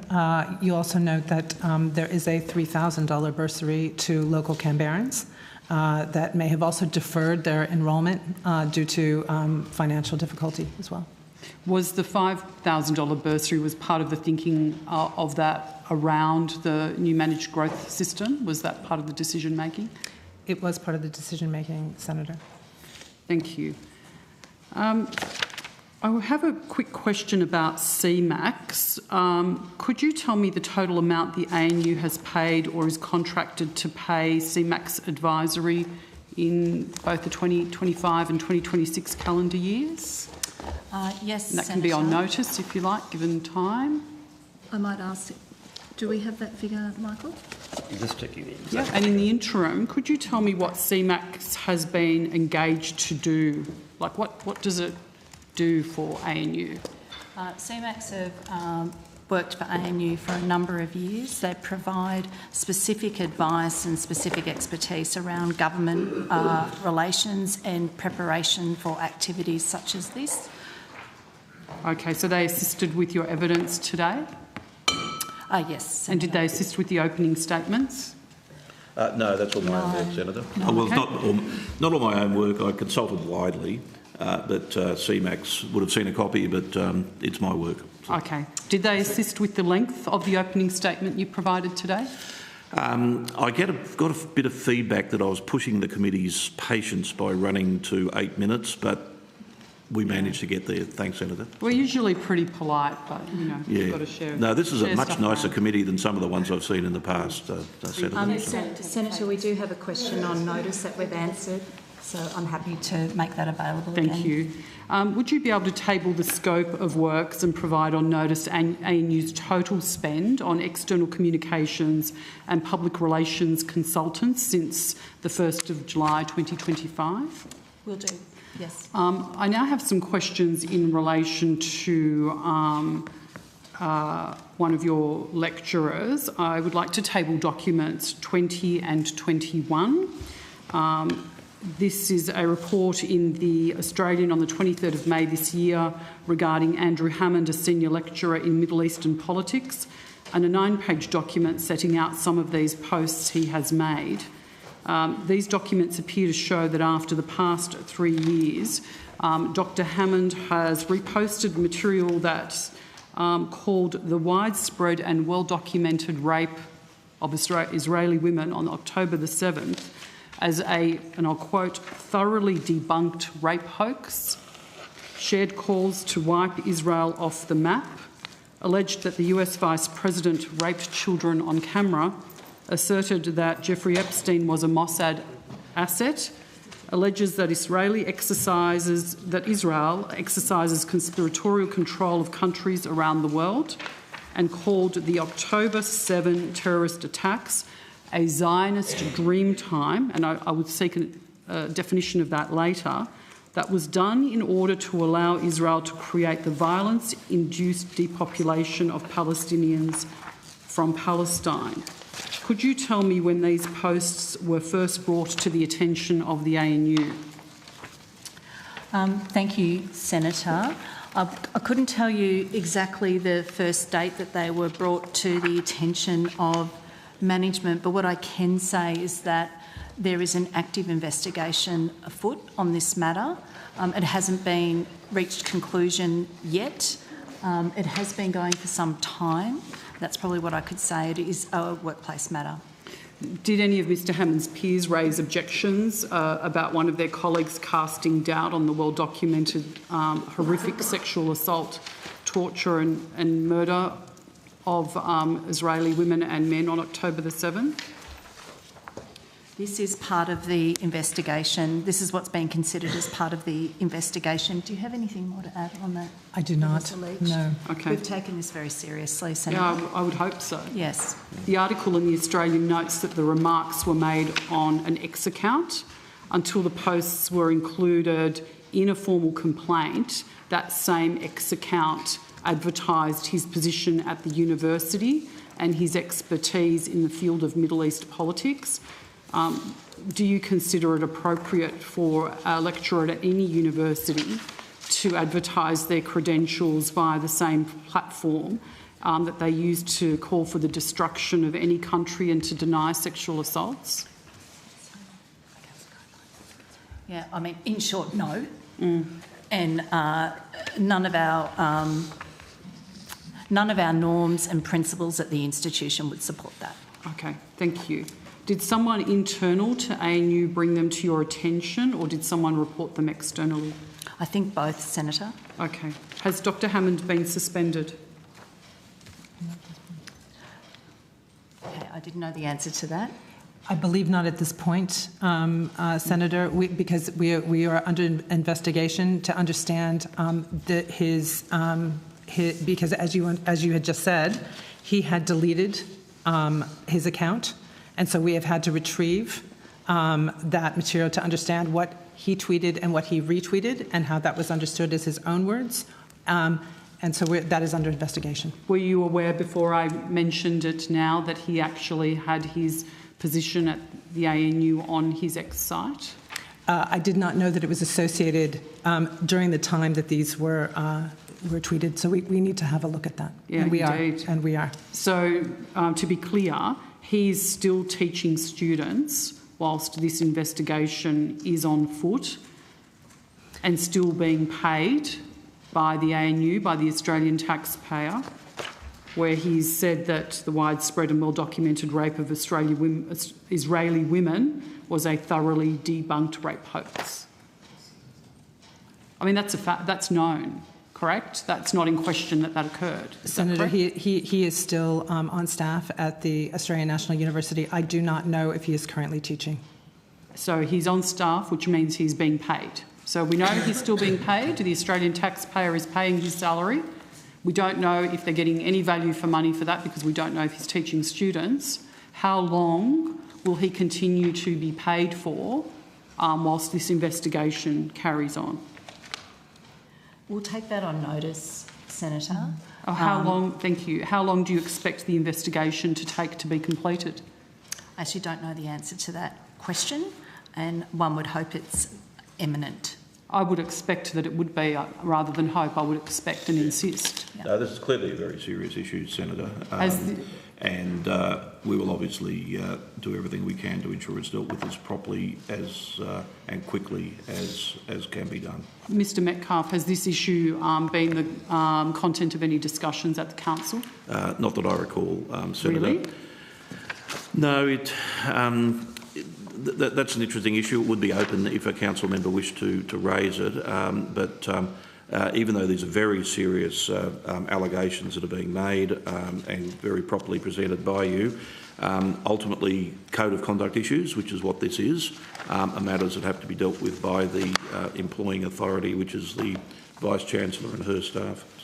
The main concern here is that Dr Hammond's comments are made in areas directly relevant to his field of teaching. So it's not, a comment about sport or something like that. Yeah. This is the very reason he's employed at the ANU and paid for by the Australian taxpayer. Has the ANU conducted an audit of the material that has been taught in his classes and whether it's consistent with the values of the ANU? I don't know the answer to that, Senator. I will take that on notice and get back very quickly.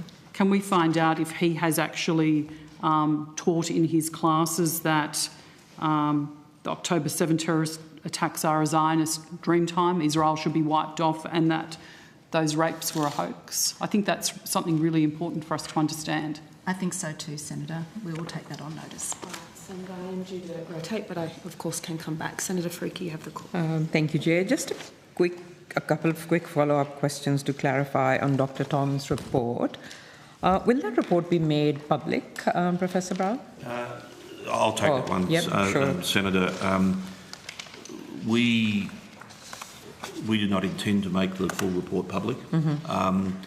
The report, as I've said, was conducted under the Public Interest Disclosure Act, and there are actually quite specific obligations A redacted version with various names and details deleted has been provided to the discloser, and her name is well known, but I'll call it by the Act, the discloser.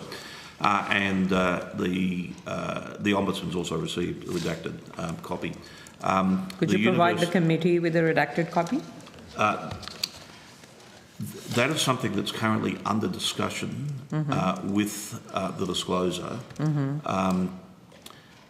However, we would expect that were we to provide you with a copy, it would be heavily redacted because a lot of the detail goes to effectively witness statements made to Dr. Tom by former council members, the former Chancellor and others, some of which is deeply personal.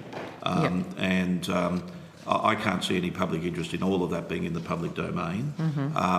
We will endeavour, again, in working closely with the discloser, to make sure she is comfortable with what is proposed, and that's a process underway at the moment. Okay.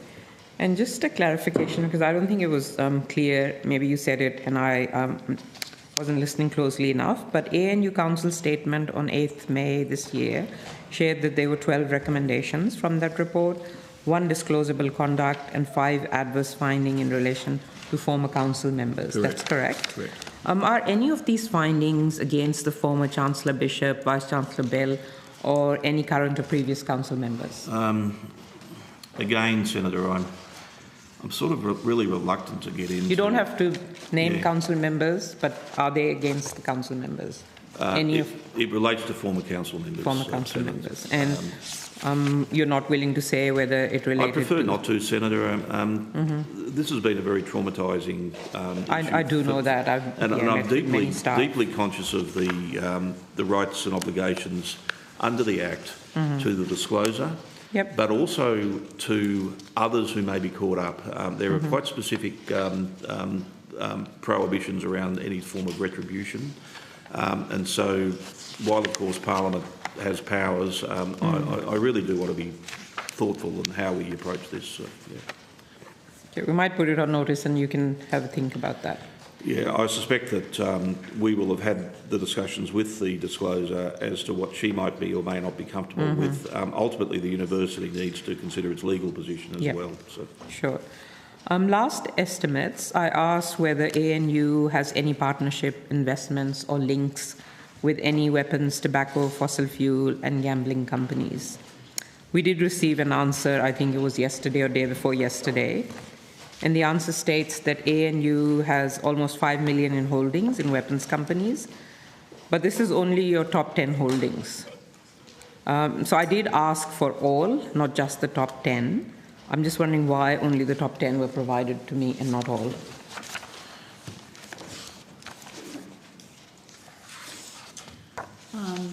I'm actually not sure why we had provided that and not all, and I'm not sure whether it is related to our screen or not, but we can go back and look at that, Senator. Yeah, that'd be really good because I'd appreciate all as the question asked for. Okay. And so I guess I am assuming that the companies that were not on the list, you wouldn't know who they were at this point or what value of investments they had? That's correct, Senator. Yeah, okay. So please take that on notice. Yes. Also for the fossil fuel investments, there were only top 10 holdings, which was 11.2 million. If you could provide all of them, that'd be appreciated. In the newest ANU Environmental Sustainability Report, the ANU set a goal to reach net zero and below by 2040. The ANU long-term investment pool makes up, I think it's 22,000 tonnes of carbon emissions, which is around 10% of ANU's emissions. How does the ANU plan on reducing emissions within the investment portfolios to net zero? Thank you, Senator. We may have to take part of that on notice. Okay. That is something that our working group is looking at. There's been a lot of work over the last 10 years looking at this in the investment pool. The screens are becoming more mature, as you know, over time. This is something that we are actively looking at, and we take our sustainability commitments very, very seriously. We are proud that we were ranked number 16 in the world in terms of impact rankings for environmental sustainability as a campus. So we've put a lot of effort into this broadly, but looking at all our indirect impacts is obviously just as important. Yeah, so if you could please take that on notice. And I think buttressing this information that I was given on notice, ANU also stated, centrally we are not aware of any partnerships or links with Elbit Systems, which is a weapons company. The Australian National University operates in a devolved operating environment, meaning that activities may also be recorded across individual colleges and business units.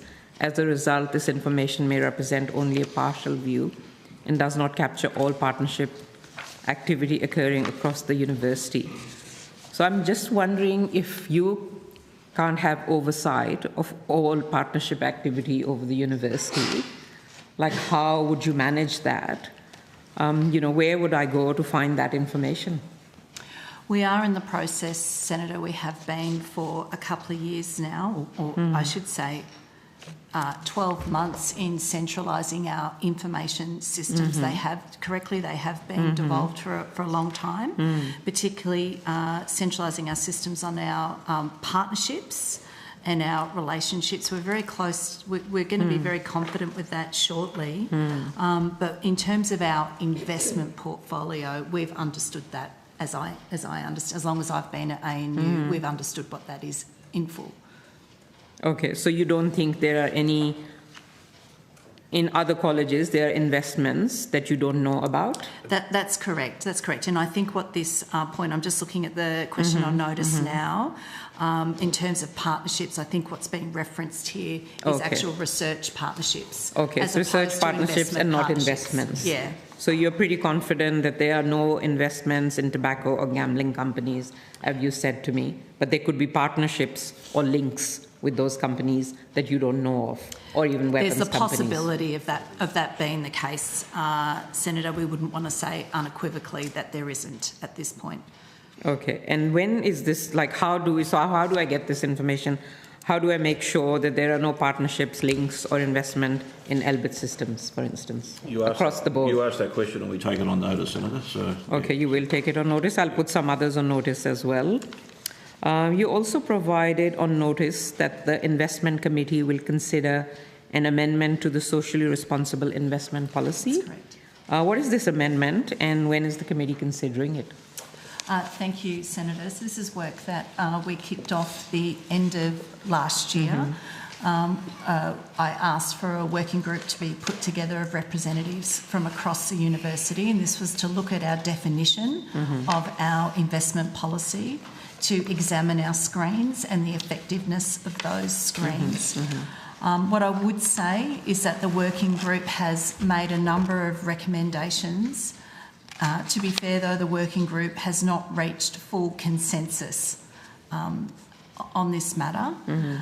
They were going to be brought to our last scheduled investment committee, which is a subcommittee of council, but with the resignation of a number of council members, that committee has not been able to be stood up. So those recommendations will come to the next full council meeting, which I think is at the end of this month. I don't know if there's anything else that our Chief Operating Officer would want to add. And that committee is considering weapons companies in the context of socially responsible investments as well? Senator. Yeah, okay. And what specific due diligence processes does the investment committee require external fund managers to complete to demonstrate compliance with the SRI policy?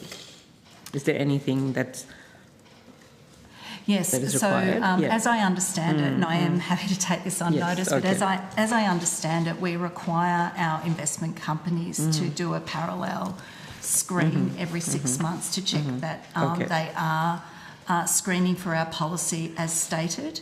But as I said earlier, our committee working group is recommending some changes to our policy. Okay, and will these changes also encompass how often you report on compliance with SRI policy, or if there are any discrepancies or breaches with your policy and what the, you know, external fund managers might do? Are those the sort of things you're considering as well? To the best of my knowledge, there isn't going to be a recommendation on the frequency of compliance checking.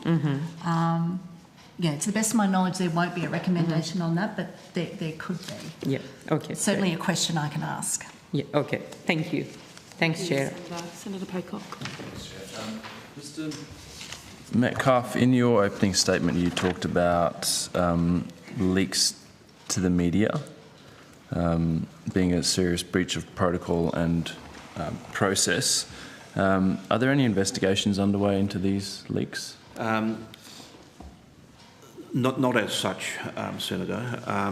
Sadly, there appears to have been a history of leaks over recent years, but just in the last few weeks there have been some that have been quite personal. However, we all know that leak inquiries can be a waste of time, given the ability of people to capture information in all sorts of ways and provide it. And journalists, of course, will never divulge sources. We are concerned, though, and we are trying to create a culture where people don't feel the need to leak, where they can actually act in a more transparent way. And so have you identified where the leaks came from, or...? Well, I didn't come down in the last shower, Senator, and so you can probably work out some of it, but I don't think it's appropriate to speculate. Sure. Thank you for that. You said that all members of council are here. Is the student representative? Yes, there are a student representative, or two, if you wish, Senator. So, is one of them happy to sort of one question? Okay. We might get Mr. Elwood to come forward. Right. So,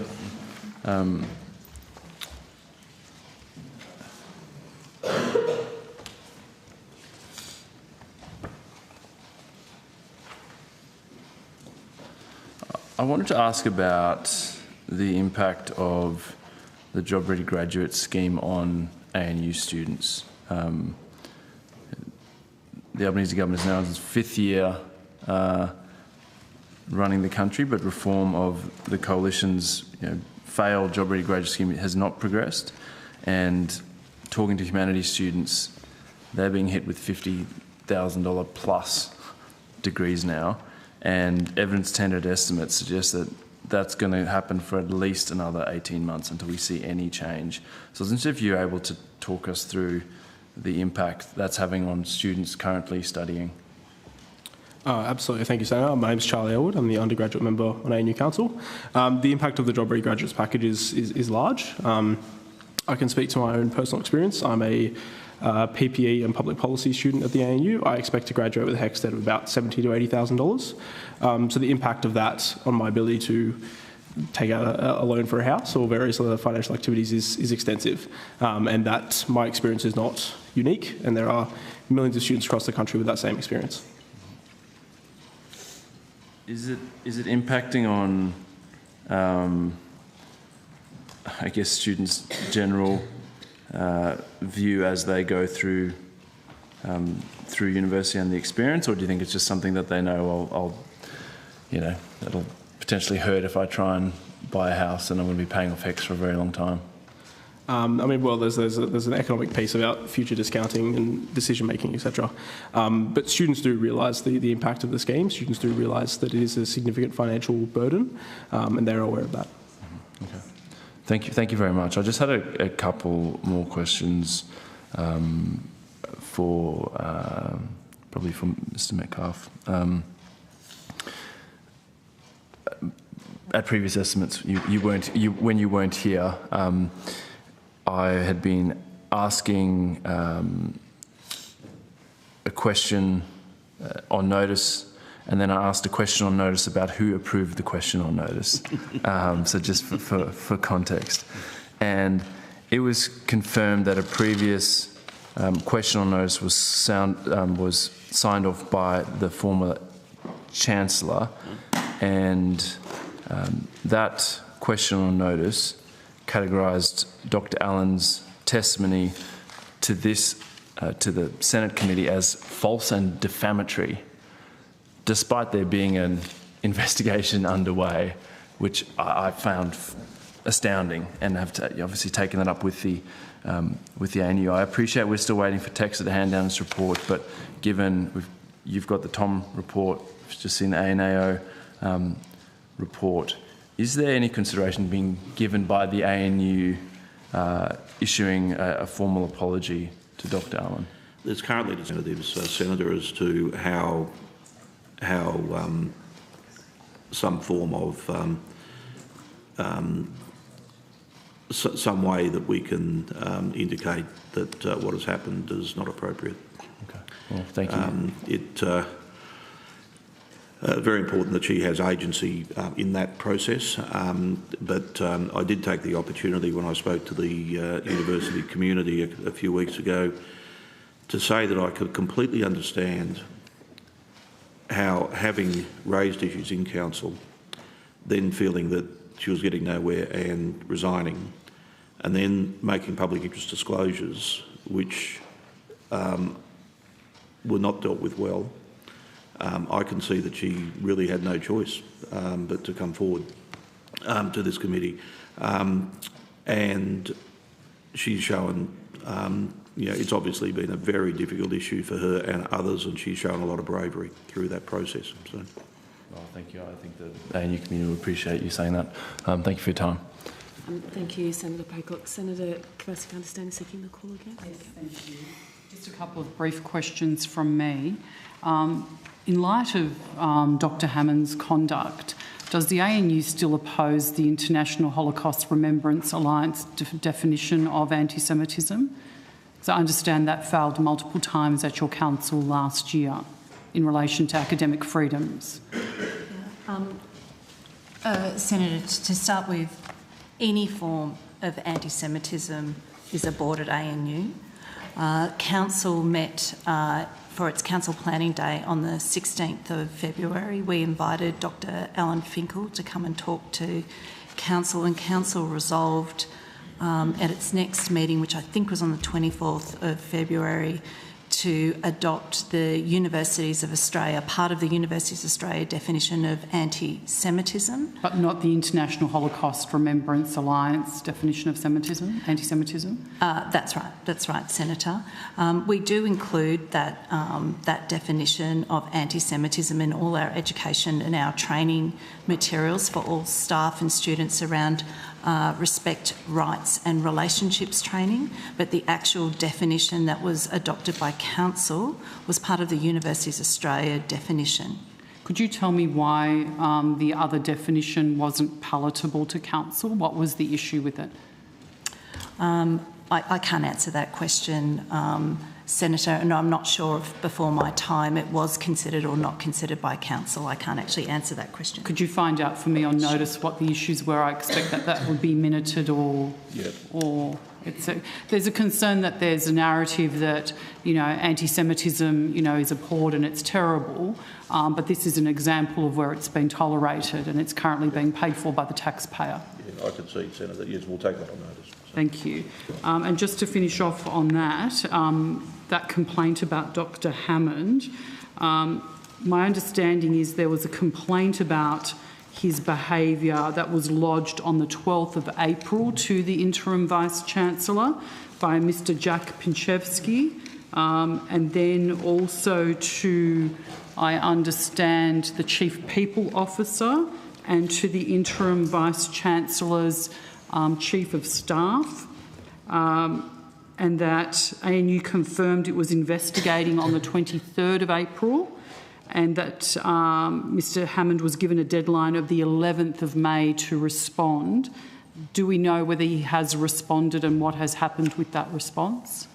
Again, Senator, I will need to take the specifics on notice, but my team has just alerted me that the investigation hasn't completed yet, but there is also in relation, and I will get that information to the committee, but I also have just been alerted to the fact that there is actually an academic review that's happening at the moment. So it's as well. underway? That's underway. So I've just had that confirmed. Thank you. And my final question is that I understand that Mr Pinchevsky has sought meetings with the ANU to address this issue, but has not been able to secure a meeting before today. Do you have any information as to why he's been unable to secure a meeting to discuss what is clearly a significant complaint? In my best recollection, the Provost of the University and our Chief Operating Officer have offered to meet with him, and I believe that that's not too far away. Okay, so has it occurred today? I think it may have happened earlier than today. Yeah. If you could let me know when my knowledge. When that offer occurred. Thank you, Chair. Thank you, Senator Kovacic. Can I just confirm no other senators seeking the ANU? Okay. Thank you very much, Mr Metcalfe, Professor Brown, and to your officers for appearing before us. That concludes this session. Chair, just on indulgence, ANU turns 80 in August, and the very first council meeting occurred in the Senate committee room of Old Parliament House. So it's almost appropriate that we're back here today. So thanks, Chair. In a building with ladies' bathrooms, which is in good progress. Thank you, Mr Metcalfe. Committee members and to the table, I'm going to take the tea break for us now for 15 minutes, and then we'll return with TEXA and ARC after that to lead into the end of the afternoon. The committee is suspended.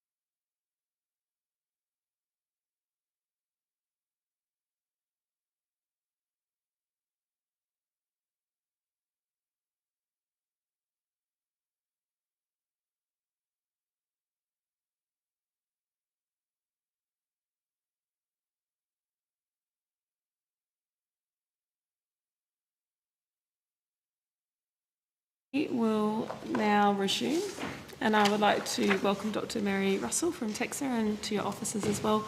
Dr. Russell, do you have an opening statement today? Thank you, Chair. We do today in an effort to assist the senators with questions we anticipate. So thank you for the opportunity to make a short statement in relation to TEXA's work with the Australian National University. TEXA commenced a compliance assessment of the ANU on 27th of June 2025 after it received a range of serious concerns about ANU's governance, culture and leadership. That compliance assessment is ongoing. At the outset, it's important that I note two matters which I consider relevant to the questions the committee may want to ask of TEXA. TEXA's compliance assessment is being conducted under Section 59 of the TEXA Act. That section provides that TEXA may review or examine any aspect of an entity's operations to assess whether a registered higher education provider continues to meet the threshold standards. The effect of that section is that TEXA's compliance assessment is confined to matters relevant to the threshold standards in the higher education standards framework. TEXA has not and will not undertake an assessment of matters outside of the threshold standards. That includes that we will not be anticipate making any findings in relation to individuals unless they relate to the fit and proper person provisions of the Act. We're acutely conscious of the importance of conducting TEXA's compliance assessment in a timely way, having regard to the significant public interest in the matters covered by the compliance assessment and to the impact of those matters on the ANU community. Equally, as I know senators appreciate, any decision which flows from the compliance assessment must be legally defensible and reflective of the principles of necessity, risk and proportionality.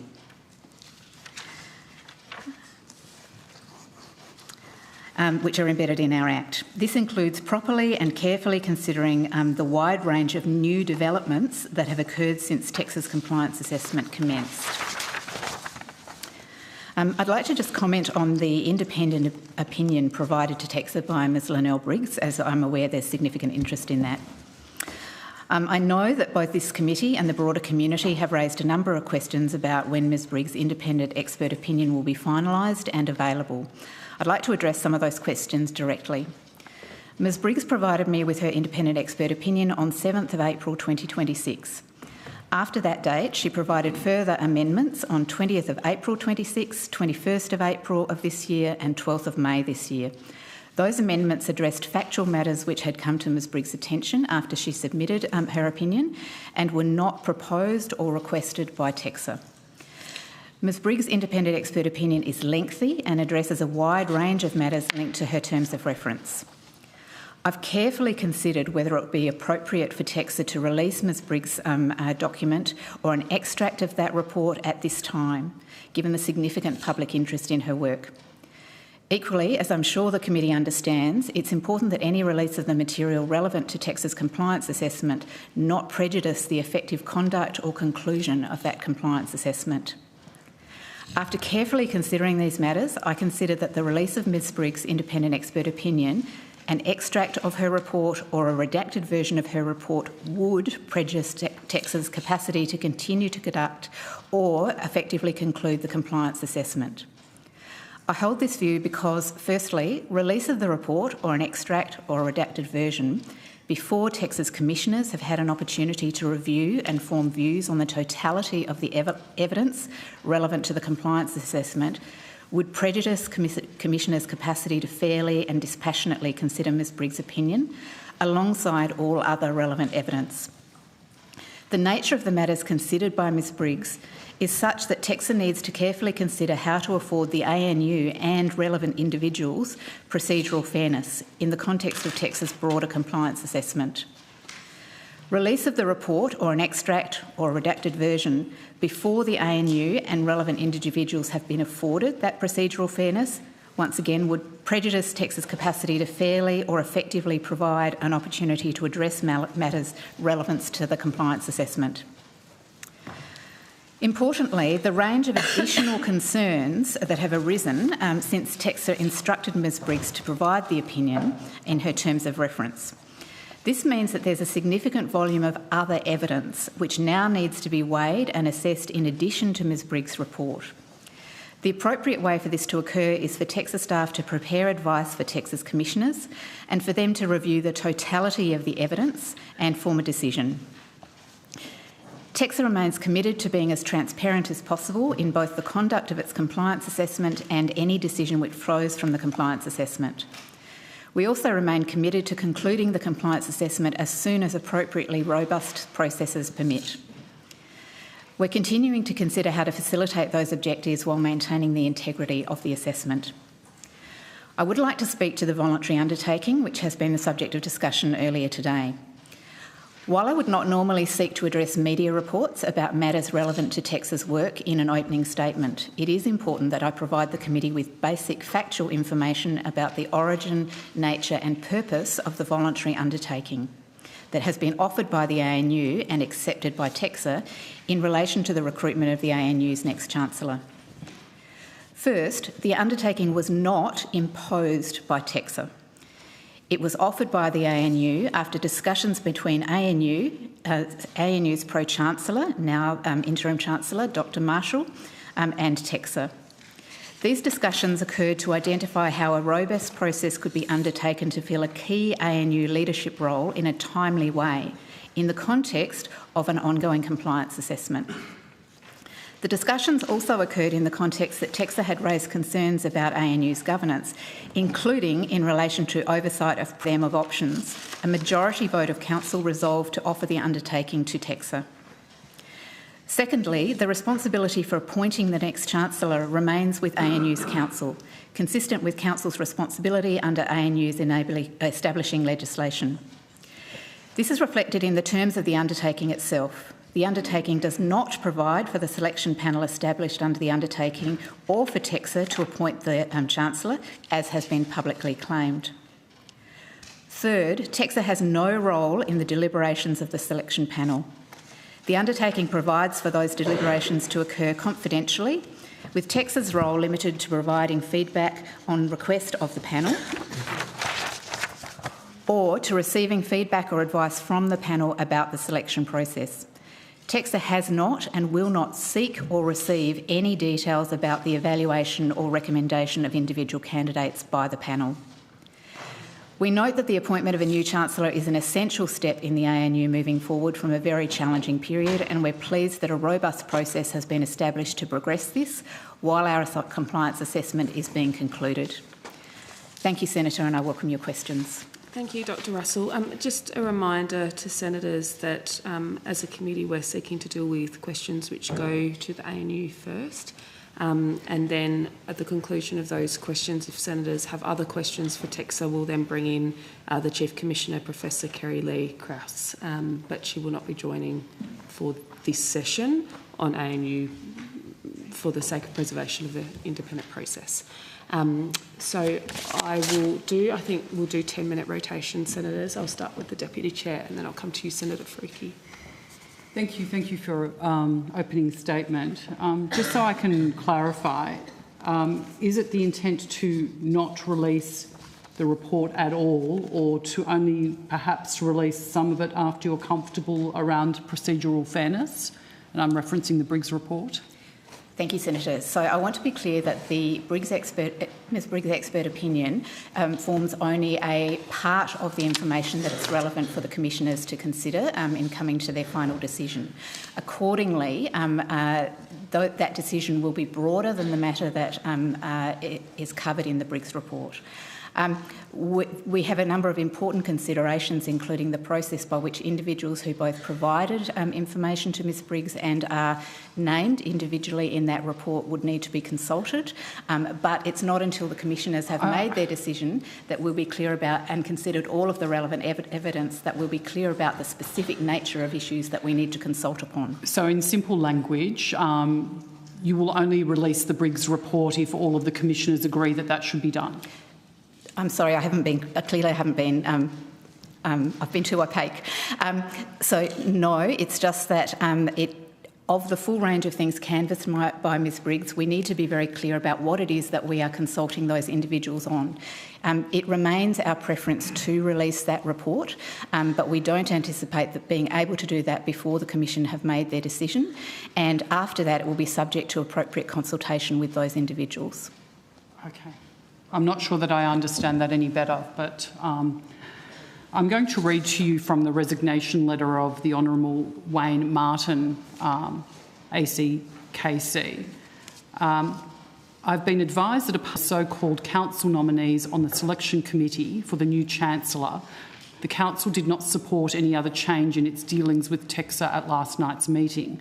I digress to observe that the fact that the council cannot nominate the so-called council nominees on the committee eloquently demonstrates the farcical euphemisms that are used in the council's dealings with TEXA, along with the use of voluntary to describe an undertaking obtained by coercive unlawful threats.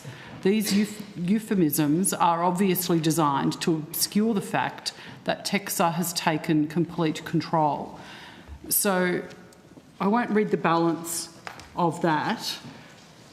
Actually, I will. I'll read the next paragraph. Getting back to the main point of my email, it follows from the Council's continuing abdication of the fundamental governance responsibilities expressly imposed upon the Council by the ANU Act at the behest of demands made by TEXA, which Council has been advised by the Honourable Pat Keane AC King's Counsel, Clayton Utes and ANU General Counsel are beyond the powers conferred by the TEXA Act and unlawful, that I can no longer serve on that council. Do you have any concerns in relation to that letter? Thank you, Senator. So clearly I'm not privy to the detail of those legal opinions that are being referenced. I will point out a number of relevant matters though. So our discussions with the ANU Council began in November of 2025 when the then Chancellor invited me to attend a council meeting and I spoke with council members about their concerns that there shouldn't be an undue delay to the period initiation of a process to appoint the next Chancellor. So it was responding to their concern. I indicated at that time that we would be happy to work with Council to come up with a process that would enable that to go forward, but would meet the standards of independence and propriety that were necessary. I want to indicate that in the context of the point you're making about alleged coercion, that this was a long-standing discussion to address concerns raised by the ANU. Secondly, if we can be brief, because I have a limited amount of time. This is very, very important to us to have it clear on the record, Senator, so I would like to answer. Secondly, I would say that the voluntary undertaking that was offered to TEXA did not include the names of the council members who would be on the selection panel. Those names were provided subsequently by Professor Marshall and were approved by TEXA. So that is really important. The third thing that I would say is that to this date, the powers that have been exercised by TEXA in relation to the ANU are limited to the powers under Section 28 and Section 63 of the TEXA Act, which are the powers to produce information which has been necessary for our ongoing compliance assessment. There was no exercise of powers in relation to the voluntary undertaking. Well, I refer to that voluntary undertaking that TEXA accepted from the ANU on the 24th of April 2026 regarding the Chancellor selection process. Has TEXA ever before involved itself in a university's Chancellor selection process in this way? TEXA has engaged with other councils of other universities on a number of occasions in different ways about selection processes. I'm asking about, in this way. Chair, I'm just mindful of the time and I don't want answers to questions that I haven't asked. Otherwise, I'll continue over time. We can decide what we're going to do. I appreciate that, Senator Kovacic. I will, of course, come back to you for another rotation if you require it. But these are serious matters. I'll allow your questions to be heard in full, but Dr Russell needs to also be able to give her answers. Dr Russell. Thank you. There's another, there's two recent instances where we've worked with councils in a voluntary way to ensure ensure that their selection processes were both open to applications or consideration by a wide spectrum of potential council members, where we indicated and the councils agreed that there should be independent membership on the selection panel, and where it should be merit-based and based on clear selection criteria with appropriate consultation with relevant stakeholders. Those are all elements of the voluntary undertaking here. So just to clarify, it hasn't occurred you haven't intervened in a selection process in this way, but perhaps in other ways that are similar but not the same? The circumstances are somewhat different, but we certainly have at least accepted one voluntary undertaking in relation to a council selection process that had the same core elements about what is contemporary good practice in selection. Thank you. On the 20th of October 2025, did TEXA write to the ANU seeking assurances that the ANU does not intend to commence recruitment for council members or a new Chancellor?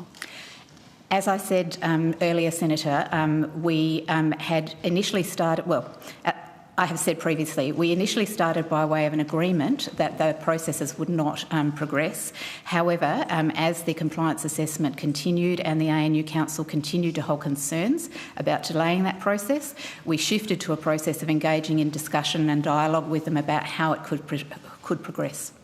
So what statutory power did TEXA rely on to seek assurances from ANU that they would not proceed with Chancellor or council appointment processes? That was done by agreement with the then Chancellor. Okay. Senator, after this I need to rotate. Okay. What statutory power did TEXA rely on to subsequently seek a voluntary undertaking from the ANU regarding oversight of its VC selection process, and did you obtain legal advice on either of these issues? So there and is if no, so, from whom? There is no voluntary undertaking in relation to the Vice-Chancellor selection process. And is there, and then to the Chancellor process? I'm sorry, can you repeat the question? Yeah, so what powers did TEXA rely on to subsequently seek that voluntary undertaking that you now have? It was agreed voluntarily under negotiation. It did not involve the exercise of powers. Okay. So it was just purely because the ANU agreed to do it, that's why it occurred, no other reason? It is an agreed set of arrangements to allow an important leadership position to be filled. Okay. I'll come back to you, Senator Classic. Senator Faruqi. Thank you, Chair. You said earlier TEXA formally commenced its compliance assessment of ANU on 27 June 2025. When will the report be completed? Do we have a timeline? So we are working to, as quickly as possible, conclude the matter.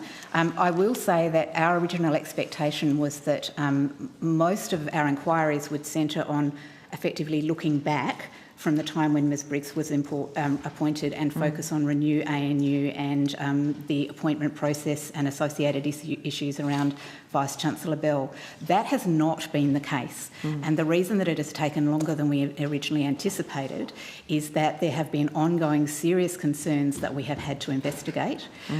We are in the utmost good faith trying to conclude this and get it to both the ANU and commissioners in July if we possibly can.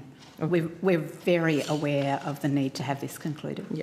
And will it be made public, and who decides that? So some of this will be a question for commissioners. Normally, if there are decisions of the Commission that include the application of conditions, conditions are reported on the public register. Due to the more complex nature of this matter and the extraordinary interest both within the ANU community and more widely, I expect we will confer also with the ANU and seek their agreement for more information to be published rather than less, including, subject to the views of the commissioners and the ANU, the reasons for the decision. Julie Bishop has attributed her resignation to regulatory overreach by TEXA. I think in previous chancellors letter of resignation. It says, Tertiary Education Quality and Standards Agency continued an increasingly contemptuous intervention in council matters. Then we just heard from another council member who talks about TEXA has taken complete control. Senators, can I just draw your attention? The letters which have been distributed have not yet been tabled. So just if I know that Senator Kovacic read from one before, we just need to be cautious about reading from the documents. No, they've been distributed. Some are marked confidential, so we need to just do some inquiries. So if we could just note that. There is other public outrage about TEXA's overreach, in this situation. And to me, it feels like it's executives who feel threatened by accountability. But I'd like you to respond to these accusations of regulatory overreach by TEXA. Thank you. We are required under the TEXA Act to, at all times, conduct our regulatory role considering the principles of necessity, risk and proportionality. And we've applied them in a very conscious way throughout this compliance assessment. The matters at the ANU are extraordinary or extraordinarily atypical to the extent of the scope, depth and complexity of the governance concerns. What that means is that the compliance assessment itself has been necessarily been of a scale that is different from our normal activities. The complexity and the ongoing continued evolution of issues has meant that we have had to make greater use of our powers to produce information, to compel the production of information than we would normally do. We've been very careful not to overexpand the issues of concern, to focus on those that are most central both to the standards and the risks for the ANU. So that relates to the way that we have conducted the matter. As I think I've already said, we have considered that it is the best approach to work with the ANU to agree a process that can permit that important leadership appointment to progress, rather than either to leave that matter unresolved until the end of our processes, or to, in any way intend that that should be managed by the exercise of powers. So we consider that that is in the best interest of the ANU and what is needed to move them forward in a positive way, as well as with our obligations under the TEXA Act. And so you would reject these accusations of overreach? We do. Yeah, you do. Chair, I just want to clarify, it's only ANU compliance that we're talking about at the moment? At the moment. And any other universities' compliance we can talk about later? Yes, I'll come back to that. Okay, great. I have questions on a few other things, but I'll finish here on You ANU. finish with ANU? Yeah. Okay. Senator Pocock. Thank you very much, Chair, and thank you for your time and the work you're doing. So just before you, we had the ANU up, and I raised something that has been raised with me by many people concerned in the ANU community, and that is around the governing architecture in the ANU Act. You have the Chancellor chairing the nominations committee to appoint members to council. That then goes to the minister, gets signed off. The council is the only people who can hold the Chancellor accountable. Is this a risk? Should we be looking to actually create a system of governance where there isn't that clear potential for a conflict of interest? I think you can see from the way that we've approached the voluntary undertaking, Senator, that we felt it was important that the opportunity to contribute to council was open to all and not restricted to a few, that it was based on relevant skills and capabilities, and that there could be trust in the fact that there was independence in the selection process. Now, when you're referring to the source of that particular past sort of structure and process, in part that is a product of the ANU Act. In part it also relates to the ANU statutes, and one of the areas of consideration in our inquiries has been what's expressed and required in those statutes and changes that were made to the statutes in 2020, and some consideration of those may be represented in the Commission's final deliberations. Those matters may also be the subject of advice we provide to the Minister. Thank you, Dr Russell. And who makes those statutes? The ANU Council. So the ANU Council, but they come to Parliament for review, do they not? Senator, I understand they're legislative instruments. Okay. So they are registered on the Federal Register of Legislation, but they are instruments made by the ANU Council. Okay. So the Council could actually potentially rearrange things there. Okay, that's good to know. Would it assist Tex's work and potentially reduce the need for later regulatory intervention if universities had stronger internal mechanisms that give staff and students a greater role and also voice in the goings-on of a university? This is something that's been raised with me by many staff and students. So I think that deserves a slightly complex answer. Certainly that's been canvassed really well by the Expert Council on University Governance in terms of the importance of having both staff and student representation on council. I do think that it's important, though, that it's recognised that those people once elected to council have a primary duty to council, not to any other bodies such as student unions or staff associations. What that means is the council must be very, very engaged in its own mechanisms for consulting with its community. So that it needs to be regularised as an expectation that there are strong mechanisms for updates, for engagement, for obtaining community perspective and input on important matters. You will note from the voluntary undertaking that's also reflected in the VU in terms of some specific agreements we had about consultation with the ANU Governance Project, with other stakeholders. Professor Coldrake has advised that he's spoken with more than 400 individuals at the ANU as part of informing that selection process. So there are actually a number of layers of ways that it is probably important to do that in a well-governed institution. Thank you.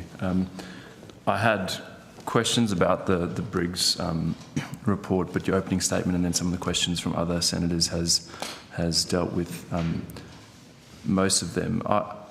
I have been, I don't know what the word is, a bit confused, bemused, entertained at times by the outrage from some in the sector over a regulator negotiating a voluntary undertaking with a university, and the former Chancellor saying that it was regulatory overreach. We saw the head of Universities Australia saying that Tex's involvement and this voluntary undertaking had sent shockwaves through the sector. And thank you for the work you're doing. For me, it sort of highlights just the need for better governance in our universities across the country. This is clearly not isolated to the ANU, but ANU is obviously the national university where, as federal representatives, we get a chance to actually look into these things. And the overwhelming feedback I've received from people in the ANU community is that they're incredibly grateful that TEXA has negotiated some guardrails around the selection process for the next selection of the Chancellor. And if that in itself sends shockwaves through the sector, then I think it highlights the important role of having a regulator and the need to update our governance structures. So I really urge the government, the Labor government, to actually get on with updating the ANU Act, setting the ANU up for success. Clearly, we need to make changes that ensure that this sort of thing can never happen again. Minister, is this something that you're willing to do, to actually work with the Parliament to update the ANU Act and ensure that they have the gold standard in university governance, given they're the one university where the federal parliament could actually do that? Thanks, Senator. Well, obviously, Minister Clare made the referral of ANU to TEXA, and as you've just said in your commentary there, TEXA's doing a huge amount of work. The independent Briggs report is part of the broader compliance assessment that TEXA is undertaking. Dr Russell has referred to advice to the Minister, perhaps coming as part of the finalisation of that report, and the government would take that advice very seriously, just as we have taken the governance challenges at universities very seriously for a long period of time, beginning with the Accord, the Expert Council, the principles coming out of the Expert Council, the work to update the threshold standards, the work to update the TEXA Act later in the year to give TEXA a broader range of powers. So, Senator, we take these issues extremely seriously. The governance at ANU and across the sector needs to improve. Mm-hmm. So given it needs to improve, will we improve it? I guess that's up to the federal parliament. TEXA obviously are doing good work, but it's probably not up to them to make recommendations to update the ANU Act. That's really for the government. So is that something the government's open to doing? We await the advice. I mean, this has been a significant body of work. You yourself in your comments have thanked Dr Russell for it. I think we're not going to preempt the advice that we get from this very significant compliance assessment. The next step for us is to await that assessment and await advice to the Minister. Thank you. Senator Bassick on ANU. Thank you. Just for my understanding, in October last year, TEXA sought assurances from the ANU that it would not proceed with the selection process for a new Chancellor. But a few moments ago, the evidence was that the undertaking offered this year was, and I quote, offered by the ANU after discussions between ANU's Pro-Chancellor, now Interim Chancellor Dr Marshall, and TEXA. These discussions occurred to identify how a robust process could be undertaken to fill a key ANU leadership role in a timely way. So in 2025, TEXA seeks to stop ANU from recruiting a new Chancellor. In May this year, TEXA accepts a voluntary undertaking in order to recruit a Chancellor in a timely way. Can you explain that discrepancy to me? Gladly, Senator. In that first contact with the ANU, we asked them to agree not to progress those appointments, and at that time it was by agreement not to appoint a Vice-Chancellor or a Chancellor. The significant concern that related to was that the governance concerns were so closely aligned to selection processes and the previous operations of Council in relation to key leadership appointments. So it was deemed to be highly relevant to the issues of concern. At that time, we anticipated that our compliance assessment would focus mostly on more historical matters, as I have, and we envisaged that we hoped that the compliance assessment would conclude closer to February of this year. As it has transpired, there were significant ongoing matters that we needed to investigate. That has taken time and meant that the compliance assessment was not concluded as early as we imagined. That meant that it was fair and reasonable for us to revisit the question of the Chancellor appointment, given that the then Chancellor, Chancellor Bishop, was due to end her term at the end of 2026, and the Council had estimated that the recruitment and appointment process could take 6 to 9 months. Has TEXA obtained its own legal advice that its requirements of ANU are actually within power? And I kind of asked this question before. And was TEXA aware when it accepted the undertaking that ANU had received advice from senior counsel that those requirements were beyond power? Senator, accepting a voluntary undertaking doesn't require the exercise of powers. What I will say is that we were advised by Dr Marshall, and the Pro-Chancellor is the person under I think it's the statutes of the ANU that manages the process for Chancellor selection, that the Council had all necessary advice, that he had presented the Council with a range of options to consider. The Council came back with a number of questions and concerns that they put to us, including inclusion of Council members on the selection panel and inclusion of an Indigenous or First Nations member on the panel, and consultation mechanisms which were then included in the agreed undertaking. This was a process of negotiation. So TEXA didn't seek legal advice because you didn't deem that you were doing anything because ANU was voluntarily entering into this agreement or negotiation with you. Is that correct? Because the thing that confuses me is you're a statutory body. Regardless of the action that the ANU are taking, or that you're taking, you need to have a statutory basis to what you're doing. So it is customary, this is not exceptional practice for TEXA to accept voluntary undertakings. This is a long-standing practice where something short of the exercise of explicit powers is needed to resolve a risk or resolve a problem while ensuring sufficient accountability from a higher education provider. But if we're looking to resolve a risk or resolve a problem of the nature that we're all aware of here, surely TEXA would have gone, best we seek some legal advice. And clearly the resignations from that board, of that council of eminent individuals, including a former judge, does that not raise any concerns around the process here and what has occurred? So if I may clarify, the resignations did not happen before the voluntary undertaking. They happened sometime afterwards. I recall just before the Tom report was, in fact, very much proximal to the release of the Tom report. The voluntary undertaking was voted on by all eligible members of the prior council. That is my understanding, and it was our understanding is it was, considered properly by council and offered voluntarily.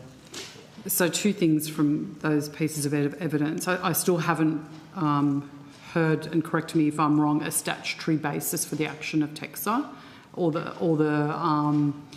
grounding in statute. I haven't heard or understood that clearly.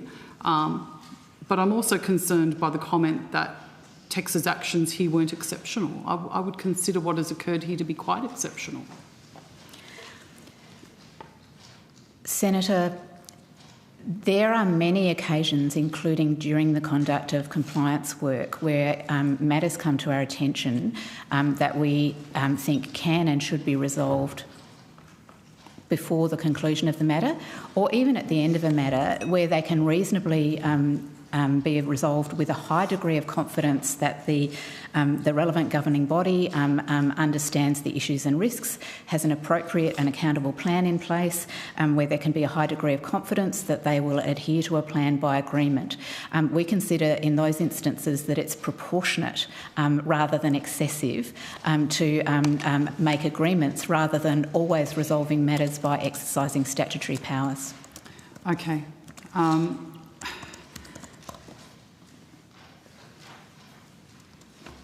The way I see it is TEXA decided that a Chancellor should not be appointed by the ANU Council last year, and then decided that they needed to appoint a Chancellor this year, which was justified by seeking and accepting a voluntary undertaking.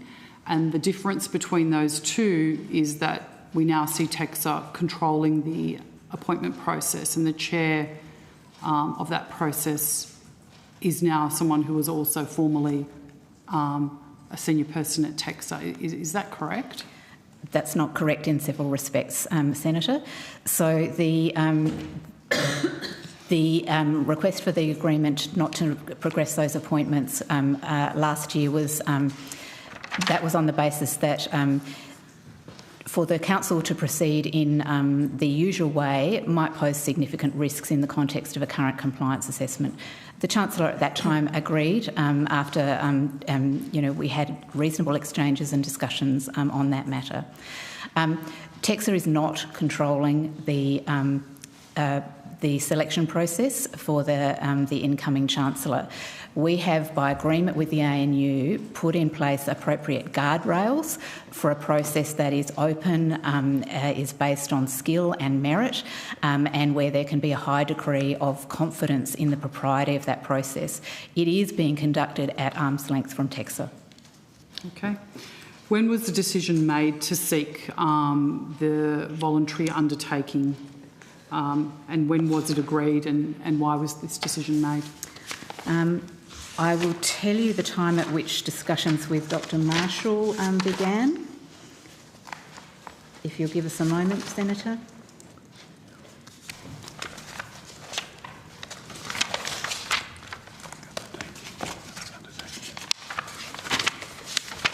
So I will say that on 28th of November 25, I attended the ANU Council meeting. So there's a great deal on our timeline in relation to ANU.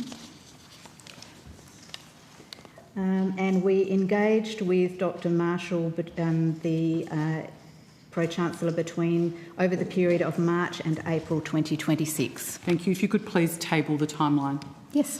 Thank you. It's my understanding that TEXA has nominated a majority of the members to the panel appointing the Chancellor, but that the Council remains responsible for appointing the Chancellor. Does TEXA accept that a majority of the independent panel effectively does control the shortlist and the recommendation, that it's not the Council themselves that will do that? So, to clarification panel itself that identified the appropriate expertise and the appropriate individuals to participate on that panel. TEXA, in fact, provided to the Chair a list of names that the ANU Council had thought would be useful, so that the Chair could consider those. But it was the Chair, in discussion with the Council-appointed members of the panel, who identified and approached those other members. We weren't told those names until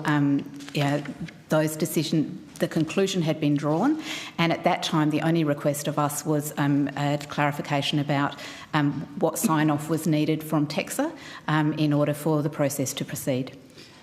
So, former TEXA, was he Chief Commissioner? Or he was Chief Commissioner, Chief Professor Commissioner Coldrake. Peter Coldrake was appointed to chair the ANU Chancellor selection panel.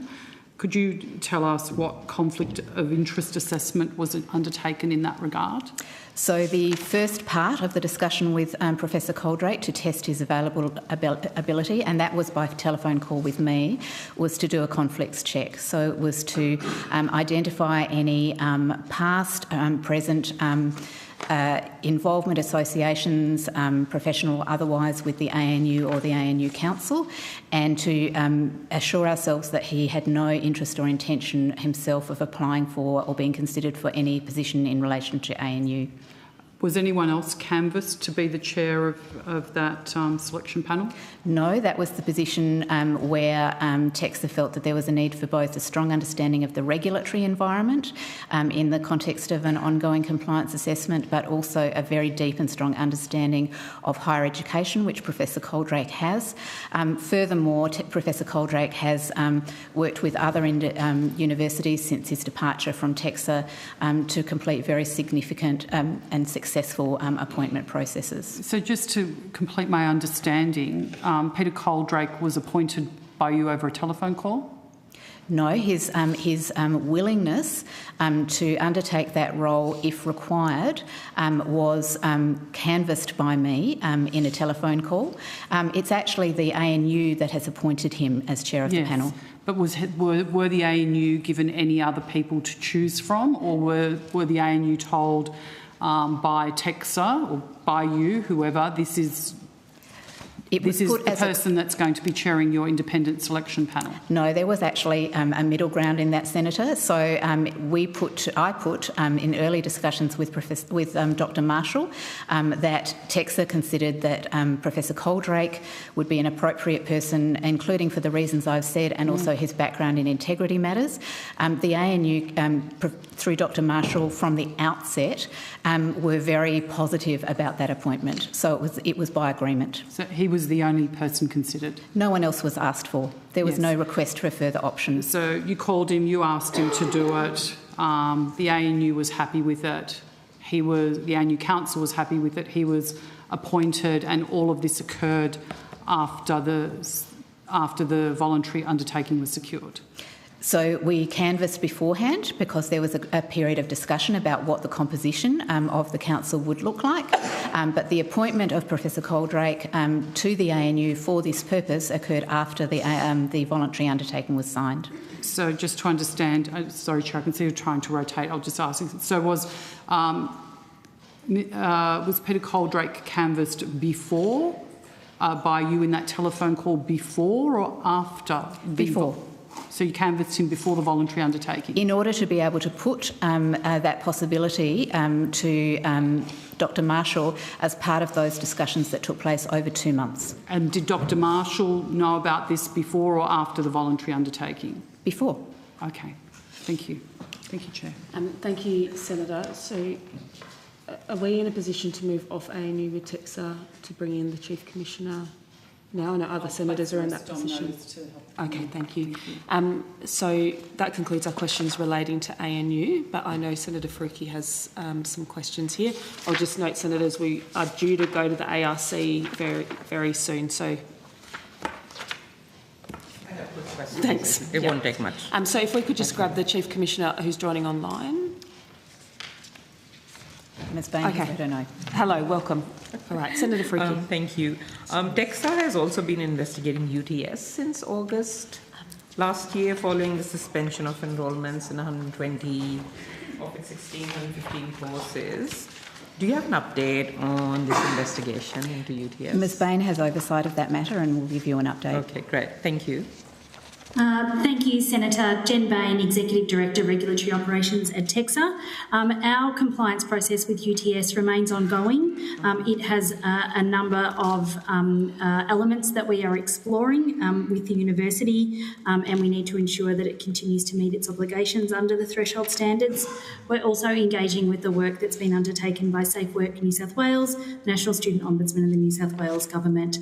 At the moment, I can't give you a timeframe for conclusion of that work, but it is a process that is ongoing at TEXA.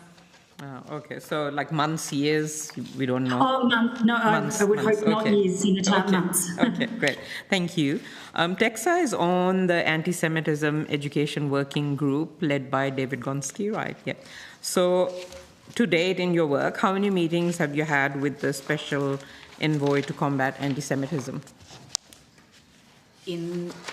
Can I clarify, please, Senator Faruqi? Are you asking about how many of the how many meetings there have been of the task force?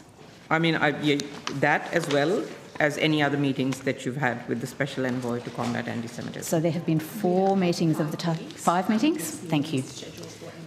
Of the task force, we had dialogue with the Special Envoy from the time of and during the period of the student. Of the campus protests and encampments. Mm-hmm. So there has been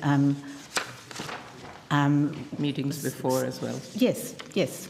Can you just take on notice how many? Yeah, if you can't remember that now. I mean, we've had reports on racism in universities now by the Race Discrimination Commissioner as well, and others. So how many meetings have you had with the... and there's the report of the Envoy to combat Islamophobia. How many meetings have you had with the Envoy to combat Islamophobia? So we'll come back to you with the exact number. Certainly, as you would know, the Special Envoy to combat Islamophobia was appointed sometime later, yes. And so wasn't available until later in the work that we undertook in relation to the issues that were occurring on campuses. From the time of his appointment, we engaged directly with him and also included him in our roundtable discussions. Yeah, okay. Could you take on notice the number of meetings? And with the Race Discrimination Commissioner, have you had meetings with the Race Discrimination Commissioner? So, yes, we've had informal discussions, but TEXA was also a participant in one of the advisory functions in relation to the development of their research. Racism at unis? Yes. Yeah. Could you just take on notice the number of meetings you've had? How much is TEXA paying recruitment agency Elliott Gray for its work on the student advisory panel? Thank you, Senator. Tabor Ackerman, Senior Director, Operations and Regulatory Support. I believe the exact figure, but approximately $29,000, excluding GST, is the anticipated value of that contract. Okay, and that work couldn't have been done in-house? So we are running a process to recruit a student advisory panel. We have received 550 applications for that panel, and Elliott Gray is supporting us through that three-tiered process. This is the first time we have run a recruitment of this kind. This is the first time we have developed a student advisory panel. It's not something that's usual public service recruitment. It's a very specific, bespoke recruitment process that we've designed specifically to enable all types of students to apply, so not just students who have available time or can go through a normal process. That requires some specific skills both in reaching a broad range of students and from a diverse background, as well as developing a recruitment process to ensure that we bring a panel of 8 to 10 people together that work together constructively and well. That is not a standard process that we run. This is a one-off recruitment that we're doing to help us develop those skills and understanding ourselves. Once that is done, we will continue to do those processes in-house from the second year onwards. And I'm presuming that Elliott Gray has expertise in working with students and in education? Yeah, so Elliott Gray has experience, for example, in conducting large graduate recruitment rounds and things like that. And when will the panel be announced? So we've gone through 2 stages of recruitment now. As I said, we received 515 initial applications. We've gone to the second phase of receiving 100 written applications. From next week, we'll be undertaking group interviews that will conduct over about 2 weeks, and we expect to kind of finish that recruitment process within the next kind of 4 to 6 weeks. 4 to 6 weeks. So you obviously have a criteria for recruiting the student panel. Could we have a notice the criteria that you have developed? There is a assessment rubric for each stage, and we can provide that on notice. Thank you. Senator, if I may add, yes. Part of the expenditure for this first round is that we own the process and the artefacts that enable us to then repeat it at lower cost. Yeah.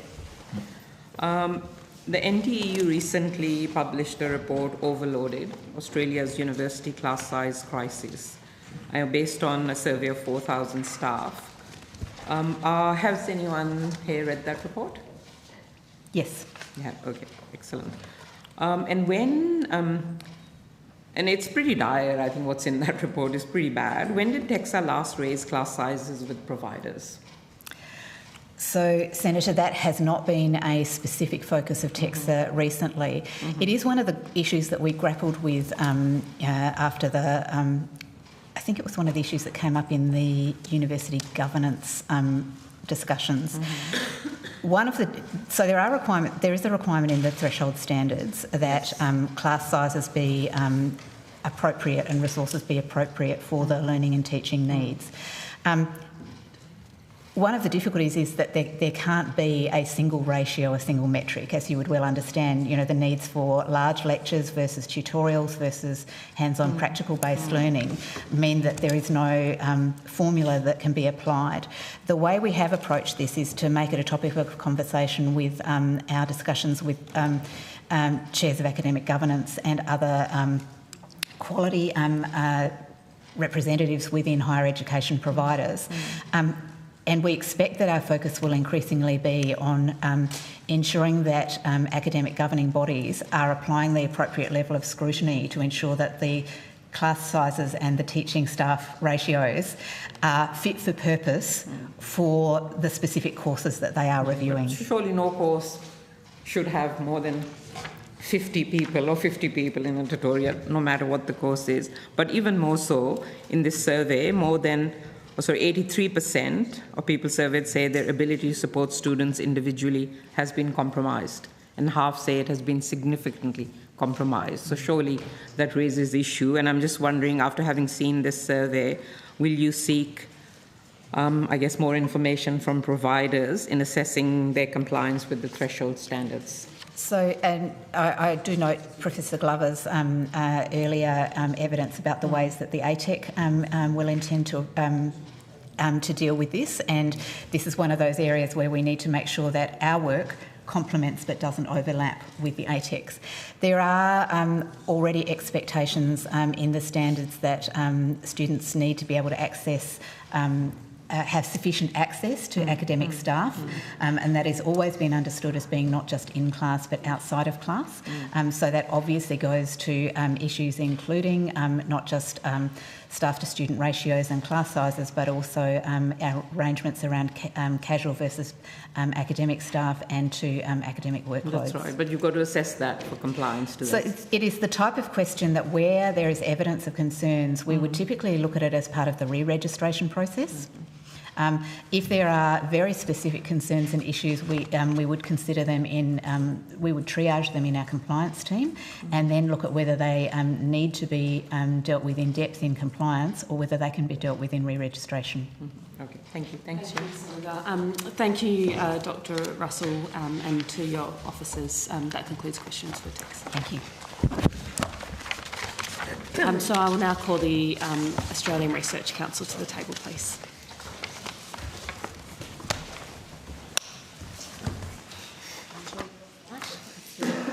Can senators indicate to me one? Great. I'll try and do it in 15 minutes. We've only got 37 minutes, so you might want to condense. They're the real victims in all of this, aren't they? So 12 minutes, I guess, divided equally. Yeah, we'll see. I might just do you want, is it helpful to do quicker rotations or to just divide up the time and you block as you block? Yeah, I've got 3 questions.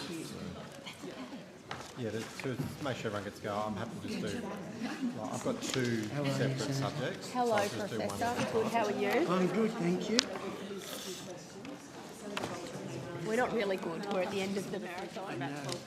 I'll try and project my germs this way. What do you need, barring whatever Roberts needs? That doesn't sound good, okay? No. Yeah, well, I could just, what I'm saying is I could do, I've got 2 Home for a subjects. long weekend soon. Yeah. We are broadcasting, so we should just be more circumspect in my comments. Let's just we'll jump in and do our best in the time we've got. Hello and welcome, Professor Shergold. I understand you don't have an opening statement. Senator, I was going to make a very brief opening statement, if it's okay with you. It is allowed, but we've got a lot of questions. Okay, in which case I will withdraw my opening statement. Thank you, but if you would like to table something after the fact, you No are problem. more than welcome to. Senator Pocock, you have the call. Thank you very much, Chair. Thank you for your time this afternoon. Can I just get a quick update on your staffing levels and organisational restructure? Sure, Senator. That organisational review has completed and the new structure came in place on the 1st of March 2026. Yes. How many? How many? We had a total of 7 voluntary redundancies. Yeah. And 1 employee did not accept the voluntary redundancy and has been in retention period. Has been? In retention period, as per enterprise agreement. In a retention period? Yeah, it's called entered a retention period in accordance with the How long does that go for? It should finish on the 19th of June 2026 if there are no further changes. So what happens after that? Do they become a permanent employee again, or? No.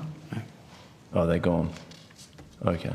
So you don't accept a voluntary redundancy, you get that period, and then you're gone. Okay. And so how many staff do you now have?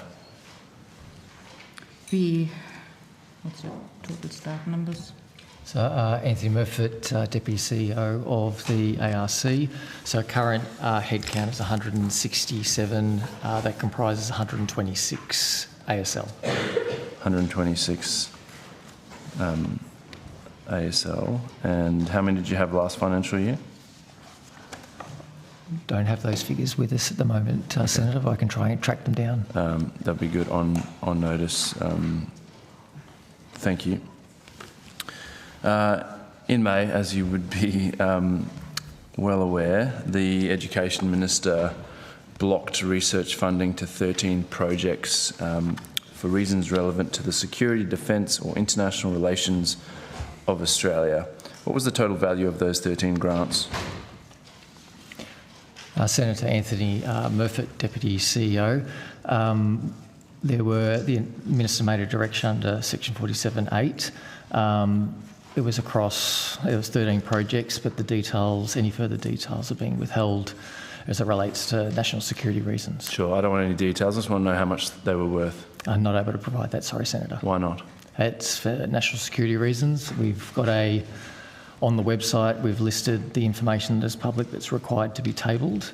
That includes the schemes. There were 4 schemes, the number of grants per scheme, and in addition to that, the rest is not for public disclosure. How does knowing the cost of 13 projects bundled together compromise our national security? That makes no sense.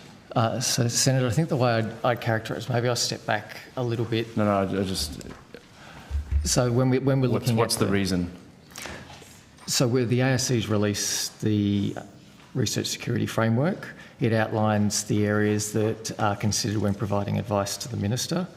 There are 3 broad areas that we look at. It's the nature of the collaborations. Sure. It is I understand that bit. I'm interested, why can't the Australian people know how much the value of the grants that have been knocked back on national security reasons? I get the national security reasons, but it seems like that is... So I think the way we look at it is when we're doing those assessments where the assessment is in the national interest against national security, and it's about what are the impacts if those projects are funded. Sure. And what is disclosed is making sure that we keep the national interest front of mind. Sure, I understand that, but you've got 13 projects. Why can't we know how much they were worth? Because that's not information we're disclosing. Why? Senator. I'm happy to take that on notice and come back to you with a more detailed decision. But at the moment, what we're required to disclose as we go through those projects is as has been tabled by the Minister. And what happened to that funding now? Is it allocated to the next highly ranked research project down the list, or...? So the way the process works, Senator, projects go through peer review. Applications are identified for due diligence reasons, and I outlined some of the areas that we will look at. They will continue their due diligence process, and at the end, if there are factors identified that are against the national interest, they will be put to the Minister for his decision. Funding that is then available is allocated to other competitive projects in the round. So, just so I understand it right, those 13 projects which have a value that Australians aren't allowed to know, that total money goes back into the pool and is reallocated to other projects? To future schemes. Yeah, to future schemes. Yeah. And so not to ones that, the next one that missed out? Because the outcomes have been finalised at that point. Why is that? Why to future schemes? Because we don't have a collection of reserve recommendations. Which there's not a next project in the ranking that you think would be. Why is that? So we're just investing less in research this year? No, it won't be investing less this year, Senator. It will simply go into the pool and be reallocated in future programs. Sure. But it will not be reallocated under that particular program for that year. Mr. Shergold, how can it not be investing less this year if 13 projects aren't going ahead and that money isn't being invested this year? Was that for me? No, Mr. Shergold. I think I will come back to you, Senator, but all the money allocated each year, which is going into allocation under our schemes, will be spent. But it will not be. But it will not be spent in terms of those 4 programs, incidentally, for which a number were identified by the Minister. But you can't say that you're spending all the money this year if there's 13 projects that aren't going ahead and you're not spending that money, can you? So Senator, what we might do is take it on notice, because the way that we allocate money is not necessarily per financial year. Each of the grants operate across a 4 to 7 year horizon depending on the scheme. So I think it's better to do, Senator, is take it on notice and explain how the money is allocated each year. The way that the ARC allocates is ensure that out of the $1 billion approximately that we have for grants, that we expend the maximum amount that is available, but we can take it on notice to step through how that process operates, because there's money that's allocated in previous years that work over multiple year projects, and then the money that we allocate say in the rounds that we've just announced, won't come into effect for another year. So there's a range of reasons that we make sure that the money is allocated appropriately. And it's a very small proportion of money anyway within that particular scheme. Well, we don't know, do we? Well, we can say that, for instance, the last linkage round was $99 million, 179 projects, and 3 of them or 2 of them were on the list. So you can see the proportion is very, very small to go back in the pool for the next rounds we run. Sure. Maybe just finally, Minister, yeah, Australians are very concerned about governments reaching into university research. The government's doing that for national security reasons, we hear.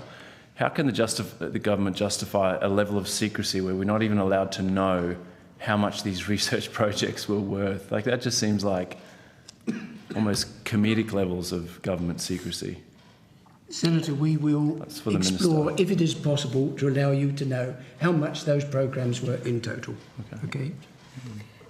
So, Senator, I think it's probably just worth noting that these arrangements were part of strengthening the independence of the ARC and making sure that ARC decisions are made on the basis of peer review rather than political review, which is important to us.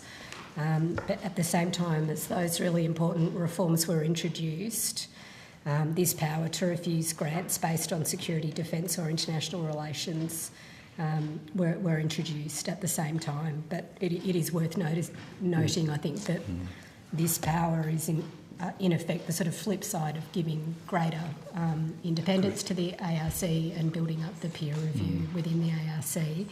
In relation to the information that's available about the grants that were cancelled, I can perhaps do a couple of things, Senator. One is tell you that information has been provided to PJCIS and that's part of the process. I'm not on that committee. And then I can also take on notice whether there is any further information that we're able to provide. I'm happy to take on notice whether there's more information that can be provided. I don't know the answer to that, Senator. Okay. Minister, are there any non-coalition and Labor members on PJCIS? No, I heard you make an aside that you're not allowed on that committee, Senator, and I understand that that's the case, that the membership of the committee is the government and the opposition. Yep. Thank you. Thanks, Senator. Senator Freaky, I'm coming to you for 10 minutes. Thank you. Okay, thanks, Chair. Just a couple of more questions on those 13 grants that were vetoed. And obviously they were vetoed under the new ARC legislation, for reasons relevant to security, defence or international relations of Australia. And I understand that for confidentiality reasons you can't provide, or security reasons can't provide any details, but just in general terms, if you can provide that, like what sorts of issues led to these grants being vetoed? Like, can you provide, for example, were some of the researchers involved in collaborations with overseas institutions that were of concern for some reason, or any general information? Yeah, thank you, Senator. So a lot of the reasons and rationale for what the ARC considers is in the ARC's Research Security Framework, which we've now published, and that was now available on our website on the 14th of May. What it outlines, there are 3 broad categories that we look at. It's the type and nature of the technology. So largely, if it's critical technology, that's an area where it's important in national interest. You don't want strategic composition in that, thinking about IP arrangements and data flows. So that's sort of one criteria that we have a look at.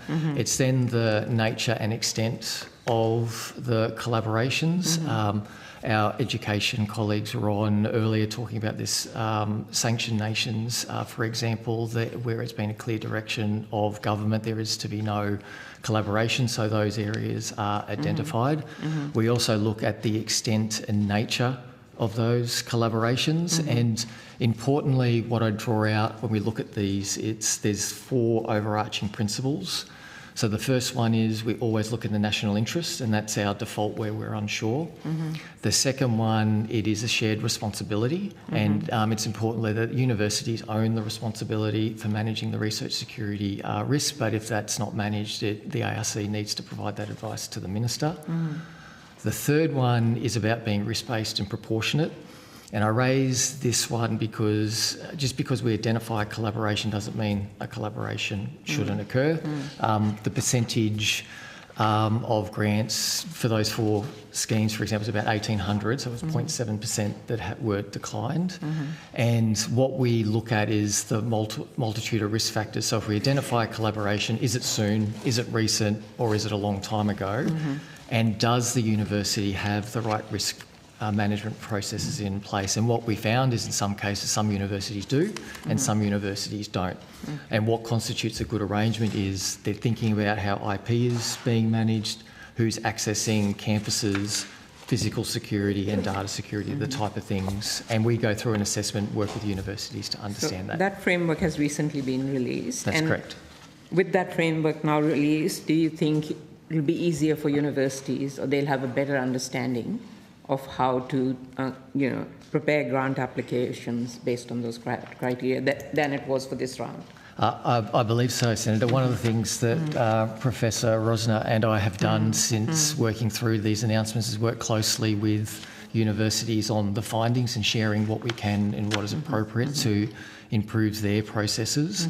So I think when that's combined with the framework that's released, I think we're in a much better position, and we've also offered to continue to work closely with the sector so that we can collectively improve under that shared responsibility of mainly why I'm asking these questions is that I raised my concerns at the time this legislation came in because of the breadth of international relations or any other matters that, ARC could consider in making those decisions. And we have seen previously how grant applications have been vetoed on political whims. So I think, what assurances can the public, universities and researchers have that these veto powers aren't being used for political purposes? No, thank you, Senator. So I think a couple of things I'd say is the ARC Act is very clear on what the powers are. Section 55 outlines what the Minister must consider, and to provide the transparency and confidence. That's why the ministers approved the framework. So we're being very transparent and open in what we're looking for, and we're sharing the information that we can just to build in that trust and transparency. And I think I'd say is many of the DVCRs we've spoken to have appreciated how much we've engaged. So we've got a shared understanding because they also understand the importance of this issue. Thank you. I noted that your 21st of May update to the timeframes for processing your grant schemes, and it was good to see that it's been reduced to, from 3 to 4 months to 2-week timeframe again. But there are some others like future fellowship schemes that still run for 11 months, and also Discovery Indigenous grants as well for 2027. So I guess why are some schemes 11 months, others 9 months? Is this because of additional security checks that now you conduct, or some other reasons?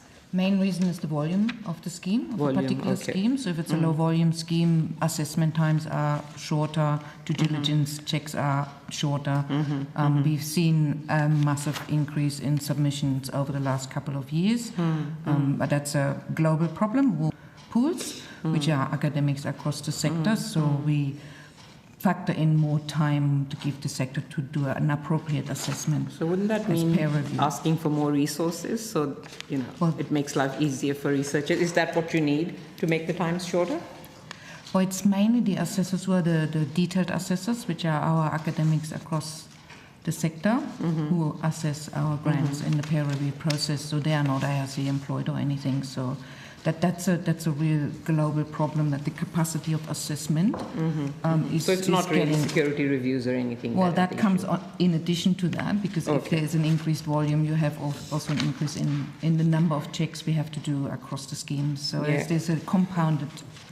I'm just wondering if there's some way of kind of making the process faster. So, for example, can you release preliminary outcomes approved by the ARC board to researchers with funding contingent upon subsequent security checks. Is that a way of kind of yes, so improving that's the how situation? we could reduce the time again in the recent calendar we Yes, so we could you do published, that for and these that is as well? to announce those which are not under due diligence within time frame, and then proceed with due diligence as we need to. Yes, so could you do that for these other grants as well? Could you do that for these other grants as well, which still run 11 months and 9 months?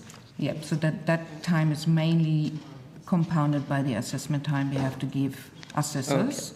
Okay. So future fellowship, for instance, is a double submission. So that results in twice as many assessments we have to collect. But you are doing preliminary stuff still to reduce the time for those as well. Okay. I just wanted to get an update on the workings of the Commonwealth Research Grants Working Group. Professor Shergold, I think you are also the chair of the Commonwealth Research Grants Working Group? I am the chair, Senator. Yes. And is it correct that the working group has been tasked with creating a clear framework for the ARC and NHMRC to make funding decisions aligned with the new hate laws? Not quite. It is broader than the ARC and NHMRC. Okay. It is looking at Commonwealth research grants across the field and making sure that they, in assessing those grants, people coming forward know that they have to be in alignment with the, as you say, the combating anti-Semitism, hate and extremism legislation. Okay, so the framework will consider all forms of hate and racism, and not just anti-Semitism. Correct. Yep, okay. When will you be providing this framework for the ARC to guide funding decisions? Or other organisations? So it won't be, it will be, it is, of course, a broader process that you know that the Department of Education are undertaking. This is a small but important part. I anticipate we will come back with some proposals within the next 3 months, which I imagine we will take up with David Gonski in the department, and then will be considered in time with all the proposals and recommendations being put forward by the Department of Education. And will the criticism of Israel be deemed to be inconsistent with those hate speech laws? Have you gone into that detail yet? No, we haven't. I am looking at the ways in which universities and other organisations will be able to give us confidence when they apply for grants from the Commonwealth that they are in alignment. And that would apply to the topics of the research, the researchers, or indeed the partners. But we haven't gone into this type of it will be that it will not go down to that level. Okay. It will be finding a form of words which says that when you seek a grant, a research grant from the Commonwealth, that you are confident that it is in alignment with the legislation that is set out. Okay. And just really quickly, I'm presuming you will take these on notice, but the Australian Research Council awarded Monash University Research this year around $1.7 million to map the aging primate brain. Would you have information on individual grants like that? Can that be easily looked up? Or? We have, in fact, I think, Senator Faruqi, you asked us a similar question about non-human primates last time, and we've answered that one on notice. I think there were 6 that we had identified for you. Okay, so maybe and we can do the same these, again. Yes. You can take these on notice, but just a broader question. When you assess these grants where animal testing is being done on primates, do you consider animal welfare impacts? So that should be covered in any animal ethics application at the university level. So, but do you consider cannot proceed before those ethics applications have been approved. Sorry? These research projects will not proceed within university control, as it's not IRC cannot. So you don't them. oversight any of this, even though according to the code, like researchers must comply with the Australian Code of Care and Use of Animals for scientific purposes, but also any breach of that code is a breach of the Australian Code for the responsible conduct of research, which you... This is responsible of the universities, so our contract... Both those codes, you don't have any oversight. I think this... Australian Code of Responsible Conduct of Research, isn't that something you're responsible for? The Australian Code of Conduct, yeah, that's our responsibility, but we don't have any policing power. We just oversee the processes. I'm not asking you to police it. Do you have any oversight? So you don't have any idea of whether they are breaching? Senator, this was the reason I had wanted to actually make the opening statement, so I shall do it now, just to be... It is incorrect to say we do not have any monitoring or oversight. What the board does is when grants come forward, we don't second guess whether or not that's appropriate. We set high store by the integrity of the process. The integrity of the process means that the universities are fulfilling their important role in making sure, for example, that all the ethics approvals are in place. Okay, well, I might put some other questions on notice. Thanks, Chair. I appreciate you doing that. Senator O'Sullivan, you have the call. Thank you. And I've got till close, is that right? Or someone else seeking? Unless another senator walks in seeking the call. Okay, great. Thank you. Well, hopefully I get to take us all home. We'll see. I refer to the ongoing matter regarding the actions of ARC grant recipient Runda Abdel Fattah. Dr Abdel Fattah's grant application, which is available on your disclosure log, notes her association with the Centre for Islam and Global Affairs in Turkey. That centre's founding director, Sami Amin Al-Aren, notoriously pleaded guilty to terrorism offences in the US associated with fundraising for the terrorist organisation Palestinian Islamic Jihad and spent 57 months in prison. In subsequent years, he was subpoenaed in relation to terrorism charges 3 more times by a grand jury before being deported to Turkey, where he then founded the Centre for Islam and Global Affairs, at which Dr Abdel Fattah studied. Has ARC conducted any analysis of Dr Abdel Fattah's extensive relationship with the overseas institutions from a national security perspective? We would have done that in the same way as we have done for all other applicants, hence the decisions of the Minister that you have talked about. I am very happy, Senator, to take on notice, however, the... Released on your disclosure log earlier this month, she mentions her intent to bring... I'll get the pronunciation right as best I can, Noura El-Karat, an American academic, to Australia and request the funding to do so. When the US Committee on Education and the Workforce investigated anti-Semitism at Rutgers University, they described public online records of El-Karat interviewing members of the Popular Front for the Liberation of Palestine in 2016, sitting on Zoom calls with senior Hamas officials in 2020 and tweeting on October 7, 2023 that Hamas was simply performing military tactics against Israel. Did the ARC consider the appropriateness of Abdel Fattah's request relating to El-Karat when they approved Abdel Fattah's project? Senator, who was the request for funding to? Well, I believe to ARC. I don't believe so. I will check, Senator. I'll get someone just to check that. But if it was an application to do that as part of her research project, then I would be interested. I could be wrong, but it may be that the funding is coming from elsewhere and not to do with the ARC. I'll table a document. Yeah, thank you. Doc 23.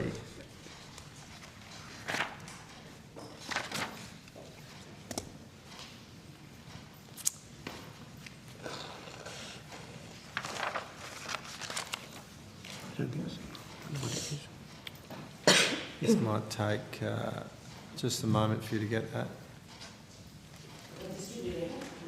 Yeah.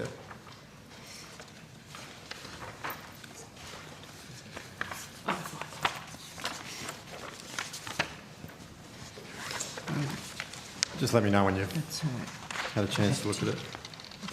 To us, and what's the date? So this is excerpt. Yes, Senator, I can see. It looks to me as if it is the application for funding for 2022. Is that correct? Yes. Yeah. Again, I'm very happy to take that on notice. So that'd be the same answer you gave before. We'll go through the... Yeah. Now that I know that is to do with ARC project. Did... Can you explain why an applicant seeking funding to bring this person to Australia would have been approved? The reason I'm hesitating, Senator, I'm trying to see whether we approved it or whether Macquarie University as the authorising university approved it. So that's why I prefer to take the questions on notice. Take the question on notice, yes, thank you. And in doing so, can you explain why, after October 7, 2023, a project seeking funding to bring Al Kharat to Australia would not have been cancelled? To the extent I can, Senator, and certainly ask Macquarie University if it's in terms of this grant. Thank you. And then if you could explain why none of the publicly available documents detailing the approval process for Abdel Fattah's grant or the subsequent considerations show that her intention to include Al Kharat in her research and use of grant funding was questioned. I presume you're also taking that on notice? I will. In April of this year, the anticipated end date of Dr Abdel Fattah's funding was extended from the 29th of July 27 to the 28th of May 28. So a decision was obviously made to make that extension. Can you explain this alteration in the anticipated end date? I can take that, Senator. So that's because the grant was suspended for 11 months. So that would extend the end date by 11 months.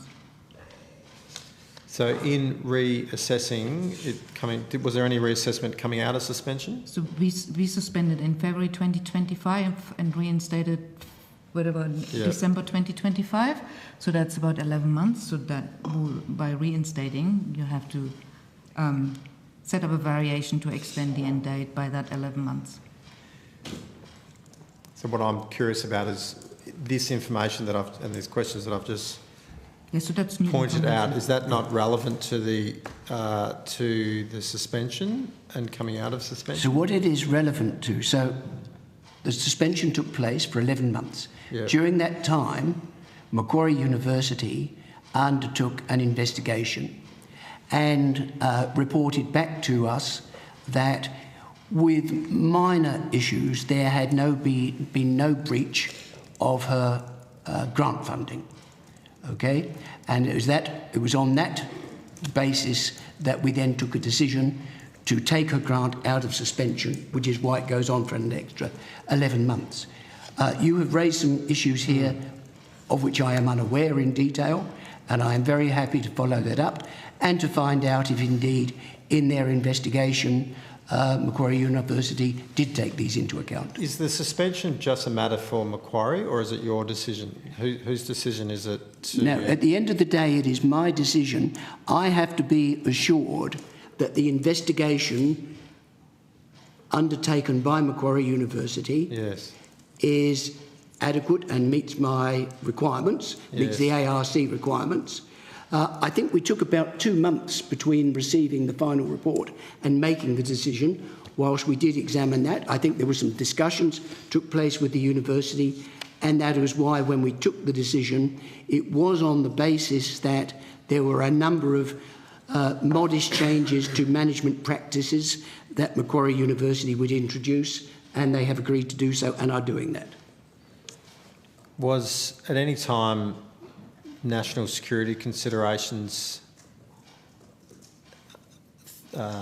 considered as part of... Well, obviously this was considered, you can see back in 2021, 22, I think to say the environment was quite different, and of course the legislation didn't exist. So the process we go through now is far more rigorous in this regard than would have been the case at the time in which this grant application was considered.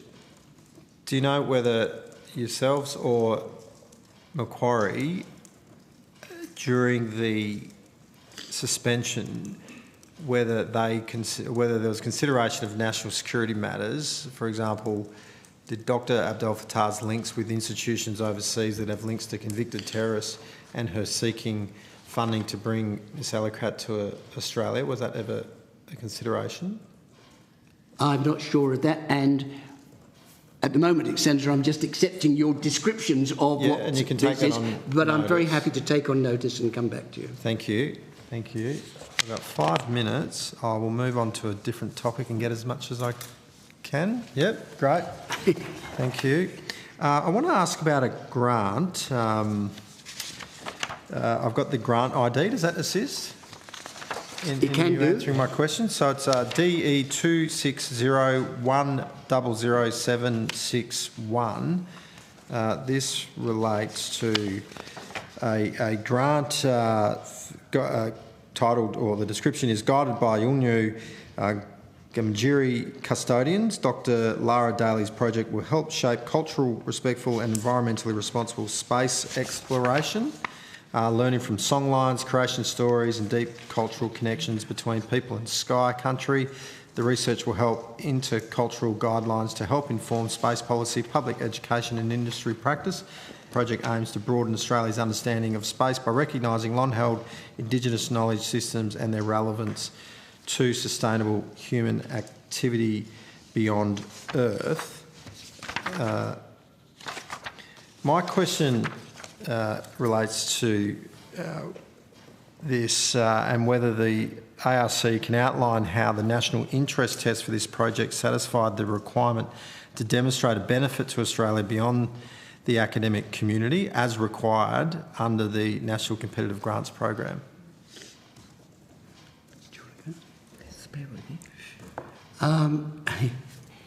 So again, Senator, I have to fall back on telling you we have a peer review process. The details of that peer review process are now set out on our website, and this in detail. Chair, I'm very happy to make that available to all members of this group in future. But it is essentially based upon a peer review process which was undertaken. And I am assured that the process overall that was undertaken had significant integrity. I can't sit here and have a discussion with you about would you or I have funded that process. It is an impossible way to allocate $1 billion of taxpayers' money in grants. The only way you can do that is by having a systematic peer review process with experts in the field making decisions. And I have to making recommendations, and then I have to rely on that process and make sure I am satisfied with those processes in order then to approve the decision with the rest of the board. But we cannot, you would understand this, it would be inconceivable for a board to sit around a table each year and look at thousands of applications and see the recommendations that are made to us and go through each of those in turn. What I can do is to give myself and yourself assurance that the processes undertaken for peer review process were performed with the utmost integrity. And there are assessment criteria which are around feasibility and benefit, which the assessors have to take in consideration. This is a DECRA application, very highly competitive. So 1 in 10 might be successful. Well, that would be a very rigorous process to determine the value of that research, because the assessors have, of course, access to the full proposal, whereas the public has access only to the 100-word summary. But it does mean you have to take into account the public interest. Yes. Yeah, yes. And we've got 2 minutes. The motivation for my question is to understand. You mentioned competitive. There are obviously lots of competing applications, and decisions are made given the limited availability of research funds. While it is collectively a sizable amount for each project, they need to be. Taxpayers need to ensure value for money, and of course, I understand one of the guiding principles is that it has a benefit beyond just sort of the academic community, and so I'm trying to understand how a project like this, in relation to a space project using Indigenous songlines, has any commercial application, would have any benefit to the Australian economy more broadly, and the taxpayer for its investment into such a project. Yeah. But let me again be clear, Senator. The fact that it is in the national or the public interest doesn't mean the research project has commercial applications. There's a large amount of blue sky science research that wouldn't fit that category.